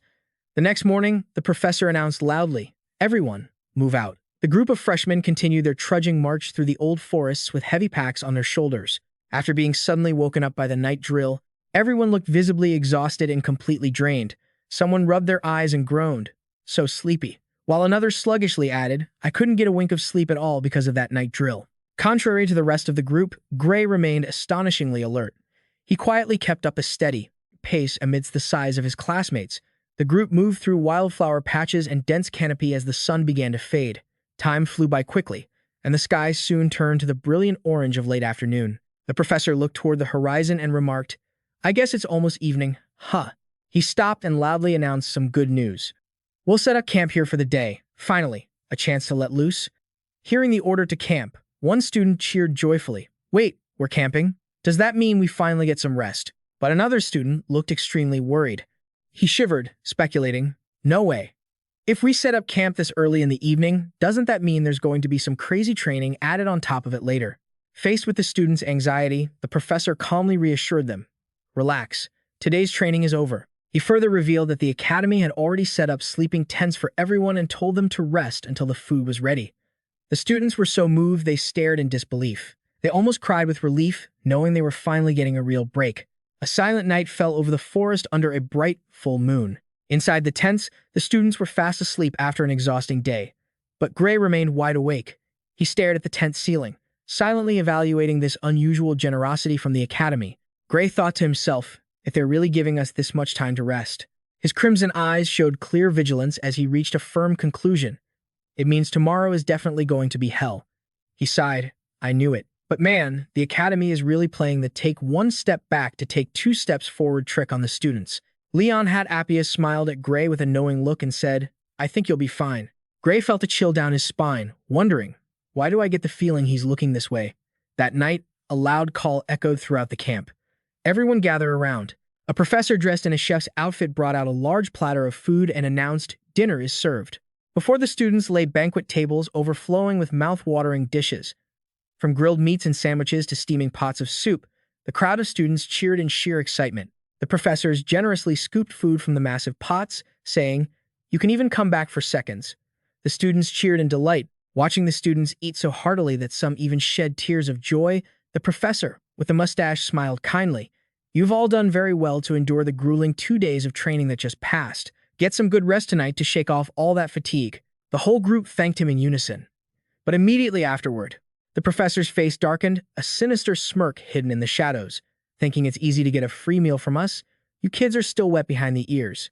After a night of good food and deep sleep, the sun rose over the majestic and treacherous Gastia mountain range. The professor announced loudly, from here on, we begin our exercise on crossing the danger zone of the Gastia range. Follow me.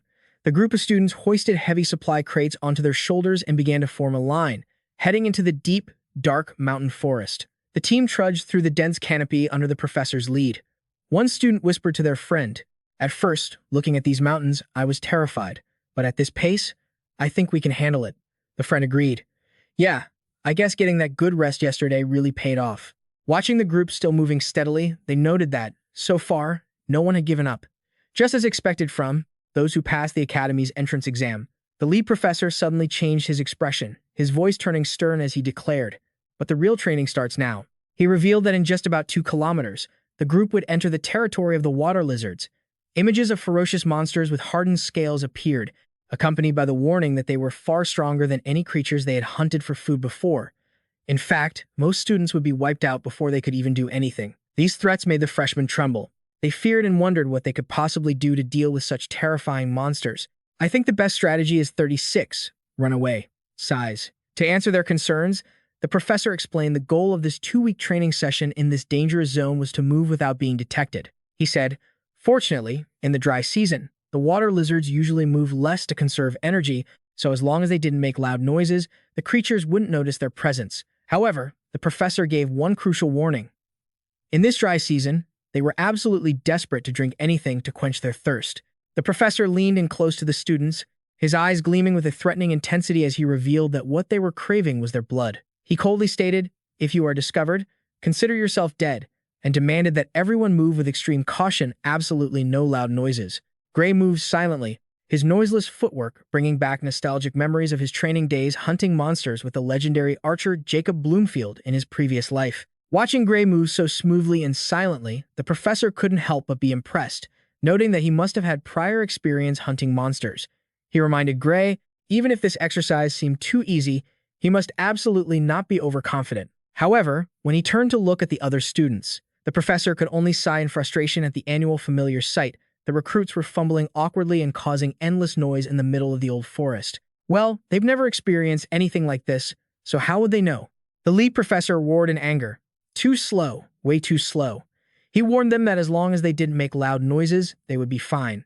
But he kept pushing the exhausted students to keep up the pace. One blonde student, drenched in sweat, silently complained that the professor was the one making all the noise. The professor continued to yell, asking if they really wanted to camp right in the middle of the water lizard territory. The group started walking more stealthily and cautiously than ever. Watching this, Gray secretly felt confused as to why the academy forced students to practice stealth marches without giving any specific instructions. He thought to himself that they should have been taught this technique in a safe place before being thrown into the field like this. Behind him, another student remained quite overconfident. He reassured himself that the current noise level was still under control as long as no one made any huge sounds. Night gradually fell, and the students trudged through the dark expanse of the old forest. The professor suddenly raised his hand to signal a stop and coldly declared, from now on, talking is strictly prohibited. He ordered everyone to use sign language if they wanted to communicate. He further warned that anyone who made a loud noise or opened their mouth to speak would have points deducted without mercy. Things were getting tense as a guitar string. Right after the command to march began, the group plunged further into the darkness. A blue-haired student thought to himself that even though making noise was forbidden, this journey was no different from a regular mountain hike. He noticed that their moving speed today was even slower than yesterday, and he began to let his guard down, thinking the whole thing was actually quite easy. He even doubted if there were really any monsters here, assuming the academy would never push students into a place with creatures that could kill them instantly just for training. He convinced himself that the professors were just pretending about the monsters to force them to practice stealth marches, though he decided to play along so he wouldn't lose points. His overconfidence cost him dearly. In a moment of carelessness, his foot slipped off a rock, causing him to lose his balance and tumble down. Gray immediately noticed the anomaly, his crimson eyes flashing with vigilance as he sensed the danger about to strike. The fellow student fell flat on the ground, still regretting the points he was about to lose. Why worry about lost points? Worry about your life, which is about to be lost. He was still complaining about his score, smugly thinking that he was right and no monsters had appeared. But before he could even finish the thought, a roar echoed through the forest, shaking the very ground. The professors and students immediately drew their swords, ready for a life-or-death battle. A swarm of ferocious water lizards with glowing red eyes rushed forward simultaneously. One student froze in terror as death loomed near. But in that breathless moment, Professor Headcott Long Fao appeared like a savior, decisively stabbing his blade straight into the sharp fangs of the monster, pinning the beast to the ground until it gasped its last breath. Immediately, Leon H., not to be outdone, surged forward. With a powerful slash aimed straight at the next monster, Leon's blue eyes blazed with determination. But he was shocked when he realized his blade only created harmless sparks against the creature's thick, armored scales. Not even a scratch. Leon gasped in disbelief. Chaos erupted as even the professors began getting injured under the overwhelming tide of monsters. One professor roared in sheer anxiety. "This isn't something students can handle," he barked, ordering an immediate retreat. Meanwhile, the other professors drew their swords, charging into the fray while shouting, "We'll handle this." Watching the professors struggle to do more than leave shallow wounds on the monster's tough hide, one student panicked, wondering if they could actually take down these terrifying beasts. Water lizards were naturally dehydrated, so just causing them to lose a bit of bodily fluid was enough to kill them. "If you don't want to end up as bait for these water lizards, never come here during the rainy season," the instructor revealed, noting that this exercise was only scheduled after confirming there would be no rain. The instructor's gaze was intense as he warned that the group was only alive to stand here and talk because the professors had already cleared out the surrounding monsters. Otherwise, they'd all be dead by now. This march was nothing but pure torture for the students. The march continued. The students struggled to climb steep cliffs amidst the dense forest. Exhausted and drenched in sweat under the weight of their gear, they trudged onward, led by the professor. As the group reached the mountain peak, Professor Headcott Long Fao loudly announced the end of the grueling climb right next to the carcass of a freshly slain monster. Meanwhile, the students collapsed to the ground, panting from complete exhaustion. Looking at his exhausted students, Headcott smirked mockingly. "Already tired?" Leon Hat Appia sighed warily to himself. His body was fine, but this was mentally draining. Was it really necessary to endure such a difficult march just to avoid making loud noises? Gray calmly replied that if you weren't used to it, it would be extremely tough, and that was the core purpose of this training. Professor Headcott Long Fao confirmed that the group had only been spotted by the water lizards 4 times so far, a decent number compared to previous years. Decent? Does that mean it's even worse in other years? Standing by the monster's carcass, Headcott loudly asked. "All right, any questions before we move on? Once we cross into their territory, we won't be able to talk." Gray, his red eyes full of caution, suddenly spoke up. "Professor, something is bothering me." When asked what it was, Gray pointed to the horizon, noting that the cloud over there seemed to be growing, and it was positioned upwind from them. The crowd of students looked on blankly, while Headcott fell into a contemplative silence. "Good observation." He turned to consult his colleague, Professor Rent. "Do clouds ever form in this season?" Rent flatly insisted that it was normally impossible. Watching the solitary white cloud looming larger in the deep blue sky, Headcott felt a nameless dread taking shape. With a sinking feeling, Headcott ordered the group, "We're turning back. The training is cancelled. Move out. We have to leave the water lizard's territory immediately." But Professor Rent suddenly opposed him with a cryptic smile. "No, we should keep going." He sarcastically asked if Headcott was going to call off the whole training session over a small cloud. Headcott's eyes narrowed. He insisted that the cloud's presence was an anomaly and that student safety had to come first. After all, lives were more important than anything. "Don't mess with death." Professor Rent brushed off Headcott's concerns, claiming he had led this training for years and demanding everyone trust his judgment. Even though Headcott Long Fao tried to argue about the suspicious cloud, Rent pushed the pace, insisting it was a good training opportunity for the students. He shouted for everyone to keep up as if their lives depended on it. Confident that with their recent training, the recruits would surely keep pace. Rent ordered that no one was to fall behind and that there was no time to tangle with the lizards, while strictly forbidding any loud noises. Yet, the sky began to pour down cold rain, right in the middle of the dry season. While the students trudged on in fatigue and anxiety, Headcott caught some of the raindrops. He felt that something was clearly wrong. This isn't natural. Rain in this season was strange enough. Not to mention, the air wasn't humid enough to produce a cloud this large. Headcott was stunned, questioning if this rain was man-made, even as the group pushed through the dark, dangerous forest in the downpour. Poor us. We should have turned back. That old man is so stubborn. The rain grew heavier, and Rent began to lose his patience, shouting in annoyance. Damn it, it's actually raining. Why would it rain in this season? Gray silently crept up behind him and called out, Professor, when Rent snapped. What? Gray looked at him with glowing red eyes, warning. Is it really safe in a place like this? A giant water lizard with burning red eyes and razor-sharp teeth was closing in. The water lizard lunged with terrifying speed. Professor Rent took a painful hit. Immediately, he drew his sword and unleashed a desperate counterattack, leaving a long gash on the monster's body. Despite being wounded, the beast didn't flinch, swinging its tail to smash him into a cliffside. Behind him, the students screamed in panic. Professor Rent, tell me that lizard didn't just swallow him whole. Rent slumped, his breathing ragged and pained. From a distance, I watched, silently evaluating that a professor should have been fast enough to dodge that. Yet, he was badly hurt. Was it because he was too focused on attacking? The students around me began to panic at the monster's terrifying speed. They're so fast. Are water lizards always this fast? Gray looked into the rain and realized the harsh truth. Even though I knew, it was clear they moved much faster than when it was dry. Amidst the chaos, Professor Headcott loudly ordered everyone to focus. Gray answered firmly, yes. The professors immediately dashed forward. Powerful slashes felled the beasts one by one. One professor lunged to attack, but was immediately. The water lizard's powerful tail swept through, knocking them back, while the beast lunged frantically, aiming for a lethal strike. Just then, a flash of a blade finished the monster off instantly. It was Headcott Longfow. He stood firm on the battlefield, his eyes burning with intense power after that brutal finishing blow. A student stammered in relief, We actually killed it somehow. Another professor admitted that even someone at the faculty rank couldn't avoid getting hurt by these monsters' aggression. Headcott Longfow sheathed his sword, deep in thought, and firmly declared that they couldn't continue the training exercise in this condition. He gave a clear order to abort the mission and commanded them to activate the emergency teleportation magic immediately to get everyone out of the danger zone. The professor turned to his female colleague to ask if she had the spell ready, but her response left him horrified. About that, I've been trying to trigger it this whole time, but nothing happens. He roared in shock. What? He gritted his teeth in frustration, tugging at his hair, wondering if anyone else here was capable of casting that kind of magic. Another professor struggled to try as well, but the result was nothing more than weak sparks of magic. He admitted he was having serious trouble casting it too. Headcott Longfow realized the cruel truth. It was obvious they were being jammed. His gaze turned cold as he connected the dots. From the unnatural rain to their complete isolation, he was certain that someone was intentionally targeting the Academy's field trip. Gray stood in the rain, silently agreeing that the chances of an ambush were very high. Headcott Longfow gritted his teeth, anxiously questioning what he should do to save the situation. If we keep this up, we're all going to die.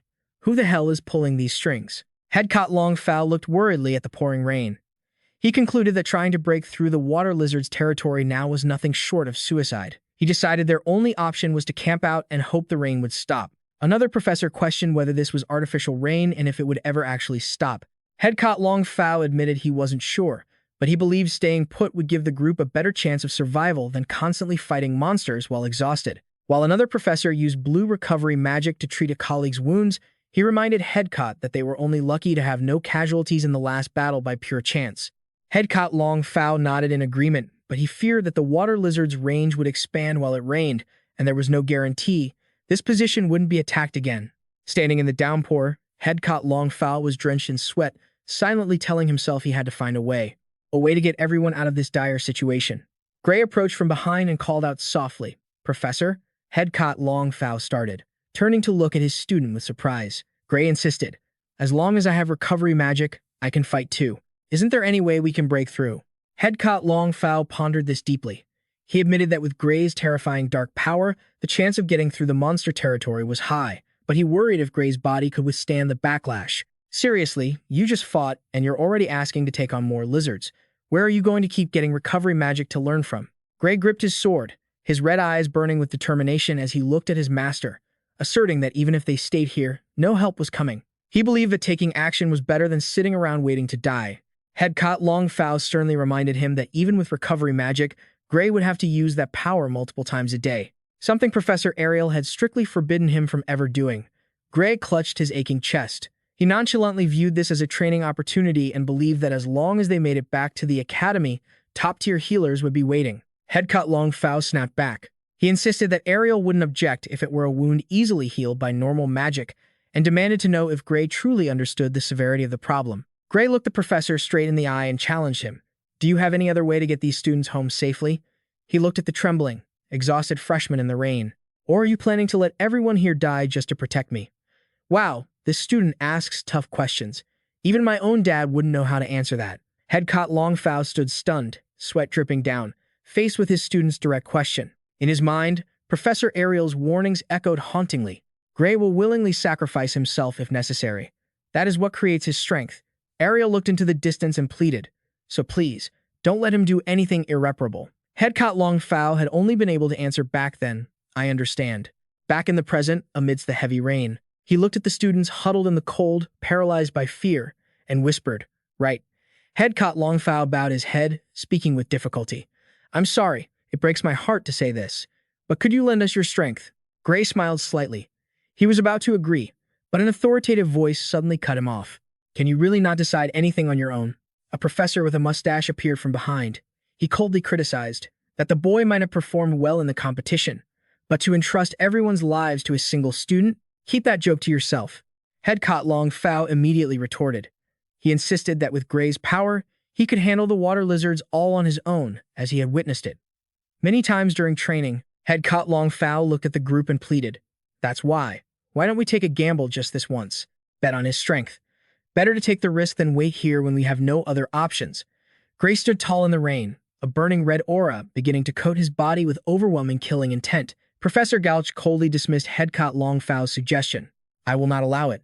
He firmly ordered a subordinate professor to use communication magic to send an emergency rescue request to the academy headquarters, believing that waiting for reinforcements was much safer than acting on their own. The other professor quickly confirmed the request had been sent. Even though the magic was heavily interfered with, the message had definitely gone through. Gouch was satisfied. "Just as I expected of you, always so quick." Looking at the students shivering in the rain, Gouch continued to apply pressure. "Do you understand now? If we move on our own, the risks will only increase." He pressed Headcott Longfao, asking if he really wanted to send these kids to their deaths. Looking at the water lizard lying dead on the ground, Headcott Longfao could only remain silent in total helplessness. Gouch coldly asked them what else they would. "How many more times will we get attacked before reinforcements arrive if we keep stubbornly moving? One wrong step now and a whole bunch of students are finished." "Oh, man."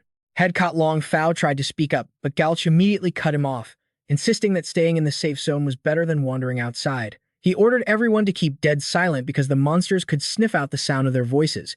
Gal turned his back and walked away with a mysterious smile, leaving Headcott with a suspicious and tense look.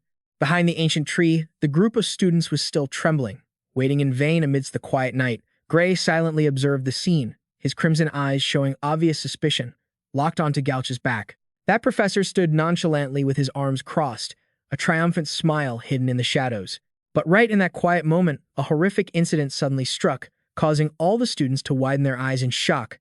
Headcott Longfao felt the danger closing in and blurted out, "They're here." Gray stood right behind him, his glowing red eyes full of determination as he affirmed, "We're ready anytime." He looked at his students and instructed, "Gray, if things go south, charge in immediately and beat them until there's not a scale left on their bodies."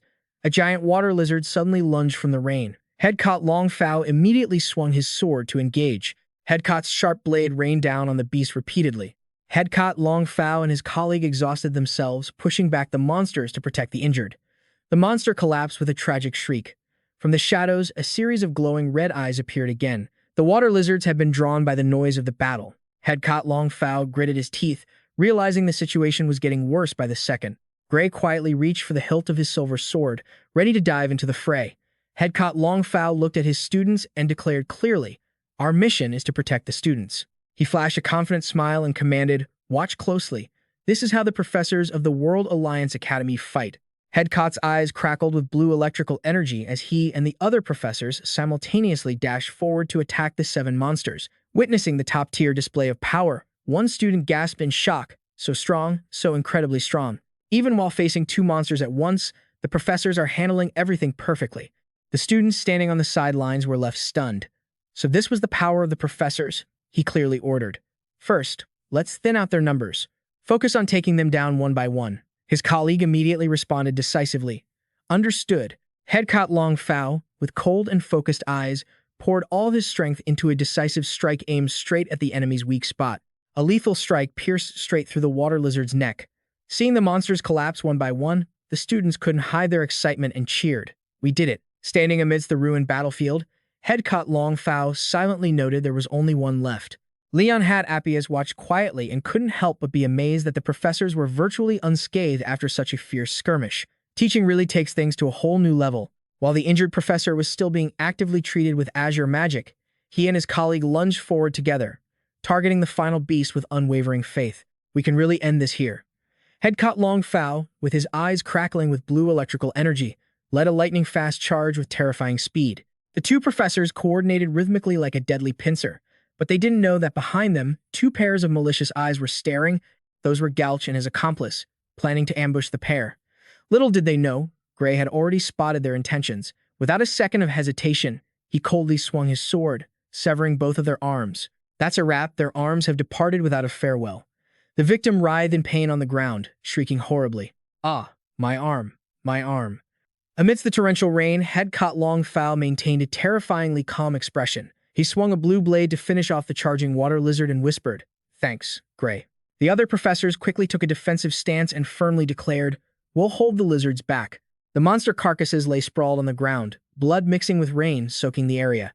Headcott pointed his sword at the traitor, clutching his wound and coldly demanded, "Now, start explaining." The culprits could only grit their teeth, sweat pouring down in extreme humiliation and fear. He looked down with sharp eyes, demanding, "Exactly, what were you planning to do?"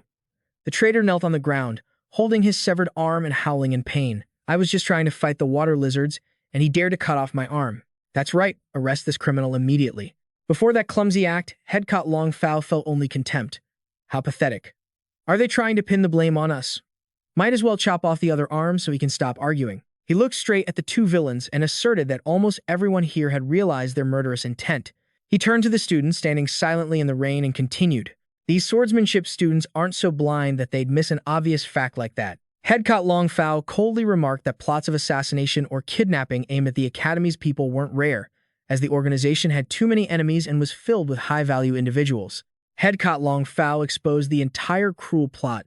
You intended to take advantage of the chaos while fighting the lizards to kill a professor. Then, once the guards were eliminated, you would slaughter the students or kidnap them for your own dark purposes. Is that right? Hearing this, the students couldn't help but tremble in fear. Headcott Long Fao turned to look at Gray with deep appreciation and affirmed, "We survived thanks to you." "Gray, you reacted truly fast."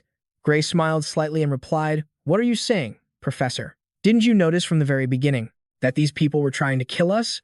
His glowing red eyes flashed with hidden meaning, causing Headcott to only smirk and admit, "Something like that." The traitor widened his eyes, trembling as he questioned himself in total horror. "You already knew? That's impossible. Could it be that our plan was leaked from somewhere? Seriously, you think if it wasn't leaked, they'd know? What a ridiculous question." Facing the traitor's denials, Gray coldly cut in.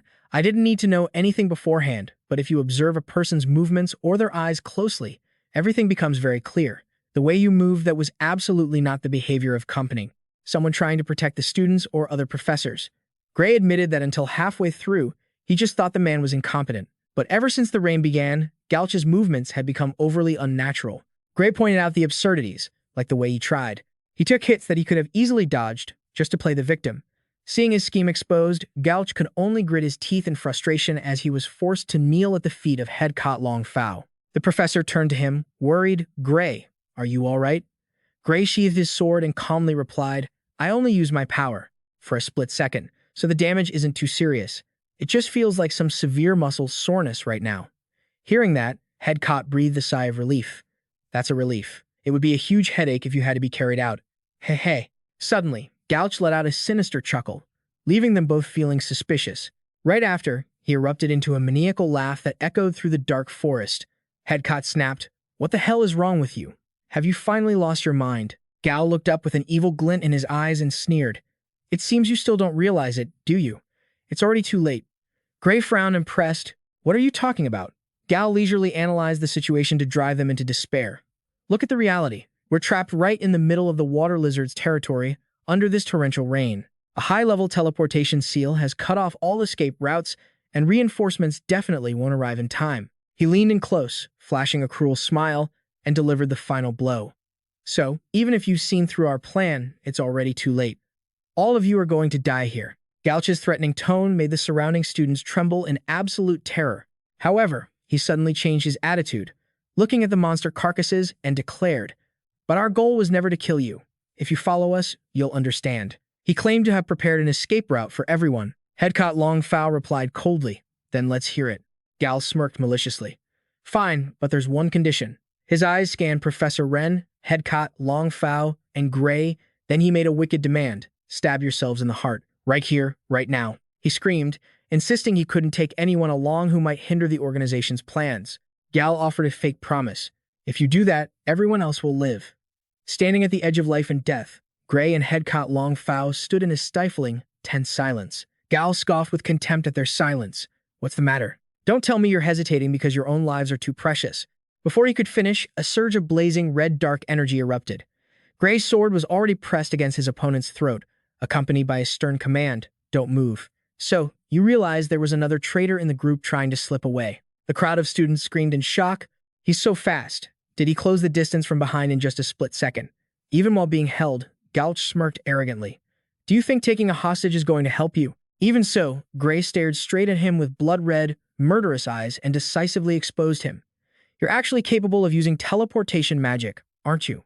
Installing signal jammers and blocking teleportation into the academy without being detected is extremely difficult." Gray coldly exposed the conspiracy.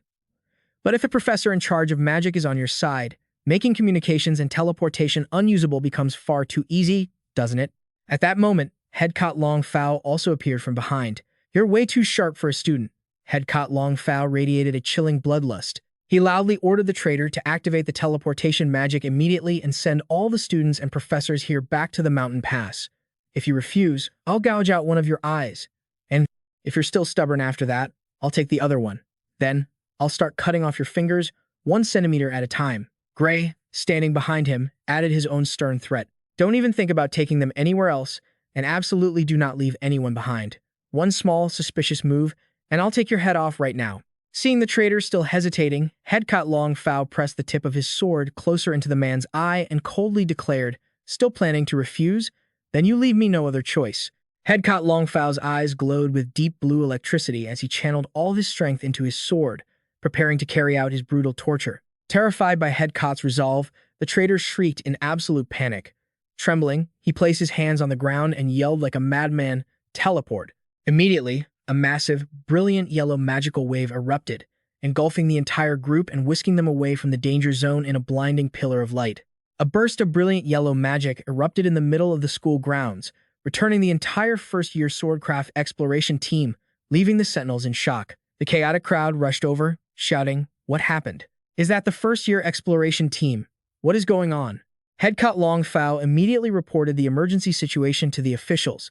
"While training in the water lizard's habitat, we encountered an extremely dangerous anomaly and had to conduct an emergency evacuation." The shocking news stunned the guards.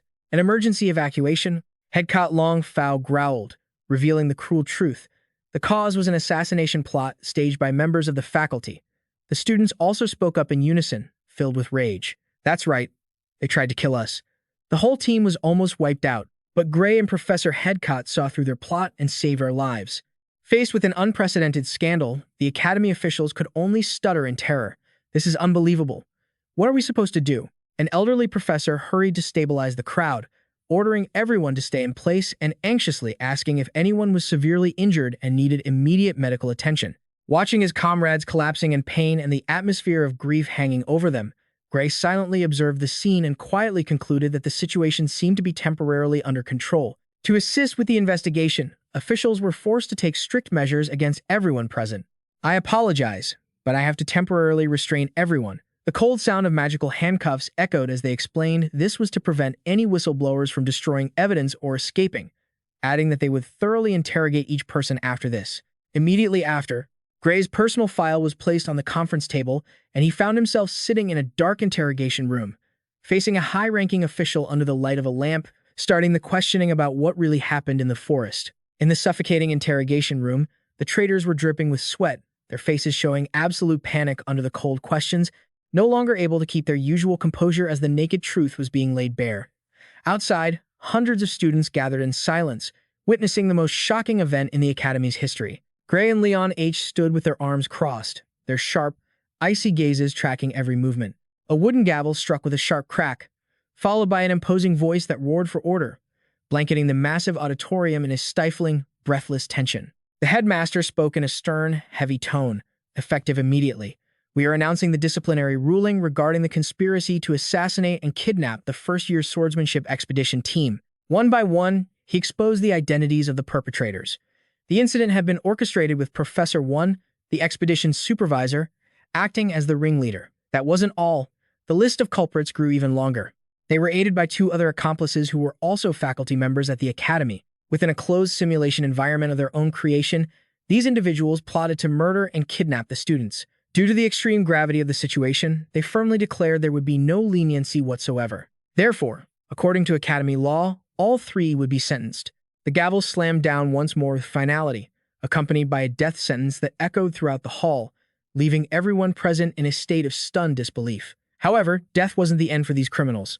To root out the networks and accomplices still lurking in the shadows, the board announced that the interrogator would be granted unlimited authority to employ the most brutal methods available. The headmaster offered a cold, menacing smile. Don't think for a second that you'll get off easy with a quick death. Terrified by the prospect of such torture, one of the professors shrieked in desperate, agonizing pleas. Wait, I've already confessed everything I know. Please, spare me from the interrogator. Right in the middle of the auditorium, an overwhelming pressure erupted from the headmaster, transforming his presence into that of a looming titan, completely engulfing the villains. The guy was radiating pure final boss energy. Their pathetic, wretched screams echoed as they were slammed to the floor by an invisible force, making everyone watching shiver in pure dread.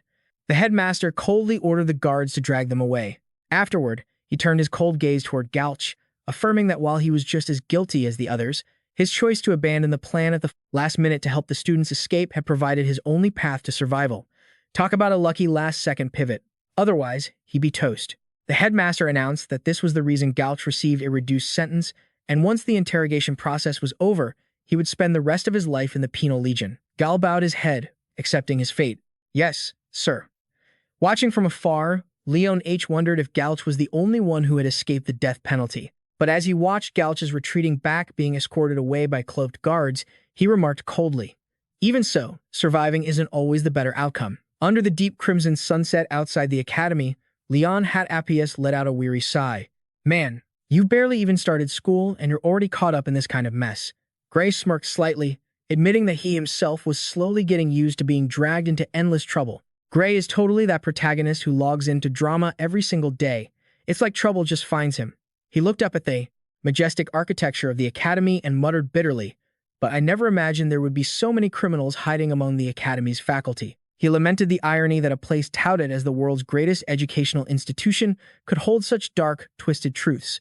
Gray confessed that, honestly, this place was nothing like what he had imagined before arriving.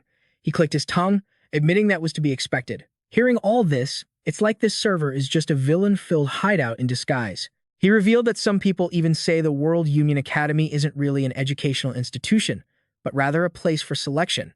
They believe the students were already strong before they even arrived. The top graduates are just the ones who were already talented to begin with, and the professors themselves don't actually hold that much power. He turned to ask, "What do you think?" Gray mused, admitting that sometimes he wondered that himself. Seeing the mood dampen, Headcott Longfowl apologized softly. However, Gray stated there was one thing he was absolutely certain of. I've become stronger since I came here. Much stronger than back in my village, it's not even comparable. He looked at a falling leaf in his palm with clear confidence. Gray clenched his fist. He believed that even if he couldn't trust the Academy as an organization, there were still teachers here worthy of his trust. The images of Professor Ariel and Headcott Longfowl flashed in his mind as proof of his words. Gray smiled at the professor and asked, "That's enough, isn't it?" Headcott Long Fowl looked at his student and thought to himself that he really didn't seem like an ordinary student at all. He reminded him that the Academy's training program would only truly become brutal from here on out. Everything Gray had done so far was basically just a light warm-up. He firmly asserted that the boy would become much stronger from this point forward. Gray smirked, his crimson eyes flashing with ambition as he concluded, "That's exactly the plan." A short while later, the silver-haired professor gathered all the students and praised their efforts during their recent, event-filled field trip. He announced that with that trip, the class had officially completed their basic physical training, and now it was time to step into a completely new stage. However, before explaining the details, he wanted to show the freshmen the goal they absolutely had to achieve. Gray stood silently in the crowd, his crimson eyes showing intense focus. The professor walked toward a massive steel pillar with a diameter of 145 millimeters. Suddenly, he stomped his foot to gain momentum and swung his sword in a lightning-fast strike with terrifying power. In a split second, the sturdy steel block was sliced clean in two, leaving a perfectly flat cut to the amazement of everyone watching. Looking at the steel block lying on the ground, he declared clearly, "Slice through this cleanly in a single stroke, and you will be qualified to advance to your second year." He coldly warned that if they failed to meet this goal by the end of the semester, they would all be expelled. The students were shocked and asked, "Expelled?" The professor nonchalantly revealed that every year, about half the students are weeded out because they can't pass this test. Faced with a female student's anxiety about her future after being kicked out, he reassured her that, in reality, very few people actually graduate from the World Union Academy, so it wasn't something to dwell on too much. He explained that the path taken after expulsion depends on which year they left. If they are expelled in their first year, they usually transfer to a regular academy back in their hometowns. Over there, the people considered failures here would instantly become absolute monsters. It's easy for them to skip grades and consistently rank at the top of the academy. The professor laid out a ruthless hierarchy. Even those expelled from this place still stand head and shoulders above the elite students of the Royal Academy of Yili, far surpassing the level of average students or ordinary citizens. The professor explained that if they choose to start working instead of transferring, they usually join the Royal Guard as elite swordsmen. A student exclaimed in shock, "You can join the Royal Guard right after being expelled?" He asserted that from the very moment they were accepted into the World Union Academy, they were no longer considered ordinary people in the eyes of the public. Even if they might be seen as mediocre compared to the other monsters here, they are still top-tier geniuses. Hearing this, the students suddenly felt their resumes shining like high beams.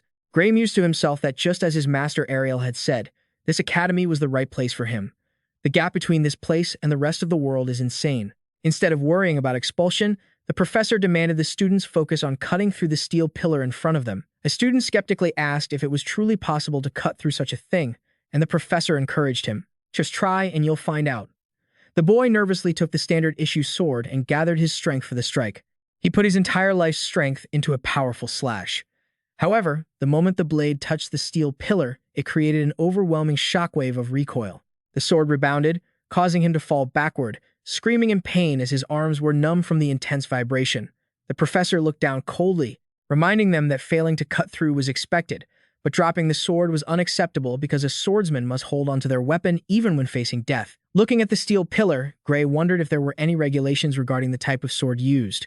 He was confident that if he used the sword Professor Ariel had gifted him, he could slice through it with a simple swing. As if reading his mind, the professor stated that only the Academy's standard swords were permitted, while looking at Gray and noting, "However, in your case, perhaps you could pass this test right now." Gray thought to himself that if he used that dark power, he could easily clear this challenge in an instant. But if this was a requirement for promotion, it meant it had to be done without relying on that source of power. Gray looked at his hands, hit by a bold idea. If he could combine that technique with his own abilities, an image of Liquid A, the terrifying destroyer, flashed through his mind. He believed he could even reach that level. Gray clenched his fist with determination, reminding himself that he needed to become even stronger. Meanwhile, Professor Headcott Longfow continued his lecture. He guessed that the students were wondering if such a steel pillar could truly be cut with a sword, or if one is forced to possess inhuman power like Gray just to make it to the second year. Upon hearing this, the students began to suspect they had accidentally set the game difficulty too high. Leon H. and the students listened intently as the professor posed a question. "Have you ever wondered why the professors and second-year students are so much stronger than you, despite having no significant physical differences?" The main reason is vitality transmission, the ability to channel the life force that every human possesses into your blade. Gray was stunned to hear this concept. He remembered hearing about it in his past life. Life force, also known as chi, was originally used to refine super-compressed energy, Gray realized the World Union Academy had certainly developed a technique to apply that to swordsmanship. He excitedly wondered if they would be taught how to use it right now.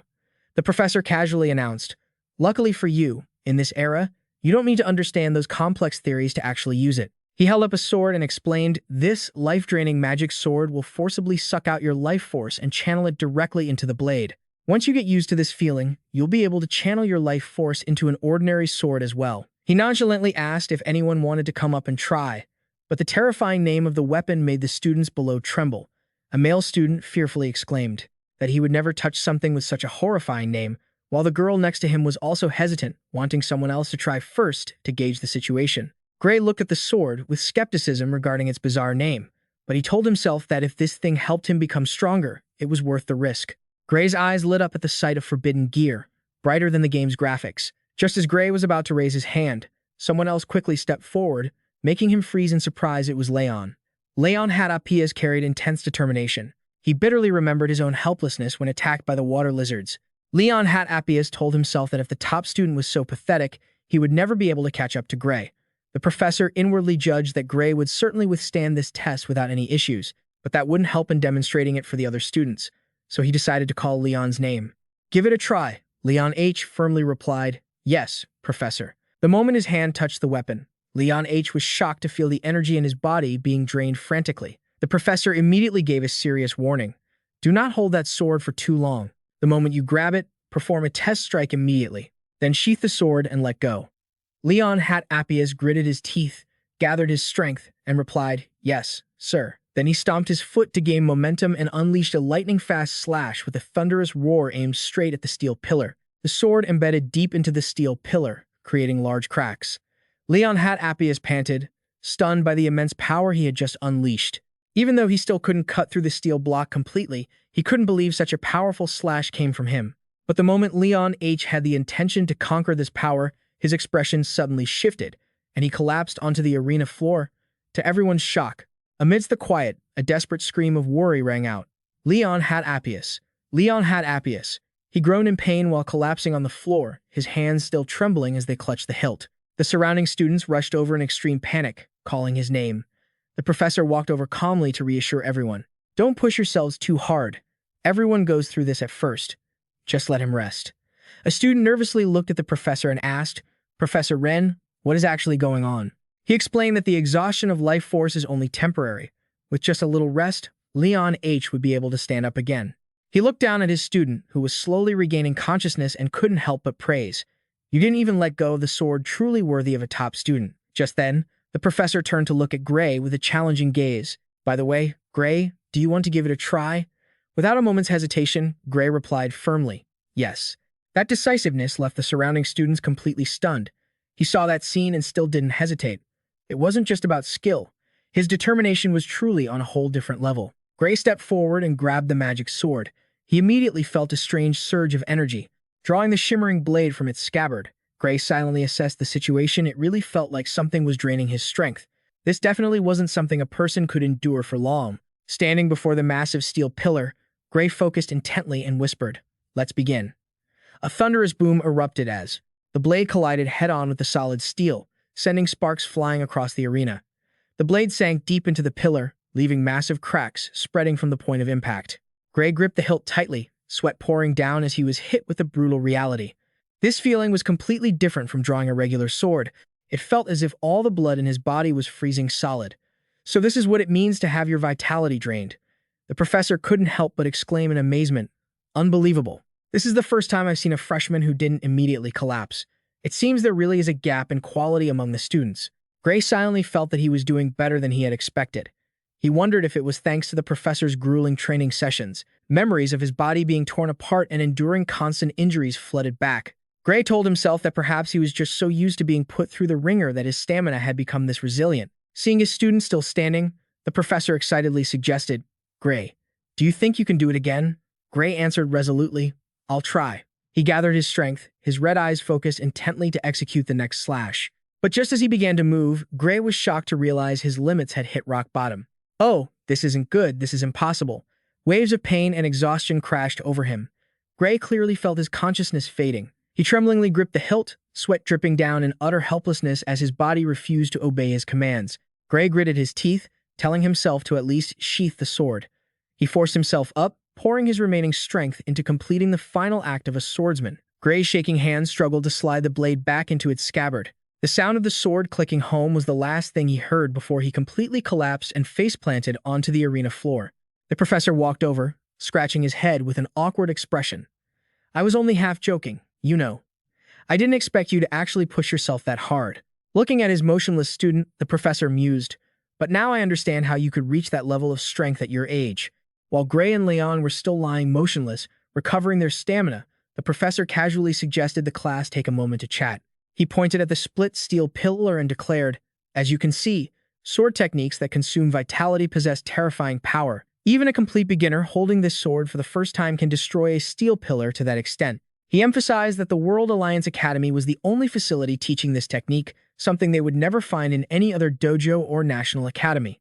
The professor suddenly asked, "Does anyone know why?" A female student hesitated and guessed, "Is it because if we overuse our vitality, we'll lose our lives?" He immediately denied it and revealed a surprising truth. No one has ever been killed by this sword, because once you no longer have the strength to swing it, the sword will automatically stop draining your vitality. Lying on the floor, Leon had Appius silently wondered, "Is this sword really that rare?" Hearing that, the professor strolled over and continued, "It is indeed a rare sword, but that's not the main reason. There are about 30 of these in the academy, and there are similar ones outside. But when people use them for training, it led to countless tragic deaths, forcing outside organizations to stop using them." The professor looked at the two struggling students and explained thoroughly, "If you can't move on the battlefield, even if the sword stops draining your vitality, your enemy will still end you. Fighting while standing still is basically just becoming a free punching bag." He affirmed that to use this power in actual combat, the prerequisite is to maintain the ability to move after swinging the sword. Gray struggled to sit up, his red eyes looking straight at the professor, and concluded, "And basically, no one outside the academy can do that, right?" Seeing the sharp look on his student's face, the professor smirked with satisfaction. A perfect answer. He sternly reminded the class that being able to activate the power only once was completely meaningless. Using a skill once and then passing out, how is that any different from a firework? He asserted that they could only truly master it when using the magic sword became their second nature. He warned that if they couldn't do that, the students would be controlled by the power itself instead of commanding it, and that was exactly how countless swordsmen had lost their lives in the past. The students began to murmur with anxiety. "Are we really going to have to use something that dangerous, so all the second-year students can use it?" Sheathing his sword, the professor announced clearly. "Because of that, you will have to learn to use this power as if it were second nature." He informed the class that they would start training with these swords in the next lesson and allowed them to practice in their free time. The professor didn't forget to add a sarcastic reminder, "Just don't pass out and end up late for your other classes." The students gradually dispersed from the vast arena, leaving Gray still sprawled on the floor. Gray lay flat on the ground, his breathing heavy and ragged with exhaustion. "Just as I thought," he told himself. He had to find a way to use that power in a more normal way, because if he just collapsed after a single swing, he would be completely useless. Gray reached up to cover his eyes, his mind flashing to the image of the chained gate leaking crimson, dark energy, and the same applied to that thing, his own power. Memories of those times his power surged and caused him to collapse immediately haunted Gray's mind. He realized that if things continued like this, he would always need a healer on standby. Gray clenched his fist, determined that at least he had to make his body endure one of those two sources of power. Looking toward the majestic towers of the academy under the blue sky, he silently affirmed that coming to this academy was truly the right decision. There was no better place to become stronger than this. An ambitious smile appeared on Gray's lips. His crimson eyes flared with intense killing intent. A wild, crazy theory formed in his mind. What if I could fuse this life force with my own innate power? Gray narrowed his eyes, calculating. He wondered to himself, just what kind of monstrous power would that create? At training ground number 2, under the fiery sunset, Gray was training intensely alone amidst the towering stone pillars. He let out a sigh of relief after his strike. He calculated silently.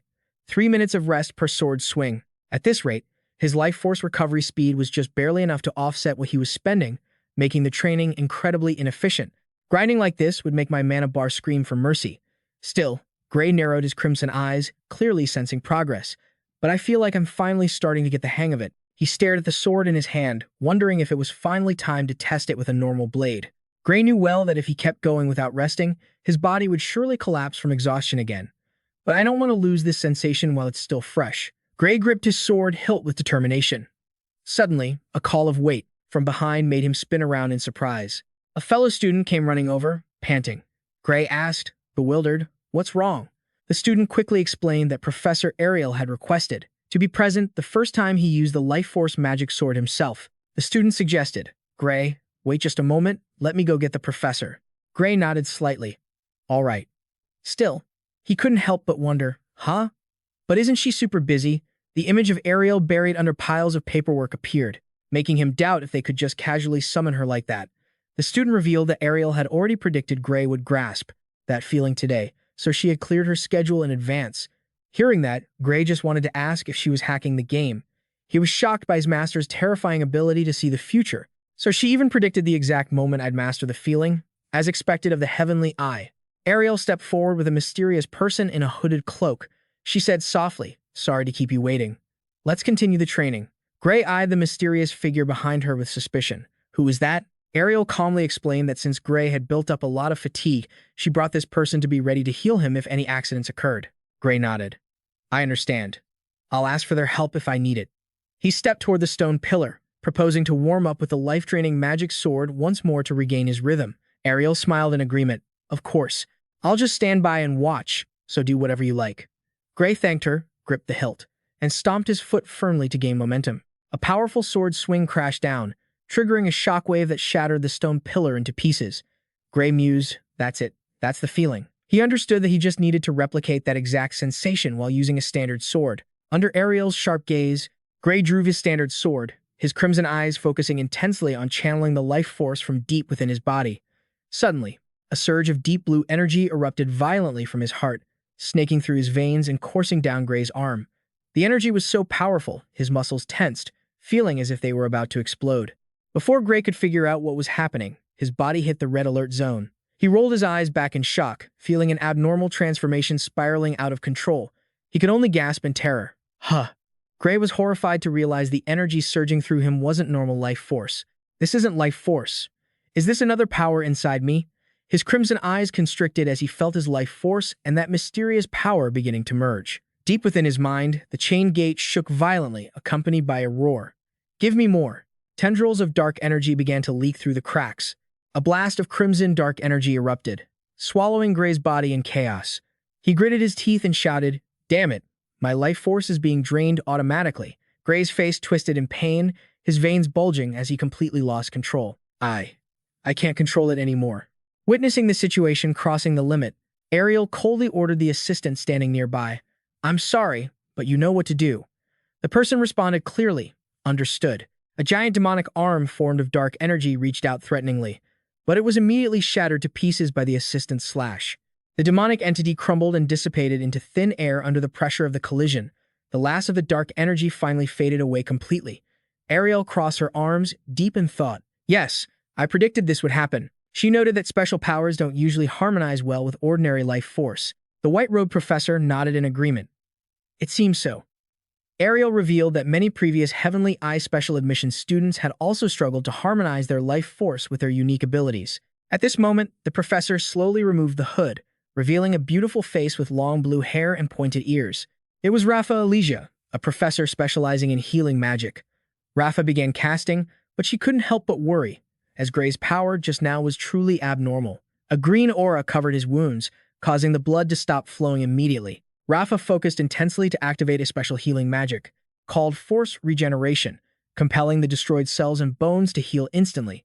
Under the influence of the grand magic, Gray's arm quickly returned to its pristine state. Rafa sighed in relief, announcing the process was complete. Witnessing that god-tier healing ability, Ariel couldn't help but admire it. "Your Force Regeneration spell is always impressive whenever I see it." Rafa smiled modestly. She admitted she was very happy she had switched to a healing major, and that it was all thanks to Ariel recognizing her talent early on. Before leaving, Rafa told Ariel to call her if any other incidents occurred, predicting that Gray would wake up in a few hours. Ariel thanked her. A while later, Gray slowly opened his eyes in the quiet hospital room and asked in a panic, "Huh? Where am I?" Ariel gently confirmed, "You're awake." Gray looked toward his master and whispered, "Professor Ariel." Ariel was sitting by the bed, leisurely peeling fruit. She asked calmly if he remembered what had happened. Gray silently recalled that horrific moment. He realized in horror that when he tried to activate the life force sword, the power in his arm went completely out of control and drained his life away. After that, The assistant cut off my arm to stop it. He trembled, admitting that after that moment, he couldn't remember anything else. But the miracle was that the arm had completely healed. Ariel nonchalantly peeled a piece of fruit and remarked, "It seems your memory is still perfectly intact." She sighed and revealed that the exact scenario she had feared had finally come to pass. "What do you mean?" Gray asked, staring at his mentor skeptically while chewing. "You knew this would happen?" Ariel shook her head slightly. She explained that she hadn't known for sure, but a similar incident had occurred in the past. Gray asked in shock. "In the past?" Ariel nodded, confirming. "Yes, it was when Amy tried to use life force." She revealed that was the very reason she had insisted on being present when Gray began practicing this technique. Hearing that familiar name, Gray's eyes widened in shock. The image of the legendary sword, Saint Amy, heroic in her silver armor, flashed through his mind. "Even the sword saint went through this?" Gray asked. "So, what happened in Amy's case?" His mentor revealed the shocking truth. Because she couldn't withstand the volatile surge of power, her arm had exploded. Hearing that, he turned pale, thinking how lucky he was that someone was there to help him regrow his arm, or he would have ended up like the one-armed hero Yang Guo. His mentor continued, explaining that she later used a binding contract spell to suppress Ami's power. She gradually loosened the contract spell during training. Eventually, Ami was able to awaken her life force without needing the contract at all. However, it was a different story for Gray. A standard contract spell wasn't suited to suppress his type of foreign power. His mentor held her head and sighed in frustration. For now, she hadn't found a way for Gray to use life force safely. His power was too unique, and there was currently no precedent or formula to refer to. "Maybe we'll just name the condition after you," she joked, though it actually sounded like a decent idea. Unexpectedly, Gray made an incredibly bold suggestion. "So, what if I just have someone cut off my arm whenever it loses control, and then have them use a restoration spell on me? Could that work?" His mentor asked back with a worried expression. "Are you really willing to do that?" Faced with her skepticism, Gray declared with full confidence. He wanted to become stronger, regardless of the risks. As long as it worked, he would do it. Knowing she couldn't stop a daredevil like him, his mentor had no choice but to agree. "I understand. I figured you'd say that. I'll arrange for restoration spells and find someone to perform the surgery on your arm." She then carefully cautioned him. "I will instruct the observers here to sever your arm immediately if anything goes wrong. Regenerating the limb might take until the next day or even longer, but you certainly won't lose your life. It will be a training process more painful than you can possibly imagine." Yet, the look in her eyes as she watched Gray was full of trust. "I will cheer for you until the end." The next day, after his wound had healed, Gray went back out to the training yard. But just a moment into his practice, he realized something was different about the sword in his hand. Gray stared in shock at the steel block that had been sliced clean through. He stammered to himself, "This isn't just a mistake, right?" He stared fixedly at the sword in his hand, sweat dripping down in sheer amazement. Not wanting to hesitate, Gray gathered his strength and unleashed a lightning-fast strike, easily cleaving another steel block floating in mid-air. After the blow, Gray collapsed, exhausted, onto the floor, still gripping his weapon to steady himself in the silent arena. Gray offered a wry smile, silently marveling. "That was much easier than I thought." He realized that instead of trying to focus on the feeling, he just needed to repeat it until his body performed it as a natural reflex. However, Gray understood that it wasn't over yet. He told himself he had to keep swinging this life force-infused sword. He was determined to train until this technique became his second nature, rather than just a special move. Gray sprang to his feet, raised his sword, and shouted with determination, "Let's do this." Witnessing the scene, two nearby students couldn't help but be suspicious. One asked, "Hey, didn't that last slash look a bit strange?" The other nodded thoughtfully. "Yeah, it feels a bit different from the professor's version." As night fell over the academy, a banquet table filled with sumptuous dishes from steaks and fried eggs to sandwiches was laid out under the bright lights. Piles of empty plates began to stack up high on the table. Gray was devouring the food like a starving beast, leaving his fellow students stunned. One classmate stammered, "How can he eat that much?" Leon Hatapias watched with a satisfied smile, silently thinking, "That's definitely Gray's style. It seems he has completely mastered the life force sword." His curious friend asked for the meaning of that, and Leon Hat calmly explained that restoring life force consumes a massive amount of the body's energy. The fact that Gray could consume such a massive amount of food proved that he had successfully executed the life force extraction technique countless times during training. Seeing Gray gnawing on a large meaty bone, a female classmate suddenly had a shocking realization. She trembled as she asked herself, "Does that mean if I keep swinging that magic sword?" Her eyes lit up with excitement, and she eagerly grabbed Leon Hat, asking, "Can I eat as much as I want without ever getting fat?" Leon Hat just broke into a cold sweat and confirmed, Well, basically yes. However, he didn't forget to remind her that training with life force was far more punishing than any regular physical exercise, as it could easily drain all energy and leave a swordsman collapsed in an instant. Gray finished his meal in silence. An announcement from Professor Ariel suddenly echoed throughout the dining hall. First-year student Gray of the swordsmanship course, please report to Professor Ariel's office immediately. Gray paused, suspicious. He thought to himself that being summoned by name over the PA system like this was extremely rare. Something serious must have happened. As soon as Gray stepped into the office, Ariel was waiting with a stern expression. Thank you for coming. I called you because of an extremely urgent matter regarding your training. Gray asked anxiously. Urgent? Ariel handed him a mysterious document. Gray read the lines inside, stunned. Student Gray, you have been selected to participate in the prestigious Special Eye of Heaven training program. The detailed schedule will be provided 12 hours before the start. Be prepared to enter live combat at any moment. I wish you survival and growth. Signed, an anonymous professor of the Eye of Heaven. Gray muttered in astonishment. Special training? Gray hesitated as he asked his mentor. If they require me to be ready for live combat at any time, is it really as dangerous as actual fighting? Ariel clasped her hands together, her eyes sharp and pressured as she affirmed, to be honest, it's just a training program in name only. They throw the top students into death-defying situations without any backup whatsoever, forcing them to fight for their own survival. It's an incredibly brutal event. Ariel revealed that in the past, participants were teleported straight into the dens of criminals, crawling with corrupt mages. They were strictly forbidden from returning until they had wiped out every single enemy, with absolutely no reinforcements or support. Gray asked in shock, teleported straight into a criminal hideout. People actually died in this. Ariel looked at him coldly and confirmed a brutal truth. Of course. In reality, less than half of the students who participate ever make it back alive. Ariel dropped her voice, revealing a chilling fact. There have been years where not a single person returned. Even among the higher-ups, this training has such a terrible reputation that it's been suspended for the last 10 years. I don't know why you were chosen, Gray. Seeing Gray's stunned expression, Ariel made an unexpected offer. Do you want to decline this training? She explained that while there's usually no backing out once chosen, as the guardian of an Eye of Heaven special student, she had the authority to refuse it on his behalf. Gray spoke up softly, please, wait. Even knowing the dangers, he fell into deep thought. If a risk this extreme still exists, doesn't that prove it actually produces results? He clenched his fists, his crimson eyes staring straight at his master as he pressed. If I overcome it, will I become stronger? Ariel narrowed her eyes, coldly advising, you should give it up. Gray didn't flinch, firing back with his own question. From your perspective, do you think I won't survive? He firmly declared that if Ariel truly believed he would die, he would withdraw from the training immediately. Ariel's Eye of Heaven glowed with a deep blue magical aura as she saw through everything and calmly admitted, no, my judgment tells me you will survive. She walked with regal poise, affirming that anyone could clearly see that in the history of the academy. It was rare for a first-year student to reach the level of strength Gray currently possessed. Ariel said in a low voice, even so, people have lost their lives. No, it's not just death. They were truly sacrificed. Her Eye of Heaven glowed with a haunting intensity through her monocle. Gray broke into a cold sweat, asking anxiously, did something happen in the past? Ariel looked into the distance and began to recount. A long time ago, about 400 years ago, 2 Eye of Heaven special students were chosen to participate in this training. She continued.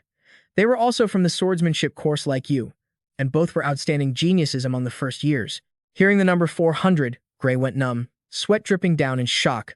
400 years ago, he stared at his master in disbelief, silently wondering, just how old is she exactly? Ariel bowed her head, her voice heavy with sorrow. I believed they would be fine, so I confidently sent them off. But the result was tragic. She revealed the painful truth. One died, and his body was never even found. The other managed to survive and return, but he had lost an arm. With the healing magic of that era, there was nothing more anyone could do. Gray repeated in shock, lost an arm? To a swordsman, that was no different than a death sentence. He clenched his fists, remembering when his own arm went numb during the entrance exam, and shuddered inwardly. I can't imagine having to live like that forever. Ariel folded her arms, looked at Gray, and continued. That's the usual outcome. But he was different. To her students' bewilderment, Ariel suddenly asked, do you know about the one-armed swordsman, Wajiro Duran? Gray thought for a moment and exclaimed, Wajiro Duran, that's the incredibly famous swordsman from the past, right? Ariel nodded in confirmation. That's right. Back then, he was one of the strongest people in the world, and he was one of the few who survived that training. She looked down at her hand resting on the list, sighing with deep regret. If he had still had both arms, who knows how much stronger he could have become. Ariel looked straight at Gray with anxious eyes. Now do you understand how dangerous that training is? I don't want the same thing to happen to you. She firmly stated, I cannot let your talent be harmed, not even in the slightest. Gray was silent for a while before softly replying, I understand how dangerous it is, and I don't want to participate in this training. Just as Ariel was about to breathe a sigh of relief, Gray suddenly hesitated. But there is one thing bothering me, Ariel asked curiously. What is it? Gray's crimson eyes flashed with a cold sharpness. He said in a low voice, from what I've heard. After losing his arm, Duran became much stronger than he ever was with both arms intact. Gray looked deep into Ariel's eyes, proposing a bold hypothesis. So, what if the true reason he grew so strong was actually because of that very special training? His question left Ariel stunned. Her eyes widened in surprise at her student's unexpected deduction. Deep down, she cursed herself. Damn it, I shouldn't have mentioned that Duran was the only one who survived. Seeing his master's expression shift, Gray confidently concluded, It seems I guessed right. Ariel was silent. She revealed that Stasia was an infamous professor, the type who had sent countless students to their deaths. Participating in his training course was essentially no different than agreeing to undergo Professor Varian's body modification surgery. He remembered that before he traveled back in time, Bara on Bright was the strongest mage in the world. And if you looked only at the results, Varian's surgery truly had created an unparalleled entity. Standing before the death list, Gray told himself that if there were a safe path to becoming stronger, of course, he would choose it. But if wagering his life could help him reach an even higher level of strength, then perhaps this wasn't such a bad deal after all. Gray clenched his fists. Even so, he reminded himself that everything would be meaningless if he died, so at all costs, he had to survive and return from that hell. Ariel called out to Gray in concern, but the conversation was interrupted by a frantic knocking at the door. A courier entered and announced that he had a letter sent from the Central Command. Ariel explained, That's the term for the most powerful figures who are actually running this entire academy. The contents of the letter got straight to the point. This is regarding Gray's special training. I have a feeling you will try to suggest canceling it, so I am sending this addendum. There are two types of training. One that only helps people reach a decent level of strength, where many survive. The other type is where, out of 10 participants, 8 will die. However, the 2 survivors will be stronger than 10 people combined before they even started training. Which will you choose? I choose the latter.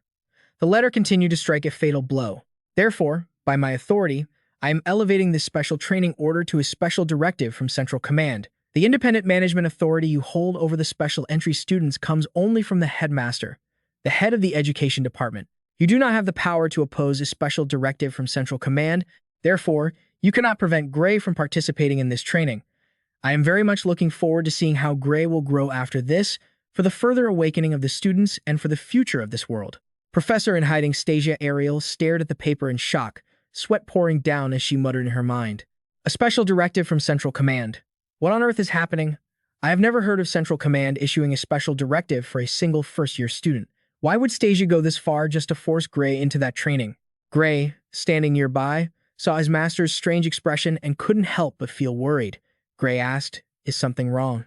Ariel looked at her student with eyes full of pity and despair. She whispered, I'm sorry. It seems the only way to avoid this training is for you to drop out.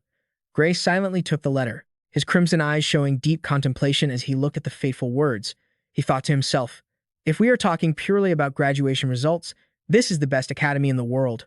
Ariel looked out at the academy landscape under the night sky, her heart heavy with thought as she mused to herself.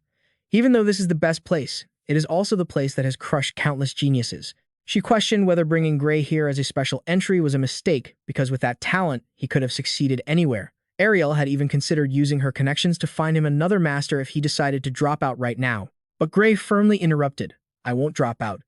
Looking straight at the directive in his hand, Gray asserted, if I die because of this training, then I wouldn't have survived in this world anyway. Ariel sighed softly. She realized all efforts to persuade him now were useless, so she decided to reveal some good news to reassure him. She affirmed that Stasia's training was dangerous, but the truth was that those who survived became remarkably strong, and almost all the legendary figures of previous generations emerged from this very hell. Hearing that, Gray smiled slightly and replied, You should have said that from the start, shouldn't you?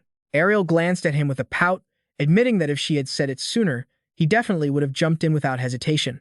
While she truly just wanted to stop him, seeing Gray's determination, Ariel understood that all efforts to stop him were now meaningless. She could only let out a long, resigned sigh.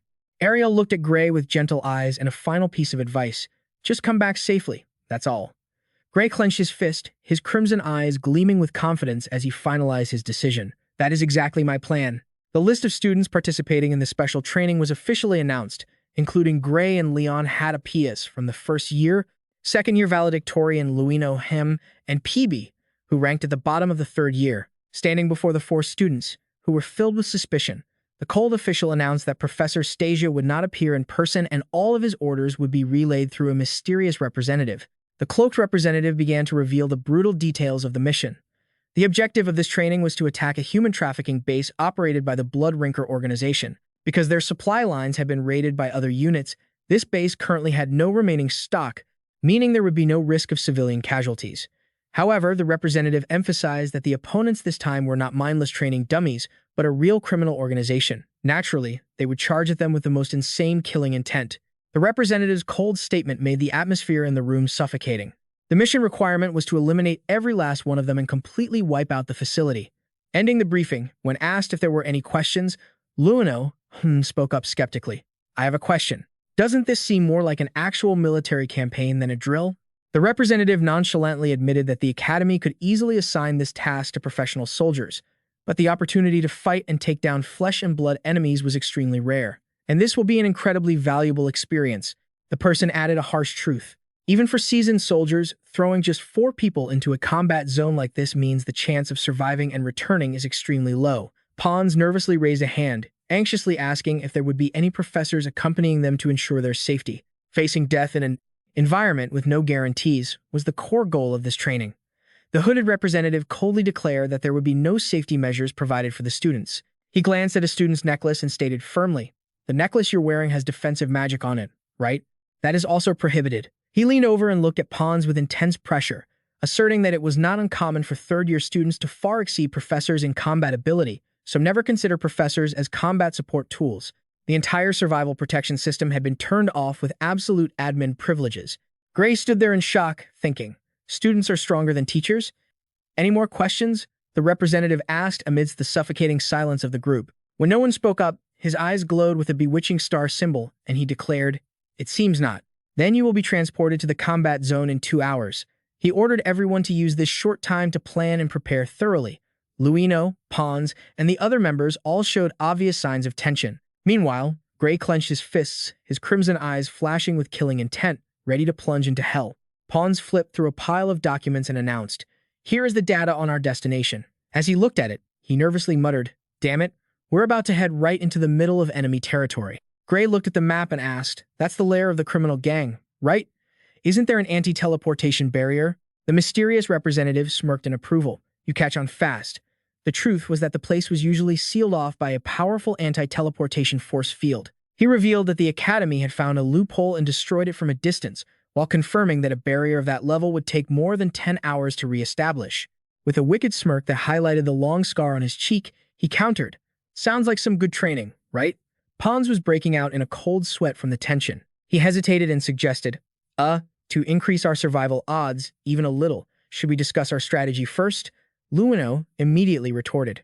He believed the group needed to assess each other's abilities first. Luino explained that although Leon and Gray had a rough idea of each other from sparring sessions, Pons still didn't know the true strength of his juniors. Pons was still casually reading through documents and replied, "Don't worry about it. I can tell just by looking." That confident answer left Luino wide-eyed in shock. Pons coldly asserted that he was the strongest one on the team and claimed it would take at least 2 people like Luino to have a chance at beating him. Pons turned his back and walked away, not forgetting to drop an arrogant assessment. As for Leon and Gray, well, I guess they're on par with Luino. Pons continued his haughty claim that even though Luino had a slight edge in a duel, the difference was negligible. While Gray silently thought this confidence was insane if he was ranked 53rd, his scores must have been terrible. Pons ignored his junior's skepticism. Pons coldly challenged, "Want to try it?" He nonchalantly declared he didn't need any protective measures when facing the first and second years, telling them to come at him whenever they wanted. Luino couldn't hold back his pride any longer and stated firmly, "If you're that confident, let's see it." Luino drew his sword and lunged forward, unleashing a powerful strike aimed straight at his opponent. Yet Pons stood completely still, his eyes hidden behind his hair, revealing a terrifyingly calm demeanor before executing a lightning-fast block. Luino gasped in shock. "What?" As he felt the pressure from his opponent's blade, Pons coldly remarked, too weak. He thought to himself that even the top-ranked students from his year, back when he was a sophomore, only reached this level. Instantly, Pawns unleashed a sword strike carrying a massive wave of deep blue energy. Luino could only let out a cry, full of pain, before being completely overwhelmed by the sheer power. Luino collapsed to the floor, covered in injuries and dust after the terrifying attack. Witnessing the display of strength, the hooded representative offered an enigmatic and amused smile. Pawns leisurely sheathed his sword. He turned to look at Gray and Leon with a condescending gaze. Get it now? Even the weakest third year like me will never lose to you second-year brats. Gray stared at Pawns with astonishment. He questioned himself. This guy is the weakest third year? Is the gap between second and third years really that huge? Pawns nonchalantly twirled his pen and continued. Well, what I just said only applies if we're talking about standard swordsmanship. He looked at Gray deeply and affirmed, if Gray went all out, I'd definitely be taken down in a single blow. Gray was stunned and asked back, so you already know about my power. Pawns confirmed firmly that there probably wasn't anyone in the academy who didn't know. He had ended the first year's 36-game losing streak in the intergrade battles. After all, you didn't think everyone would forget that so quickly, did you? Looking back at the image of himself erupting with power to the point of self-destruction, Gray was shocked and thought, has that story already spread to the other grades? Gray's highlight reel was currently trending at the top of the academy's newsfeed. Pawns said in a serious tone, even so, I heard your power has a heavy backlash, so we probably shouldn't rely on it too much. Gray looked down at his hands and admitted, if I use it at maximum capacity, consider me unable to fight afterward.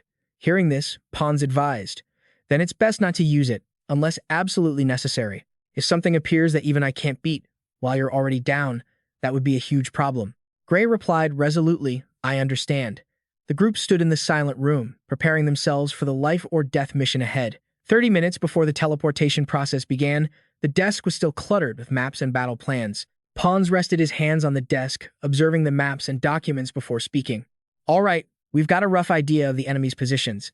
He pointed at the area with the deepest red circle and stated firmly, this direction seems to be the most heavily concentrated, so I'll handle it. Luino looked at the remaining symbols on the map and wondered about the other three directions. It looks like the enemy numbers are roughly equal. Are we just picking randomly? Pawns shook his head, denying it. No, not quite. Based on each person's fighting style, he began to assign specific tasks. Luino, you take this side. And Leon, you handle this direction. Even with some hesitation, Luino nodded in agreement. If that's what you think, senior, I'll follow. Leon also confirmed firmly. Understood. Suddenly, Leon leaned closer to Pawns and asked about the final route on the map. By the way, does that mean Gray is going along this route? Leon's eyes shone with seriousness as he pressed for an answer. Is there a special reason you're sending him there? Pawns pondered and explained that the terrain best suited Gray's style, but then he revealed a shocking truth, a special wanted criminal. Pawns' eyes turned icy. He admitted that they were extremely dangerous. Some had even been trained professionally right at the academy. Leon realized the true intent. You're planning to send Gray exactly where they're most likely to appear, aren't you? Pawns sighed helplessly. Ha, looks like I can't hide it, Pawns admitted. You've got me figured out. I believe a special wanted criminal is hiding in this training area. Luino worriedly stated that if that were true, even if Leon and Luino teamed up, they wouldn't stand a chance of winning. Leon looked toward Gray and asserted firmly, the only one who can face them is Gray. Amidst the tense atmosphere, Gray stood silently with glowing red eyes full of killing intent. The final statement rang out like a prophecy. You're the only one who can do it. Special wanted criminals, right? He understood that in this world, there existed beings possessing monstrous power, the kind of power that could wipe out thousands of elite soldiers with their own hands. And once that terrifying might was used for evil purposes, the result would be horrific tragedies. That was the origin of special wanted criminals, those who walked over the ruins and blood of countless victims. Pawns said in a low voice that even among those ranks, the gap in power was immense. However, he insisted that they were still far stronger than the professors currently managing the first and second-year students. Gray stood there, reeling in horror and questioning himself. Even those professors can't deal with them. If we actually have to face one head-on, we don't have a single chance of winning. P turned to look at Gray with a deadly serious expression, warning that in the past, no special training session had ever gone smoothly, and this certainly wasn't something he could overcome if he still intended to hold back his power. I don't agree with this. He worried that if these high-level criminals were truly involved, splitting up the squad was a massive mistake. When facing a stronger opponent, the team must group up to gain an advantage. Pawns sighed warily and pressed him. Listen, let's say you're watching Gray fight one of those criminals. What exactly do you think you could do? Pons asserted that when the power gap is too wide, numbers become meaningless. He smirked, stating a brutal truth. Monsters should be left to fight monsters. Humans should focus on fighting humans. Leon pondered this and offered a different perspective. He reminded them that Gray's power always came with a severe backlash. Even if Gray defeated the enemy, he would end up completely exhausted and defenseless. After that, Leon looked at Gray and insisted, even if we leave the fighting to him, once the enemy is taken down, isn't that when we can actually be useful? Pons snapped back, reminding everyone that they were underestimating the Blood Ranker organization. While the enemies were countless and they had only 4 people, he insisted that if they gathered in one place, they would be surrounded and wiped out in an instant. So, the only way to avoid being captured is to split up and act. Someone else expressed anxiety. He argued that fighting alone would make them vulnerable to sneak attacks from behind and suggested splitting into pairs to support each other. But P coldly cut him off. Oh, sorry. Honestly, I didn't ask for your opinion. He reiterated the gap in power between the class levels they had just witnessed, asserting that it didn't just apply to combat, but also to strategic planning. Faced with that overwhelming and arrogant attitude, Leon H. and Luino could only remain silent, sweating nervously, completely subdued and forced to follow the senior's plan. Gray observed silently and felt this wasn't a good plan. He wondered if P was actually scheming something deeper. An announcement rang out. Only 10 minutes left until the teleportation magic activates. The cloak representative ordered everyone to quickly check their gear and plans one last time in this room. Gray narrowed his eyes cautiously. He understood that internal arguments right before deployment were the worst move, so he bottled up his doubts. Gray told himself there was no other choice but to follow this arrangement. He spoke up decisively, I understand. Seeing Gray had accepted it, Leon H. had no further objections. The team prepared themselves silently, while the full moon outside the window seemed to signal a night of blood and fire about to begin. Leon H. looked at Gray with concern and asked, Gray, are you sure about this? Gray smiled slightly and replied, it's not like we have any other choice. He suddenly remembered his teammate's task and reminded him, hey Leon, your sector includes the medicine storage, right? When Leon confirmed, Gray earnestly requested, if there are recovery potions, could you steal a few? I want to be able to jump back into the fight after using my power. At his friend's request, Leon H. clenched his fist, his eyes burning with determination. Leave it to me. I'll get them to you even if it costs me my life. Immediately after, the scene shifted inside the trafficker's base. 2 guards were lazily cleaning a gloomy hallway. One grumbled, man, this sucks. The other snapped at him to stop whining, saying that hallway duty was still way better than cleaning the storage area. The skinny guard groaned, suggesting they let the slaves clean it themselves, then curiously asked if there was any inventory left since the shipments had stopped. His partner casually explained that all remaining stock had been used as test subjects or magic materials because feeding them was too expensive. He added that keeping the products alive was a huge hassle because they were always trying to escape. The other guard wore a sick smile, admitting that catching them and tormenting them along the way was the most fun part. He revealed they were usually only allowed to use whips, but if the slaves dared to run, they could brutally torture them without anyone caring. Honestly, wasn't that the only reason they worked here? He smirked triumphantly while wiping bloodstains off the floor. The partner standing next to him laughed in agreement. Yeah, I guess so. Their barbaric laughter echoed through the dark corridor, under the eerie swaying lanterns. Suddenly, one stopped, alert. Hey, did you just hear something weird? The other also started to feel uneasy. Yeah, what was that? But before he could finish, in an instant, the first guard's head was severed from his neck. The remaining guards stared in shock at his comrade's headless corpse collapsing. Huh? Before he could even understand what happened, he quickly followed his friend to the grave. It was Leon H. He had closed the distance and finished the enemy silently. Leon H. initiated combat with a precise, assassin-style speed kill. Luino looked at the criminals' corpses with utter contempt. Blood rankers. They're truly as vile as the rumors say. Pons coldly added, fine. That means we don't need to hold back when we wipe out these pests. Based on what those guards just said, I'm certain there are no civilians left inside. Pons swung his sword to finish off a dying soldier and ordered them to kill anyone in sight. P sternly reminded the team, just like I said before we left, stick to the plan. Luino clearly replied, understood. Gray, with glowing red eyes, gave a slight nod. Understood. Leon H. gripped his sword hilt, preparing for the life or death battle ahead. P ordered, begin the operation. Instantly, Gray darted off like a ghost, charging straight into the enemy's lair with overwhelming bloodlust.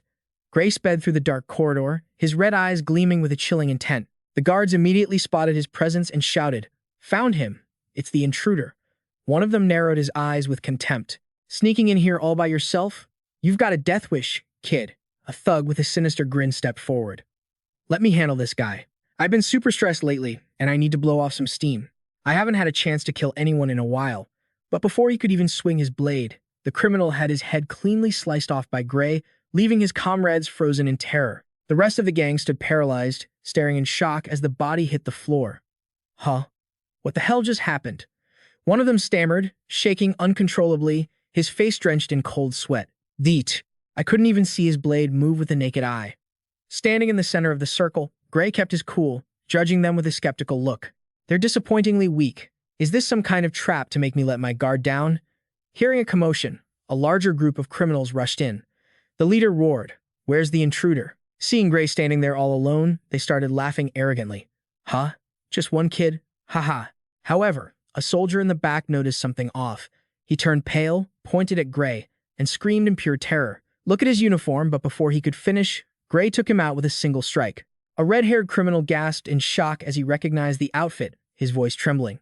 That's the academy uniform." The red-haired leader's eyes widened in horror as he realized who he was dealing with. He yelled at his men to stop. "It's him. Wait, don't get any closer." He warned them that if they kept rushing in, they'd all be slaughtered in an instant.